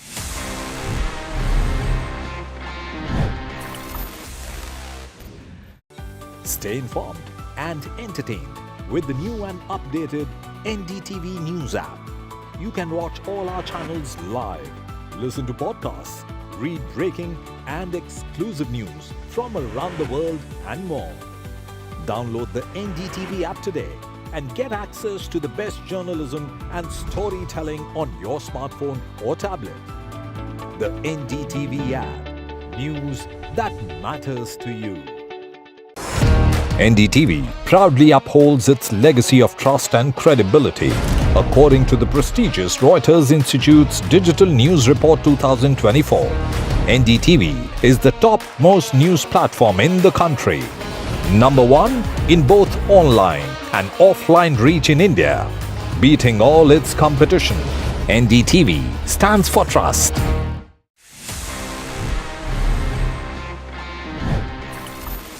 Friends, it's time now to move into my personal favorite section which is called Ask TG and it's for a reason क्योंकि आप मुझसे सवाल पूछते हैं and I get back to you with full details on all your questions. Let's see the kind of questions we have for this week's episode.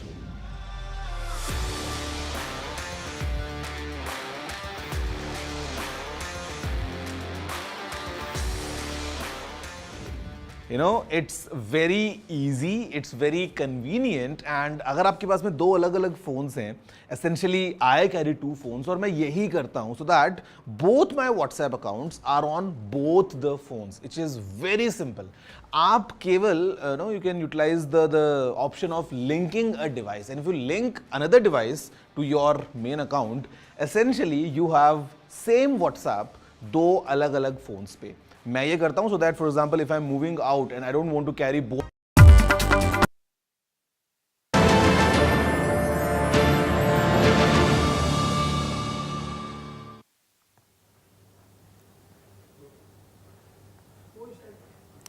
Well, the last time Britain traded a Conservative government for a Labour one, back in 1997, the mood was so buoyant that the new Prime Minister Tony Blair declared a new dawn has broken, has it not? His successor, Keir Starmer, some critics would say is far less of a showman And even many of his supporters feel pessimistic about Britain's future prospects, considering what he's inheriting. Yet, the scale of Sir Keir Starmer's victory today appears comparable to Blair's landslide. Since Brexit, politics in Britain has been a clown show, many would say. And today, its voters decided it was time for the circus to move on. We have senior journalist Vijay Rana also with us on the broadcast. Thank you so much, Mr. Rana, for joining us. Do you agree that a simple summary of this election is that people wanted the Tories out and hence voted tactically to do so? Yes, you are absolutely right. The way Tory party has behaved in last few years, people were not at all happy. First of all, everything was going out of hand. NHS operation queues were lengthening. There were resource problem all over the economy. There was a cost of living crisis. The petrol prices are highest in Europe. The energy bills are highest in Europe. Interest rates were skyrocketing. So Britain has seen some really, really tough times, particularly after COVID. And the result was inevitable. And besides that, the worst thing which happened within the Conservative Party was that it had become a game of musical chairs. 5 prime ministers in last 14 years, 7 chancellors of exchequers, and 88 foreign secretaries. And nobody was, it looked like that nobody was with Prime Minister Rishi Sunak. The party elders did not support him fully. The grassroots didn't believe in his leadership. So he was a lone piper. And the defeat was inevitable the way Conservatives have behaved in past few years. But you know, Rishi Sunak's early policy blitz, including that compulsory national service for young people and guaranteed increases to state pensions, you believe it failed to budge the polls and revealed the narrowness of the base to which he was actually appealing? Many say the Tories, the party of business, have actually become the party of retirees. Well, you may be right in one way, but the Rishi Sunak's problem was that all these policy announcements were never discussed in detail within the party. So all of a sudden, he just announced this national service plan. Even the election, I'm sure that he didn't take party with him. And he just suddenly one night woke up and announced the election. Nobody was happy with him because everybody was expecting that the elections will happen sometimes in October. So his party was not at all prepared to face electorate at this time. There should be some credit given to Rishi Sunak that he really worked hard on the front of inflation, which has come down from 11% to 2%. But as I said, that he was a lone piper. His party, he didn't believe in his leadership. And meanwhile, 15 years, the electorate has a conservative fatigue. They just wanted to have a change. And the main beneficiary of that, the desire for change in Britain is Keir Starmer tonight. Right, and that's what the numbers have proven. In fact, I must inform our viewers that the Labour Party has in fact reached that 410 mark. The Conservatives have crossed 112. They stand at 113 as we speak. But the Labour Party has reached that 410 mark, as was predicted by the exit polls. But when asked where the Tories went wrong, Ambassador Dayal, Jacob Rees-Mogg said that there were issues changing the leader, adding that voters expect the Prime Minister they have chosen to remain the Prime Minister and for it to be the voters who decide when that person is changed. You think Boris Johnson was a better fit to lead the UK in comparison to Rishi Sunak? And this is keeping in mind that Boris actually lied on record in Parliament. Well, we all know that Boris Johnson faced the Partygate scandal. Yes. And that certainly impacted his credibility and his image.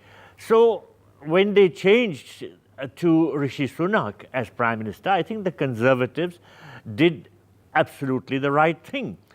Unfortunately, there has been a lot of infighting within the Conservative Party. Yes. And that's now a matter of public knowledge. There have been some top-level Conservative Party leaders who have defected to the Labour Party. And there have been some others who have been very vocal in their criticism of Rishi Sunak. So this infighting certainly affected the party's morale as also its ability to hold on to power. And for this reason, I see what the landslide has been. This landslide wouldn't have happened if the Conservative Party had stayed more united. Right. Of course, I must say that there are serious challenges which Rishi Sunak was facing and which are not going to go away. Certainly, the economy is in bad shape.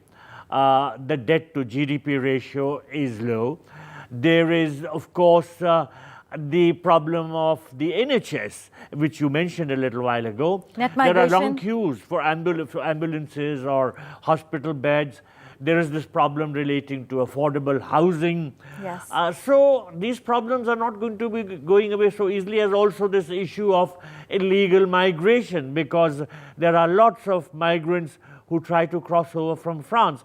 So unless there is very, very strict policing and new steps are taken, this problem also will be something that the new government will have to confront.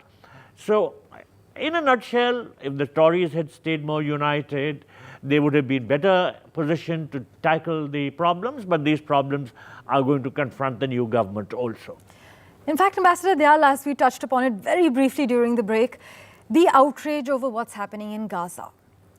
Starmer's take, do you think it's somehow impacted him and his party as far as certain Muslim-dominated areas within the UK are concerned? Well, Keir Starmer has certainly indicated that he will stop the supply of arms to Israel. And surely that is a signal to the Muslim population within Britain, as also to the wider Islamic world. He has also given indications that he would like to see that the Palestinian state is given recognition by the United Kingdom. So there are very, very clear signals that the new Labour Party leadership has been giving out, that it wants to change the policy that has been followed in regard to the Gaza conflict and do everything possible to send a signal to the Palestinians that he will do very, very positive things as far as they are concerned. Right, let's also rope in Mr. Rana at the moment. Sir, Ed Davies' photogenic publicity stunts, they began with the paddle boarding as we had seen in the Lake District. They finished days before the vote with a bungee jump in front of a reluctantly impressed press pack. These attention-grabbing antics, they seem to have been rewarded, right? With an estimated 61 seats for the Lib Dems, which is a huge improvement since the last election. Yes, exactly. That's very interesting. Interestingly, their vote share has only gone up by 0.6%. But this is the best result. You know, the subtext of this election is very interesting, that how ground level arithmetic can change the scenario. For example, Labour vote share has gone up by only 1.4%, and their seats have they've got almost 200 extra seats than the last time. They've crossed the 400 mark. And the main, the villain for the Conservative Party in this election is Reform Party. They've got about 14 or 15% votes, but in Parliament they have only 4 seats. So this is very interesting. In fact, in 124 seats, Reform vote is greater than the winning margin of the Tory rivals. So it's very interesting. It's the Reform Party which, and this 15% electorate who have voted for the Labour Party were naturally Conservative voters. So it's very interesting that just 1.5% rise in vote share and Labour has crossed the 410 mark. So this is a very interesting subtext. It is the Reform UK that has spoiled the game of Conservative Party. Had they not been the main player in this game, the Conservative defeat would not have looked so bad tonight. Well, thank you so much for highlighting those very crucial statistics. Nigel Farage has already served the notice that his party would actually be turning its guns on Labour. But let's just quickly take a look at the headlines as far as the UK is concerned. We have headlines emerging from the UK after Labour's landslide victory. The Daily Record says it's the dawn of a new era. The Mirror says, here we go. Rhyming with here we go. The Independent says landslide with an exclamation. We've got the Daily Express saying it's a crushing blow to the Tory party in an election wipeout. The Daily Mirror calling it an election wipeout. Daily Record, as I mentioned already, calling it the dawn of a new era. Mr. Rana, Nigel Farage has said he's part of a similar phenomenon to that misogynistic influencer Andrew Tate, as he claimed that there were forces in society trying to stop young men from being young men. Is this something that the UK obviously has found, and the Reform Party has obviously found an audience in the UK for this? But as we speak now, beyond that 13 projected mark for the Reform UK, do you think that they'll be getting lucky, and will they be a sort of obstacle as far as the opposition benches are concerned? I don't think they will, pose a genuine threat to the Labour Party, but they are, as there's a term in India which is very interesting, it's called the vote katua, as we call it in Indian languages. They've performed their role, and I don't think they have a permanent role in British politics. When the things are normal, the British politics will return to its main features, that there will be two parties, Conservative and Labour, the main claimant of the power. Lib Dems will, of course, be playing a role, but I have been here in this country for the last 40 years. Barring 5 years, they have not been part of any government. So they will be there around 7, 8 or 10% vote share. So I don't think the permanent features of the British politics are going to change because of this verdict. These are extraordinary times. Who would imagine a prime minister of Indian origin in Britain? Who would imagine the crisis like COVID? And before that, I think the Conservatives, the Brexit was the biggest act of self-harm this country did to itself. And that was, again, a Tory fascination. In fact, James Cameron was in no pressure to call this Brexit referendum. So I think it was a self-inflicted wound that has really damaged the Conservative Party as well as the British economy in a big way. So I think we have seen some extraordinary times. We have seen a prime minister like Boris Johnson, who was known for his erratic behavior. Yes, he was very popular among the Conservative grassroots, but hoping that he will be a disciplined prime minister playing politics by rules would be a bit too much.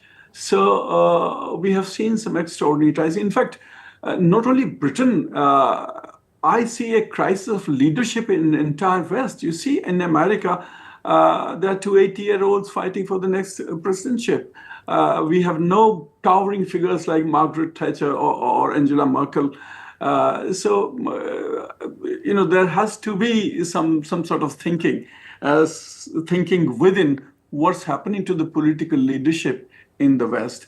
So we are living in some extraordinary times when the basic, ground level rules of British politics as well as the Western politics are changing, in a very interesting way. Well, thank you so much, Mr. Rana, for joining us with that valuable insight. It's always great to hear your perspective. We also have Global Affairs analyst Michael Boschke on the broadcast with us. Thanks so much, Michael, for making time for us. I mean, I don't think at this point anyone is shocked with the result. But Michael, you think a change of government in the UK will magically fill the black holes in the public finances in the next parliament, or conjure up the thousands of additional medical staff needed for the NHS? How soon can we see changes appear? Good to be with you. I think these policies will take a long time to work their way through the system. And, what often happens in these types of elections in Western democracies is once the incoming leader looks at the books, what was left behind, oftentimes they're shocked at how the budget... You're being polite here by saying oftentimes they're shocked.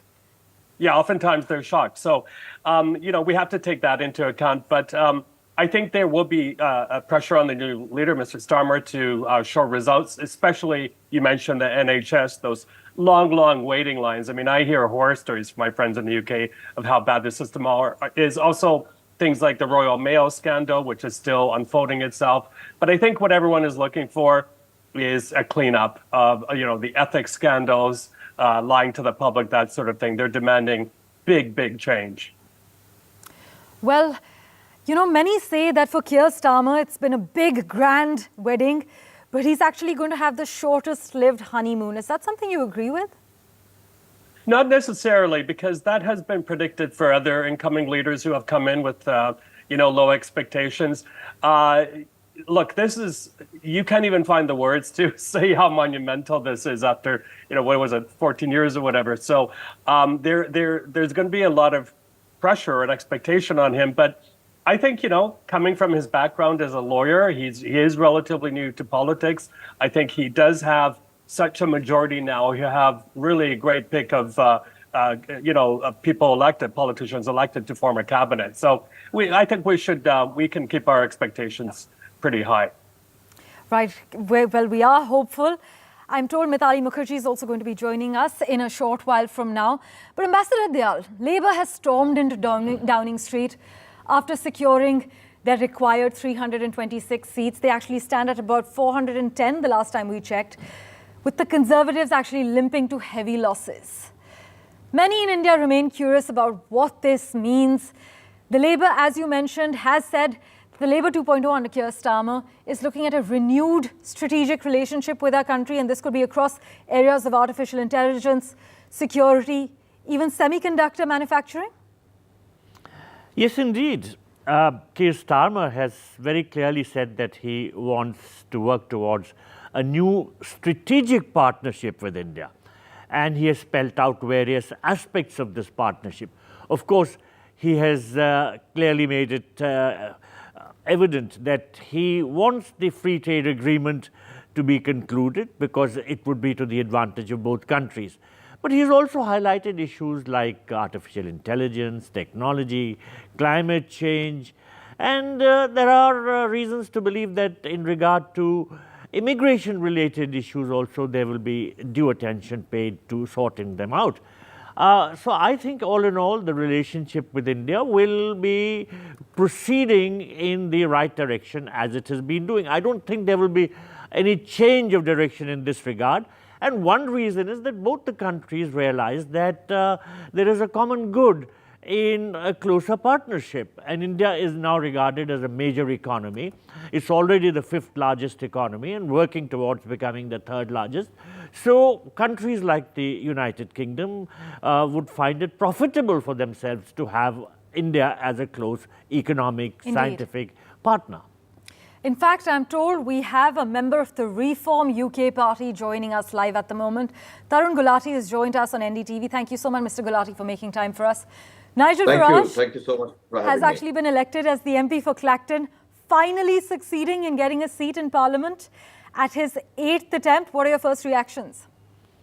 I think that's excellent news. The Labour will find him a tough adversary sitting on the opposition benches, and our party stands for reform. We had an excellent contract set out with, we don't call it a manifesto, we call it a contract for the people.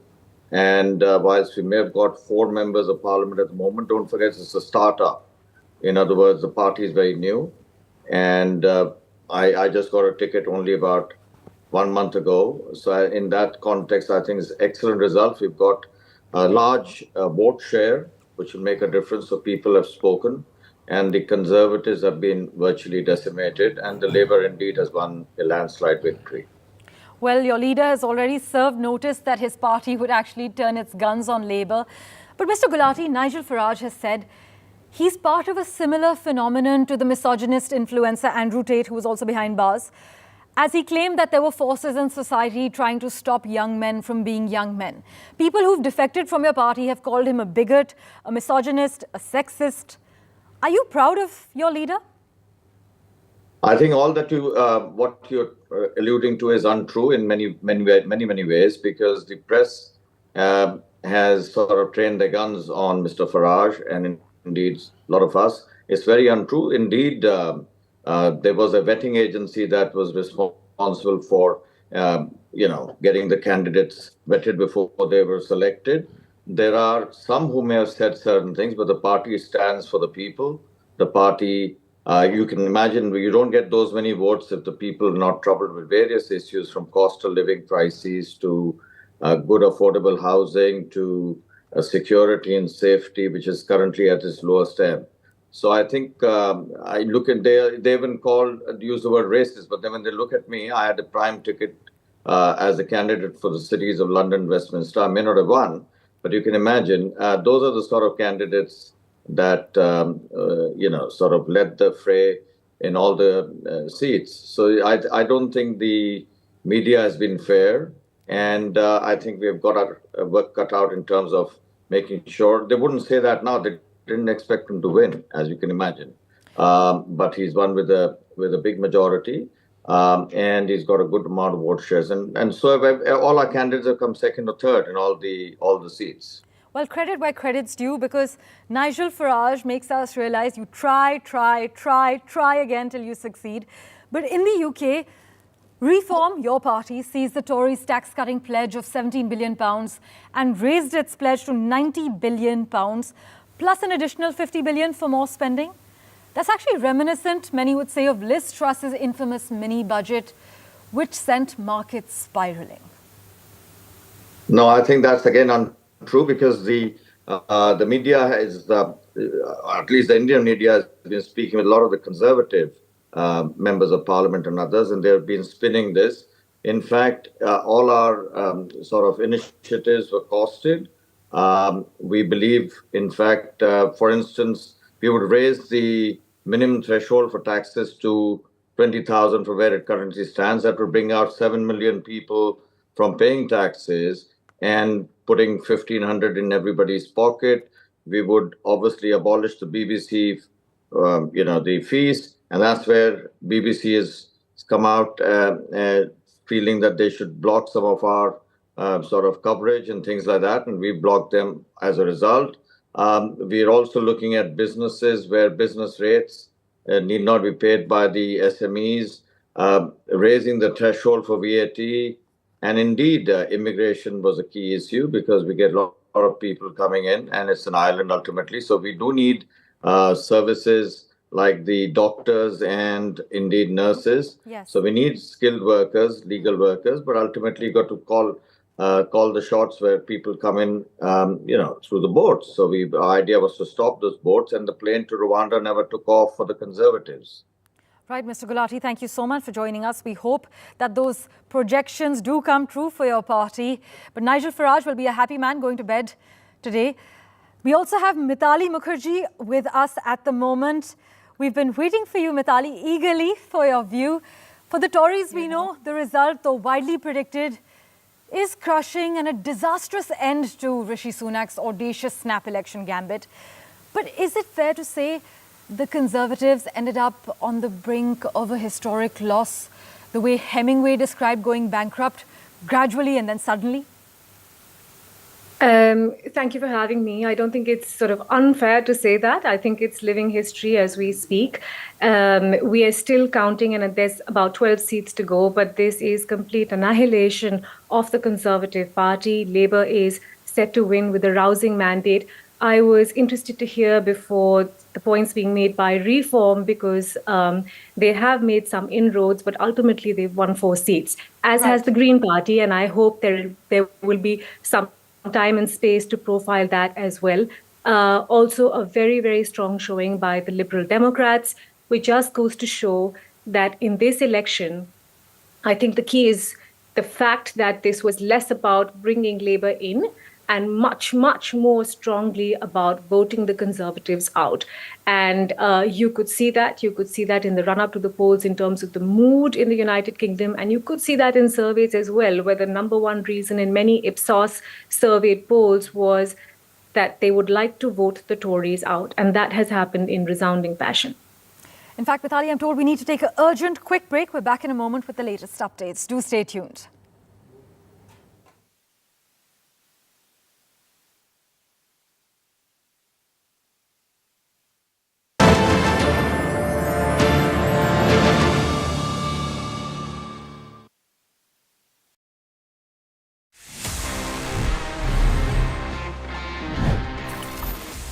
So basically, अगर आप Android use करते हैं या iPhone use करते हैं, doesn't matter, आपको दोनों ही operating systems में बहुत ईजी ऑप्शन मिल जाता है जहाँ पे you can go to the settings and वहाँ से you can mute your unknown numbers, या एंड्रॉयड में you can block calls from unknown numbers. तो अगर कोई अननोन नंबर जो आपकी कॉन्टैक्ट लिस्ट में नहीं है tries to call you, phone won't ring, आप थोड़ा सा सुकून एंजॉय कर पाएंगे। फॉर अ फैक्ट आप ये काम व्हाट्सएप पे भी कर सकते हैं। You can mute all your calls coming from unknown numbers. ये बहुत अच्छा तो है ही, but I would say it's also very important to avoid these scam calls, because sometimes it's just a normal spam, but sometimes it's scammers calling you, approaching you, just trying to take some money out of pocket. तो उससे बचने के लिए भी it's a nice way for us to avoid any unknown numbers. जैसा मैंने just अभी किया, मतलब I'll turn on the setting. You can do it too. It's a nice tip. Please share with all your friends.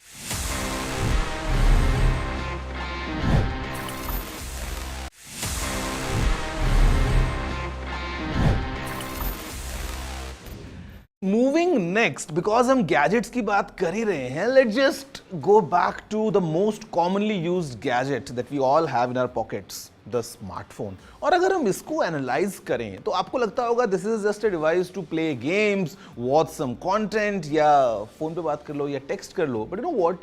There's a lot happening behind the scenes because this small little device is packed with multiple sensors. हो सकता है आपने सुना होगा about accelerometer या gyroscope की कैसे ये सेंसर्स काम करते हैं. जब आप अपनी गैलरी में किसी फोटो देखते देखते जब फोन को रोटेट करते हैं तो फोटो रोटेट हो जाती है, ऑल थैंक्स टू एक्सेलरोमीटर. या फिर जैसे आप जब गेम्स खेलते हैं तो how you can use some gestures, all thanks to gyroscope. But इसके अलावा in a standard smartphone, normally we have from 15 to 20 different kinds of sensors working round the clock to make sure कि जो आपका experience है वो बहुत अच्छा हो जाए. I'll give you a few examples. For example, we have the proximity sensor. ये सेंसर स्क्रीन के ऊपर यहाँ लगा होता है and basically the idea is to detect कि क्या आपका फोन आपके चेहरे के पास है या नहीं है. So when you pick up a call and put the phone next to your face, the screen goes dark. या फिर जब आपका फोन पॉकेट में होता है, the screen goes off and battery consume नहीं होती है.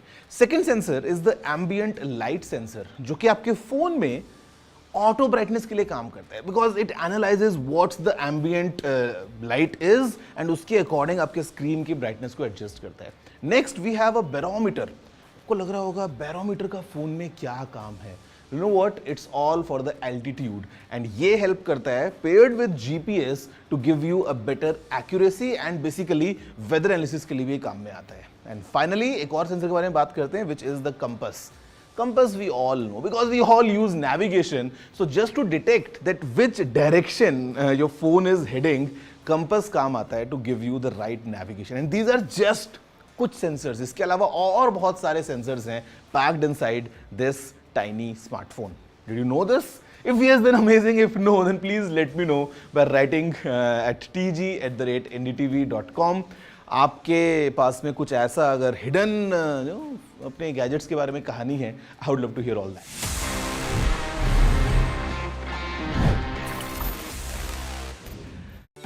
Stay informed and entertained with the new and updated NDTV News app. You can watch all our channels live, listen to podcasts, read breaking and exclusive news from around the world and more. Download the NDTV app today and get access to the best journalism and storytelling on your smartphone or tablet. The NDTV app. News that matters to you. NDTV proudly upholds its legacy of trust and credibility. According to the prestigious Reuters Institute's Digital News Report 2024, NDTV is the top-most news platform in the country. Number 1 in both online and offline reach in India. Beating all its competition, NDTV stands for trust.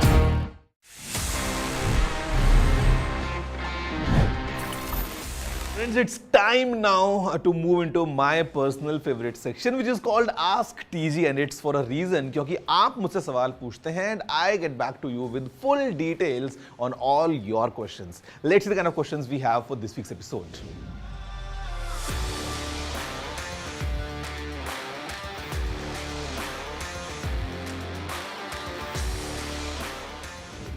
it's very...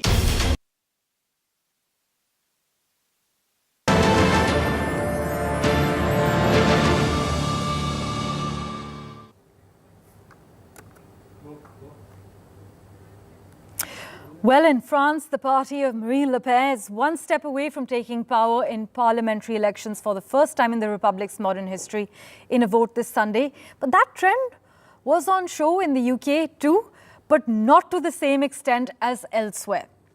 Farage's 13 projected seats, well, the Reform UK is meant to perform better than expected. The Labour stands at 410 as expected. The Conservatives at 118. The exit polls had projected that they'll touch the 131 mark. SNP at 8 as we speak. Others, including independents, have actually breached that 100 mark. They stand at 103 as we speak. Mithali, Nigel Farage, he's been doing quite well. I mean, 8th time lucky, who would have thought? But he has said he's part of this similar phenomenon to the misogynist Andrew Tate, who's quite an influencer and has garnered quite a following. He's also been called a misogynist, a bigot by his own people who've defected actually to the Conservatives. Someone like this, is he poised to be a bit of an obstacle as far as the opposition benches are concerned? Well, I think the first lesson to take away for all political parties and political leaders is that misinformation comes from the top. And Nigel Farage has been one of those politicians who has made consistently extremely irresponsible remarks. Having said that, I think it's important to put into context what we're looking at here. This is a historic win for Labour, something we haven't seen since the Second World War. As we speak, they're cruising past the 400 mark. Interesting that they have done it, and it didn't quite work out in India as planned. I think Nigel Farage is honestly a side story. He has won 4 seats. It is reflective as well in terms of the seats that they've won, such as Clacton, that this is the same population and space that voted to exit during the Brexit vote. Yes. There is certainly representation that needs to be voiced here. There is certainly a space in the population that is not feeling heard, but I don't think that is the core story. The core story is the severe and rank incompetence of the Conservative Party that came to, almost sort of a nuclear fission point as people stepped out to vote. And the big question from here on is, what is the sort of economic key agenda for the incoming Labour government? What is it that they want to take on first? And I think the Reform Party will be sort of represented in Parliament in a few seats. As I mentioned earlier, will the Green Party, as will the Liberal Democrats. So what we're looking at this point in time, 14 years after having not seen this, is an extremely liberal space really in Parliament for discussion. In fact, many say that besides the Labour and Keir Starmer, the only person enjoying the election results so far appears to be Ed Davey. And we've seen from paddleboarding to bungee jumping, it seems his gimmicks seem to have worked beautifully now that the Lib Dem leader's actually eyeing his party's best result for a century, as the BBC has projected. Dozens of yellow seats and a big uptick if we compare their result to 2019. Yeah, I mean, look, a lot of politicians have managed to use social media and other tools quite efficiently. Actually, Nigel Farage has been one of those who stood out in terms of his TikTok campaign and how that resonated with people in terms of the views that it was generating and the engagement it was getting. I think it's important, again, to nuance what's happened with the Liberal Democrats, which is that they have furthered their performance in every seat that has traditionally been a Conservative seat. As I mentioned earlier, I think the clear outcome over here is that it's an overwhelming mandate to remove the Conservative Party, which is why you're beginning to see growth in other parties like the Liberal Democrats. As they say, an election is for a government to lose and not an opposition to win. And in this case, it has been an overwhelming loss for the Conservative Party. As we speak, Liz Truss, for the first time in 100 years, I think, is a former Prime Minister who has lost her seat. The same thing has happened in several seats that were formerly held by Prime Ministers, whether it is David Cameron or Boris Johnson. I think it is a searing indictment of the kind of leadership the Conservative provided for the country and the mismanagement that happened under it. Right. Also, Mithali, we have reactions from the outgoing Prime Minister Rishi Sunak and Labour's leader Keir Starmer, who's going to be the 58th Prime Minister, British Prime Minister. Let's just listen into those. Can I start by thanking the returning officer and all the team who've been working here at the count and at the polling stations today. You make our democracy possible. I'd also like to thank the police who have ensured that we can conduct this ballot here in North Yorkshire, but also across the country in safety. On this difficult night, I'd like to express my gratitude to the people of the Richmond and North Allerton constituency for your continued support. Since I moved here a decade ago, you have made me and my family feel so at home, and I look forward to continuing to serve as your Member of Parliament.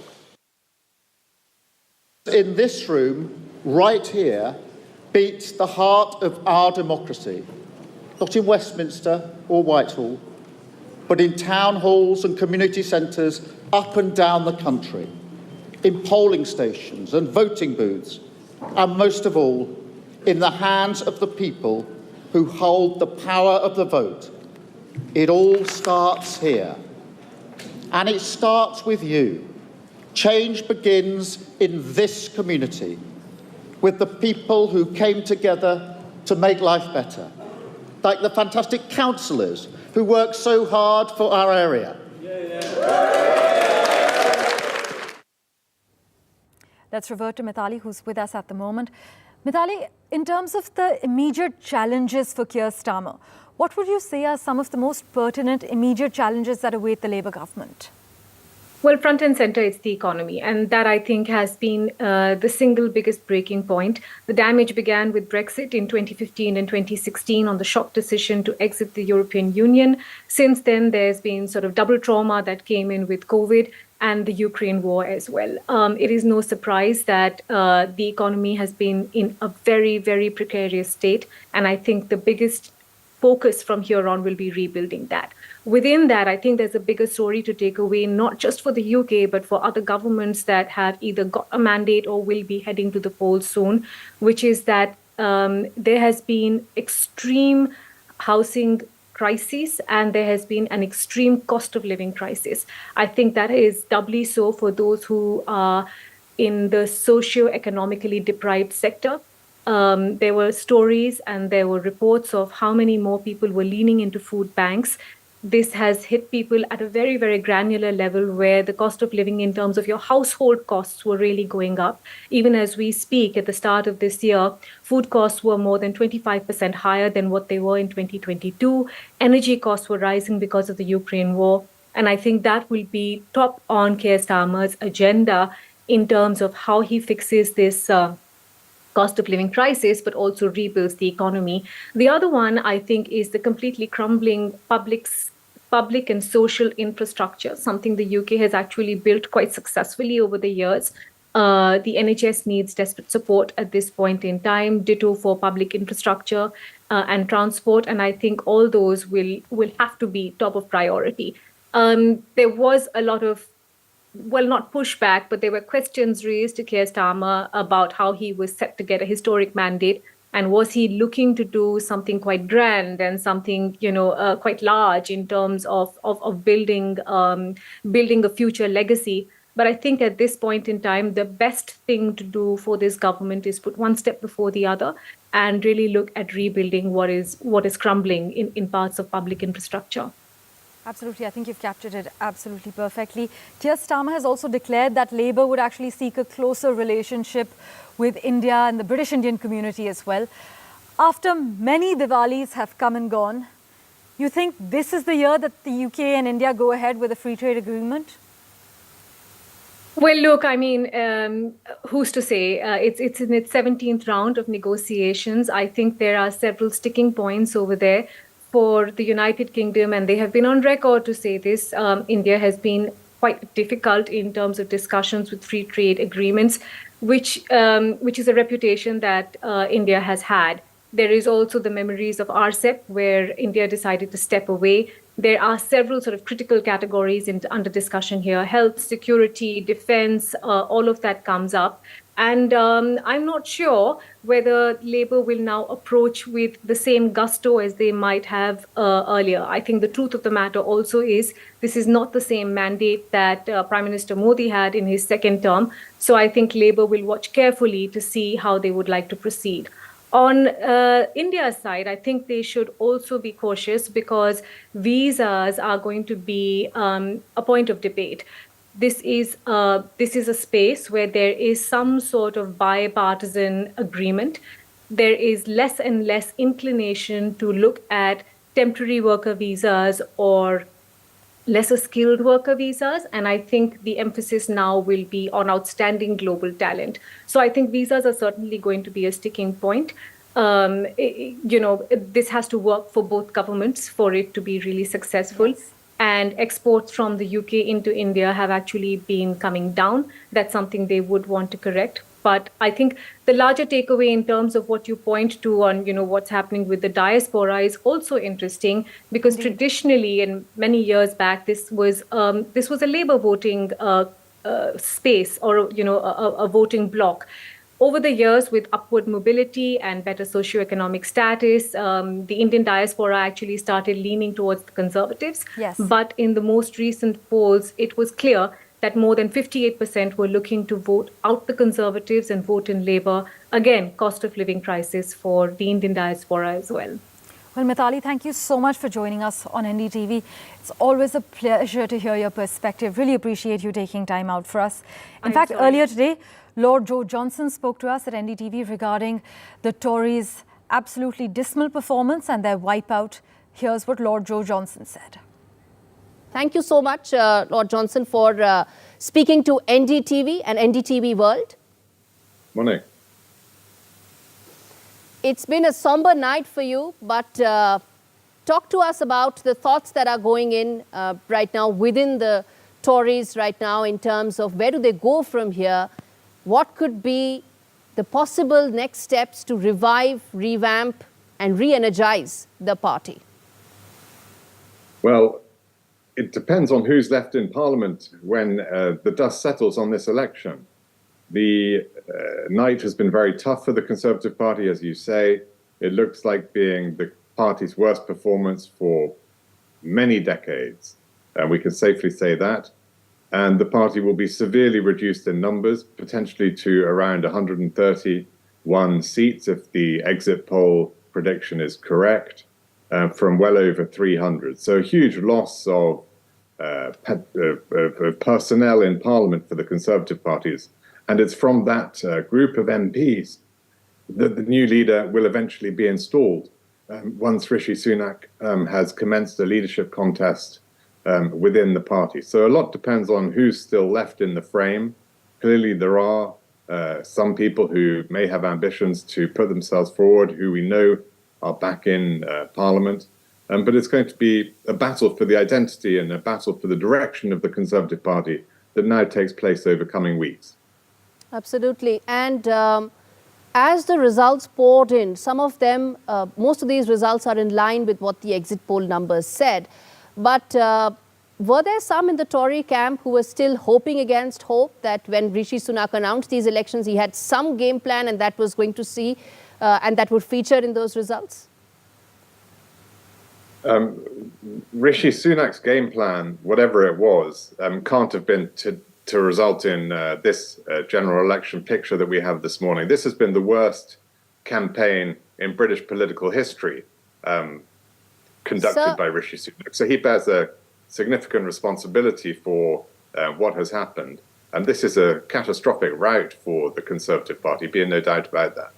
Absolutely. And I think he did take that responsibility in that speech. But what, according to you, were the main reasons for the defeat being the way it was? Much worse than what any would have imagined. What would you think the three factors were?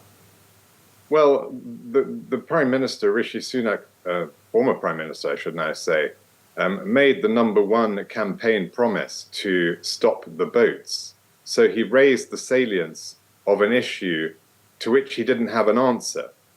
So in political terms, that was an appalling strategy because he said repeatedly, we will stop the boats, we will stop the boats, we will stop the boats. And yet he didn't appear to have any real policy that would actually deliver on that commitment. And that became immediately apparent when the Rwanda policy, which he was pursuing, started to crumble within his fingers. So that's the first rule of politics. Don't raise the salience of an issue to which you don't have an answer. So he essentially tried to become Reform light, Reform being the party that has emerged under the leadership of Nigel Farage, that focuses almost exclusively on immigration issues and other related issues, cultural issues, and became a sort of a Reform light party. And that has spectacularly failed as a political gambit, underscoring that what really matters if you want to be a national party is that you sort of accept the way the world is rather than want to endlessly hark back to how it was in the 1950s when Britain was a very different kind of country. Absolutely. And Lord Johnson, I'm sitting here in New Delhi, and what is going in my mind right now and all our viewers is that what does Starmer's entry mean for India? What should we brace ourselves for, or what is it that we should now be pleasantly surprised and await in terms of Starmer's view, policy and direction for India? Well, we need to wait for Keir Starmer to form his government and to choose the foreign policy team. Obviously, we have a shadow foreign secretary at the moment in the form of David Lammy, who's extremely experienced. And has been making a lot of effort in the India relationship. You'll have noticed that the Labour Party manifesto did not sort of revisit many of the old themes that previous Labour governments have emphasised in their relations with India, including, for example, the issue of Kashmir and so on. Keir Starmer, in his campaign, has made a concerted effort to reach out to the Hindu vote in the UK, visiting the Swaminarayan temple in Kingsbury, and promising to protect the interest of British Hindus during his campaign. So he is making an effort on that score.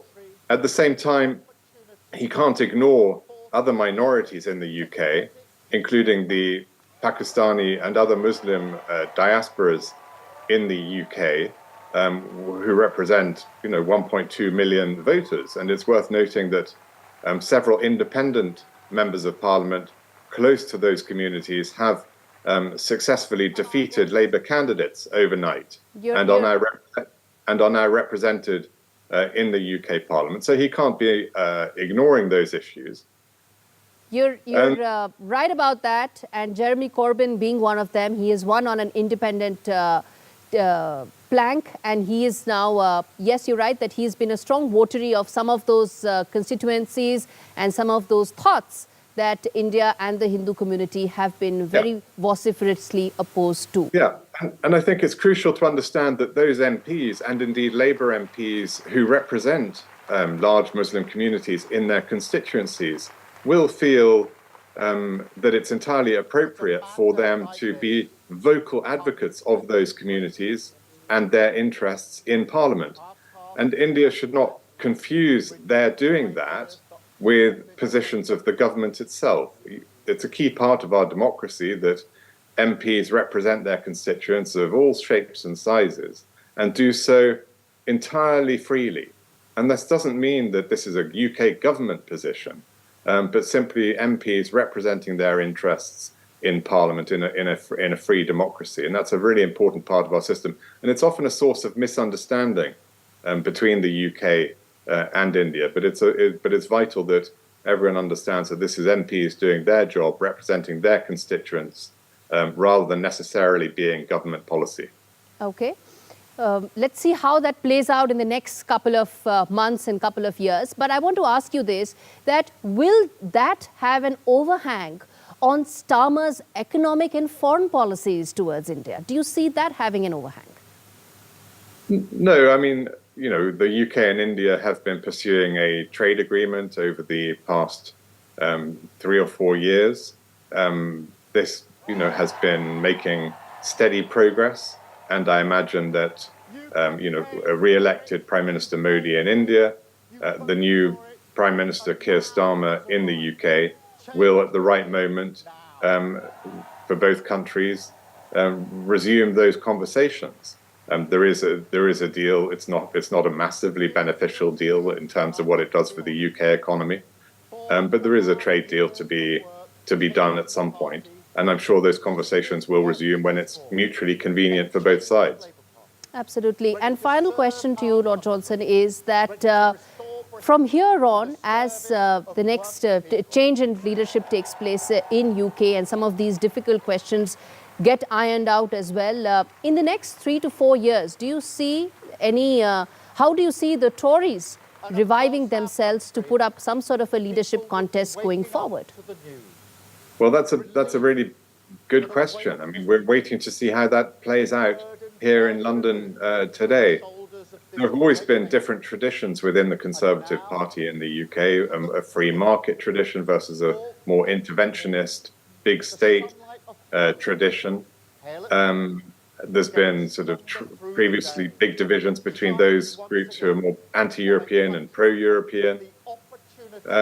So, you know, the battle for the future of the Conservative Party, I'm afraid, continues. This is a rather inward-looking battle that is not of massive interest to the country at large, and it prevents the party from sending out a clear message to the country about how it's going to help bring the country forward and take advantage of many of the great opportunities that are out there for the UK. But unfortunately, it does continue again for the time being. As we speak, the latest numbers that are coming in is that it's 389 for Labour. It's pretty much in kissing distance of getting to that 400 mark, something that Tories would have never wanted Starmer to achieve, but that's what it looks like, making those decisions more tougher, but also more immediate. Yes, it's a very big majority and a testament to the very disciplined campaign that Keir Starmer's Labour Party ran during this election, and also highlights the weakness of the Conservative offer to the country, fueled by infighting, a very sloppy campaign, possibly one of the worst in British political history. And inevitably, after 14 years of government, the country was already crying out for change, and the appalling campaign certainly didn't help the Conservatives sustain a strong representation in Parliament. What worked for Labour, Lord Johnson? What worked for them the best to get the kind of numbers that we are talking? Well, I mean, first of all, just the natural time and tide of change. You know, after 14 years in office, and the Conservatives, you know, had started to become very inward focused on their own divisions. These were not the best advertisement of what the country could, for what the party could do for the country.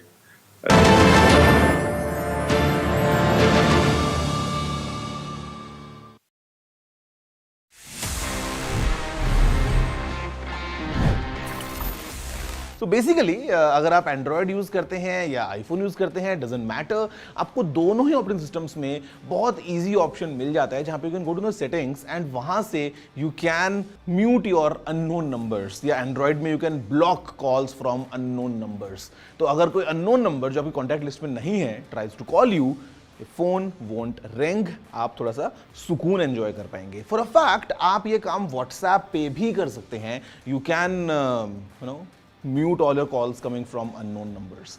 ये बहुत अच्छा तो है ही, but I would say it's also very important to avoid these scam calls, because sometimes it's just a normal spam, but sometimes it's scammers calling you, you know, approaching you, just trying to take some money out of pocket. तो उससे बचने के लिए भी it's a nice way for us to avoid any unknown numbers. जैसा मैंने just अभी किया, मतलब I'll turn on the setting. You can do it too. It's a nice tip. Please share with all your friends.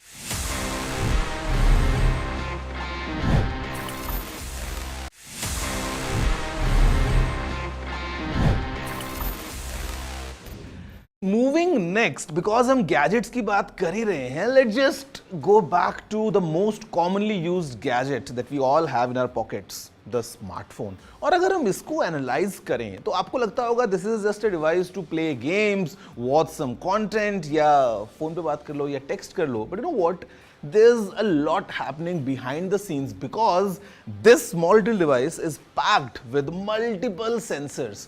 हो सकता है आपने सुना होगा अबाउट एक्सेलरोमीटर या जायरोस्कोप कि कैसे ये सेंसर्स काम करते हैं. जब आप अपनी गैलरी में किसी फोटो देखते देखते जब फोन को रोटेट करते हैं तो फोटो रोटेट हो जाती है, ऑल थैंक्स टू एक्सेलरोमीटर. या फिर जैसे आप जब गेम्स खेलते हैं तो how you can use some gestures, all thanks to gyroscope. But इसके अलावा in a standard smartphone, normally we have from 15 to 20 different kinds of sensors working round the clock to make sure कि जो आपका experience है वो बहुत अच्छा हो जाए. I'll give you a few examples. For example, we have the proximity sensor.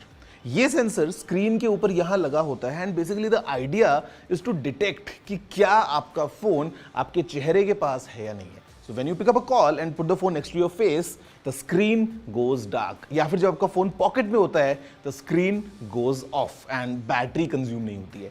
Second sensor is the ambient light sensor, जो कि आपके फोन में ऑटो ब्राइटनेस के लिए काम करता है because it analyses what's the ambient light is and उसके अकॉर्डिंग आपके स्क्रीन की ब्राइटनेस को एडजस्ट करता है. Next we have a barometer. आपको लग रहा होगा बैरोमीटर का फोन में क्या काम है. You know what? It's all for the altitude and ये help करता है paired with GPS to give you a better accuracy and basically weather analysis के लिए भी काम में आता है. And finally एक और सेंसर के बारे में बात करते हैं which is the compass. Compass we all know because we all use navigation. So just to detect that which direction your phone is heading, compass काम आता है to give you the right navigation. And these are just कुछ sensors. इसके अलावा और बहुत सारे sensors हैं packed inside this tiny smartphone. Did you know this? If yes, then amazing. If no, then please let me know by writing at tg@ndtv.com.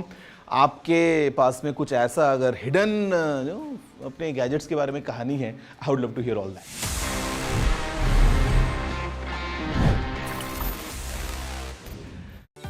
Stay informed and entertained with the new and updated NDTV News app.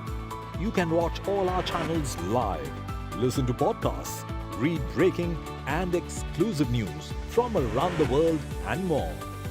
Download the NDTV app today and get access to the best journalism and storytelling on your smartphone or tablet. The NDTV app. News that matters to you. NDTV proudly upholds its legacy of trust and credibility. According to the prestigious Reuters Institute's Digital News Report 2024, NDTV is the top-most news platform in the country. Number one in both online and offline reach in India. Nagrik Suraksha Sanhita and Bharatiya Sakshya Adhiniyam. Now these are the names which the lawyers are objecting to. For more details, let me go across to my correspondent Sam Daniel, also joining on the broadcast. Sam, AIADMK, DMK, now lawyers all are protesting against the 3 new criminal laws, but they have come into effect and the centre is in no mood to change it. That's right. They say the central government, although it has been adopted and now they become acts in force, they want the central government to engage with lawyers across the country to have widespread consultations with them first. To begin with, they object to even the naming of these 3 laws in Hindi, which they say is against the constitution. Then they say there are several aspects of these 3 laws which are sometimes against constitution, which requires widespread understanding and discussion with lawyers, with all the stakeholders. And particularly they refer to the criminal procedure code, criminal procedure law, which they say is not a colonial act as the government claims, because it was passed in the year 70s after independence. And if at all the centre had wanted to bring about some changes, they need not have changed the name, but they could have tinkered and brought about these amendments. But they say they question the logic behind changing the name of this. And specifically they say there are several issues about which they are worried. For example, under the amended form, the accused can be taken under police custody up to 60 days, one time after the other, which was not possible under the earlier one. So this could actually open the floodgates of harassment, and also could actually open the floodgates for more cases filed challenging and things like that, which will only complicate things further, especially when we have a large bulk of cases still pending. Secondly, they refer to the use and misuse of handcuffs. For instance, earlier it was banned by Justice Krishna Iyer in his judgment, but now they say habitual offenders can be handcuffed, and also family members who have several cases pending against them or filed against them. And this again they feel could be abused largely. And as we speak now, lawyers in the Madurai bench of the Madras High Court, they are boycotting work. The ruling DMK lawyers, or the legal wing, is also holding protests outside courts across Tamil Nadu, outside all the district courts. And tomorrow, they've also planned for a hunger strike in Chennai. And the legal wing of the opposition, the AIADMK, would also be holding protests outside the Madras High Court later today. But whether this will have any kind of impact after the centre had hurriedly passed it in the earlier regime without any discussion, that's something we'll have to wait and watch. Although technically these acts have come into force, the legal community is up in arms now. Right.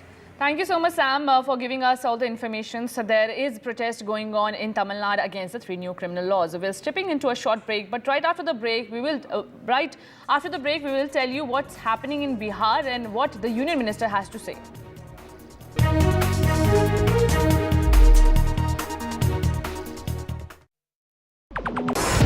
NDTV proudly upholds its legacy of trust and credibility. According to the prestigious Reuters Institute's Digital News Report 2024, NDTV is the top-most news platform in the country. Number 1 in both online and offline reach in India. Beating all its competition, NDTV stands for trust.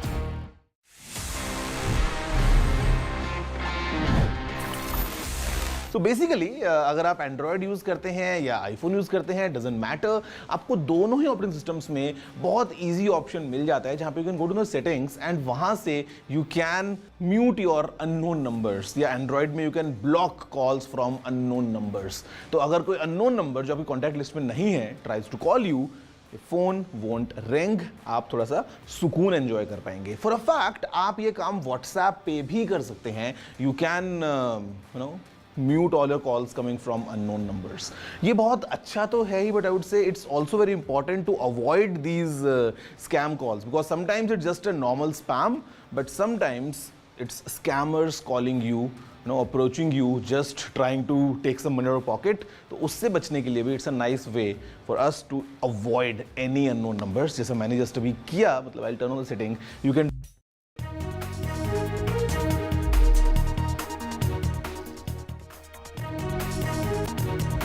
Congress MP Rahul Gandhi visits Hathras, meets families of Satsang stampede victims, says no politics over dead, highlights systemic deficiencies. Congress manifesto promise under length, 6 BRS leaders jump ship to join Congress. KTR points to Congress manifesto reminds of anti-defection law promise.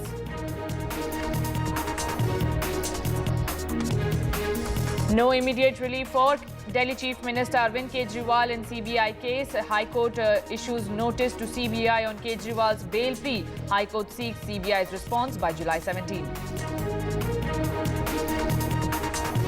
Andhra Pradesh Chief Minister Chandrababu Naidu meets Finance Minister Nirmala Sitharaman in Delhi. Key pre-budget meet as Andhra seeks a special package. Prime Minister Narendra Modi meets athletes ahead of Paris Olympics. PM's message to Indian contingent, aim for the best. Senior Olympians share tips with the first-timers.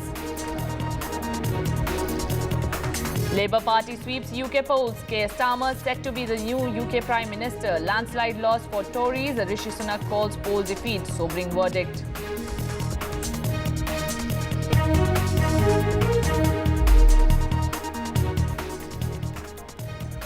And now Andhra Pradesh Chief Minister is meeting Rajnath Singh. Now the meeting between Andhra Pradesh Chief Minister and Defence Minister Rajnath Singh is taking place in the national capital. Earlier, Andhra Pradesh Chief Minister Chandrababu Naidu met Finance Minister Nirmala Sitharaman and BJP President JP Nadda. We also have Uma Sudhir back with us. Uma, back-to-back meetings with all the Modi cabinet, and this comes when Andhra Pradesh is seeking a special package. Tomorrow there is a meeting between the two Telugu state leaders with Revanth Reddy and Naidu. So just before that meeting, Andhra Pradesh Chief Minister is weighing down on the Modi cabinet to give some sort of relief for Andhra Pradesh. Yes, indeed. It's a back-to-back series of meetings of Chandrababu Naidu with all the important leaders in Delhi. Of course, we saw him meeting the Prime Minister, Mr. Amit Shah, as well as several other cabinet ministers like Nitin Gadkari, Piyush Goyal, Shivraj Singh Chauhan, Manohar Lal, Hardeep Singh Puri, and today, of course, Nirmala Sitharaman, JP Nadda, and now Mr. Rajnath Singh. So politics does have a way of changing it just within a few months, because he used to be waiting in Delhi to get these appointments and meetings, and they were not easy to come by. But now the political reality has changed. The TDP is the biggest of the partners in the NDA, supporting the BJP at the center as part of the NDA, and therefore the equation has changed with the 16 MPs in the union cabinet. And yes, you are right that with each of these ministers, he has a specific list of what he wants to do. In fact, many of them he is meeting along with the union ministers, and he's hoping some kind of a mechanism can be put in place so that the working of the ministry, whatever the works that Andhra Pradesh wants to get done with each of these ministries, he wants a mechanism to be put in place so that things become easier. So politically, even though he did not demand, as was being expected, a speaker, a deputy speaker, and so on, Chandrababu Naidu wants to make sure that his state gets the best deal out of the political reality today, and that's the reason why he is creating this equation with each of these ministers and hoping that his team from Andhra Pradesh will be able to take that forward as well, so that they convert into benefits for a state that actually has starting off with a huge revenue deficit. Just capital expenditure on salaries and repayment of debts is taking away all its revenue expenditure with no leeway at all left for any capital expenditure. Right, Uma, and also now that TDP has a say in the centre, they are the coalition partners. It's also important to highlight that special status for Andhra Pradesh has been the demand of Chandrababu Naidu, not just now, but for decades. See, special category status is something that has been clarified time and again, saying that legally it is not possible for Andhra Pradesh to get that special category status, and that's the reason why Chandrababu Naidu had years ago, in fact, agreed for what was called as a special package. But there was politics being, political kind of competitiveness between the YSRCP and the TDP, because of which special category status again became a demand. But in the recent elections, as were assembly, state assembly, and parliament elections, no one was speaking about special category status. They were talking about benefits that can accrue to Andhra Pradesh. So the terminology in terms of a special category status may not be important, but the benefits that accrue to Andhra Pradesh, those are going to be very closely watched by the people of Andhra Pradesh. So they are hoping for the completion of the Polavaram project, building of a capital, something that they feel quite, should I say, emotionally, as well as in every other way left out, that they don't have a state capital even 10 years after the formation. So they are hoping that the building of that capital will happen and investments will start coming into Andhra Pradesh. So multiple specific demands that Chandrababu Naidu has in fact put forth for each of the ministers that he is meeting, and he's hoping that he will be able to move the coins in such a manner that ultimately Andhra Pradesh will benefit. Back to you. Right. Thank you so much, Uma, for giving us all the details. And currently, Andhra Pradesh Chief Minister is meeting Defence Minister Rajnath Singh. Now, while Bihar is witnessing falling of bridges one after the other, taking the count to 10 in the last 15 days, now Union Minister Jitanram Manjhi has spoken on the bridge collapse incident. He has shifted the blame on the rainfall. Mr. Manjhi said that an abnormal amount of rainfall is resulting into bridges collapse. Listen into this shocking defense. समाचार मिलिए, हम लोग ये जानते हैं बरसात का समय है, काफ़ी अब नॉर्मल वर्षा हुई है जी, इसलिए पुल पे गिरने का सिलसिला है, लेकिन उसके बावजूद भी पुल क्यों गिरा है इसकी जांच के लिए यहाँ का मुख्यमंत्री बहुत संवेदनशील है। अगर इसमें कहीं किसी प्रकार की गड़बड़ी हुई है उस पर आवश्यक कार्रवाई किया जाए और कड़ी कार्रवाई की जाए। And to talk about more on this, we also have Prabhakar Kumar joining us on the broadcast. Prabhakar, we heard Jitan Ram Manjhi shifting the onus completely on the rainfall, saying the centre, this is a kind of response that comes in when the centre as well as the Bihar government has no answers and no solution for the situation right now. We have seen how 10 bridges have collapsed so far in just 15 days. Exactly, it is bizarre. It is bizarre, and coming in the view of admission by the Bihar government, yesterday we saw the senior official of Bihar government, the additional chief secretary rank official of Water Resources Development Department, he admitted on record that there has been lapses. The lapses in terms of maintenance of the bridges, the lapses in terms of dredging of the river, which actually led to collapse of so many bridges. So it's not the water, it's not the monsoon to be blamed. The Bihar government on record has admitted that the lapses was on part of their engineers and the contractors who were engaged in the construction and the maintenance of the bridges. But here's a senior union minister, a former chief minister, who is saying and who is blaming it on the monsoon. And remember, these bridges are actually built for this, for the monsoon, for the rains, for the water. When the water level increases, that's the basic function of a bridge. So you can't actually blame the collapse of the bridge on the water, on the rain, on the monsoon. This is something extremely bizarre. Right. Thank you so much, Prabhakar, for giving us the details. It remains to be seen what action or inspections, if the Bihar government is mulling on it, ordering after at least 10 bridges have collapsed in the last 15 days. Now, trouble seems to be mounting for BJP veteran leader B.S. Yediyurappa. A Bengaluru court on Thursday issued summons to former Chief Minister B.S. Yediyurappa to appear before it on July 15 in connection with the POCSO Act case filed against him. The Criminal Investigation Department had filed a charge sheet against the BJP leader at Fast Track Court for POCSO Act cases here on June 27th. We also have Pratibha Raman live with us. Pratibha, trouble seems to be mounting for B.S. Yediyurappa, but B.S. Yediyurappa in his defense has said that this case is baseless and this is a political witch hunt by the Congress party.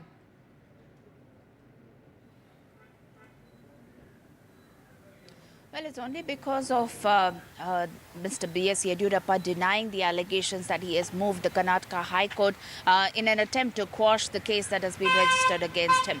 But in the meantime, yes, the charge sheet that has been filed, which was filed last week, has some of the most important details there which is surfaced, talking about how it's not just about Mr. Yediyurappa being charged under Section 8 of the POCSO Act, but two others who have worked at the behest of Yediyurappa and tried to influence the complainant, also tried to destroy the evidence in the form of social media posts as well as some of the video recordings on her phone, asking her to destroy them or delete them from her phone.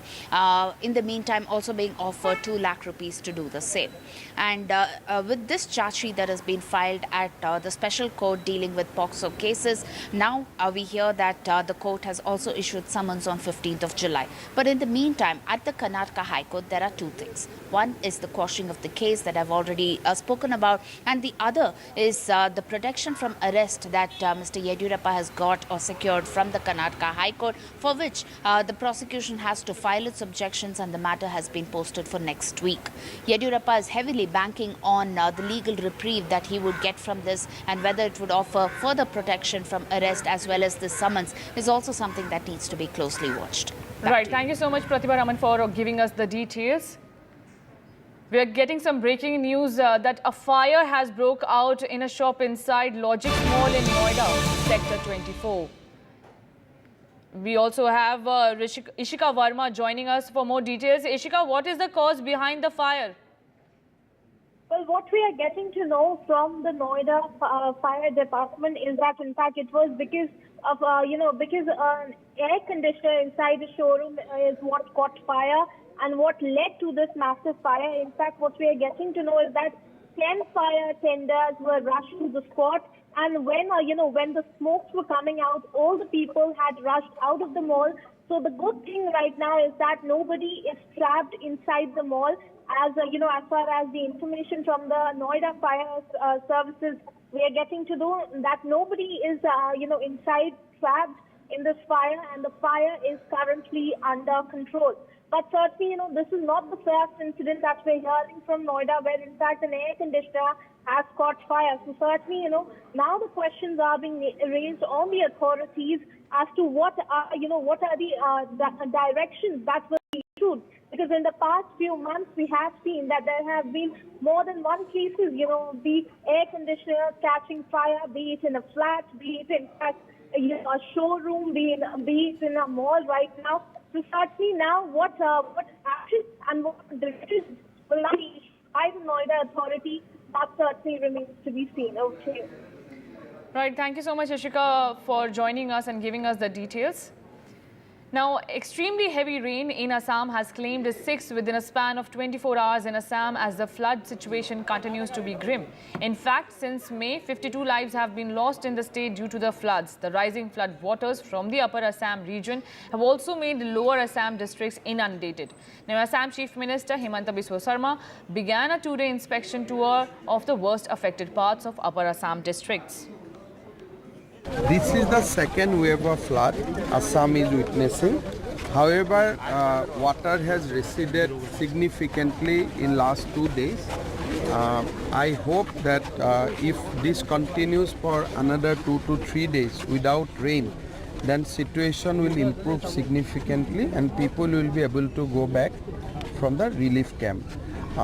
However, if we get more rain, then situation might worsen. So it is all depends how weather looks like in next 1 week. The flood situation in Assam has remained unchanged in the last 24 hours, with more people getting affected. Over 21 lakh people are affected, and in fact the rains are back overnight. That it had rained hard in Guwahati, and you can see many areas of Guwahati are waterlogged. People really actually wading through flood waterlogged areas to come and reach their workstations. Now, while this is not only the scene of Guwahati, in fact for the past 1 week the entire Dibrugarh town is waterlogged. If you talk about flood warnings, then there are flood warnings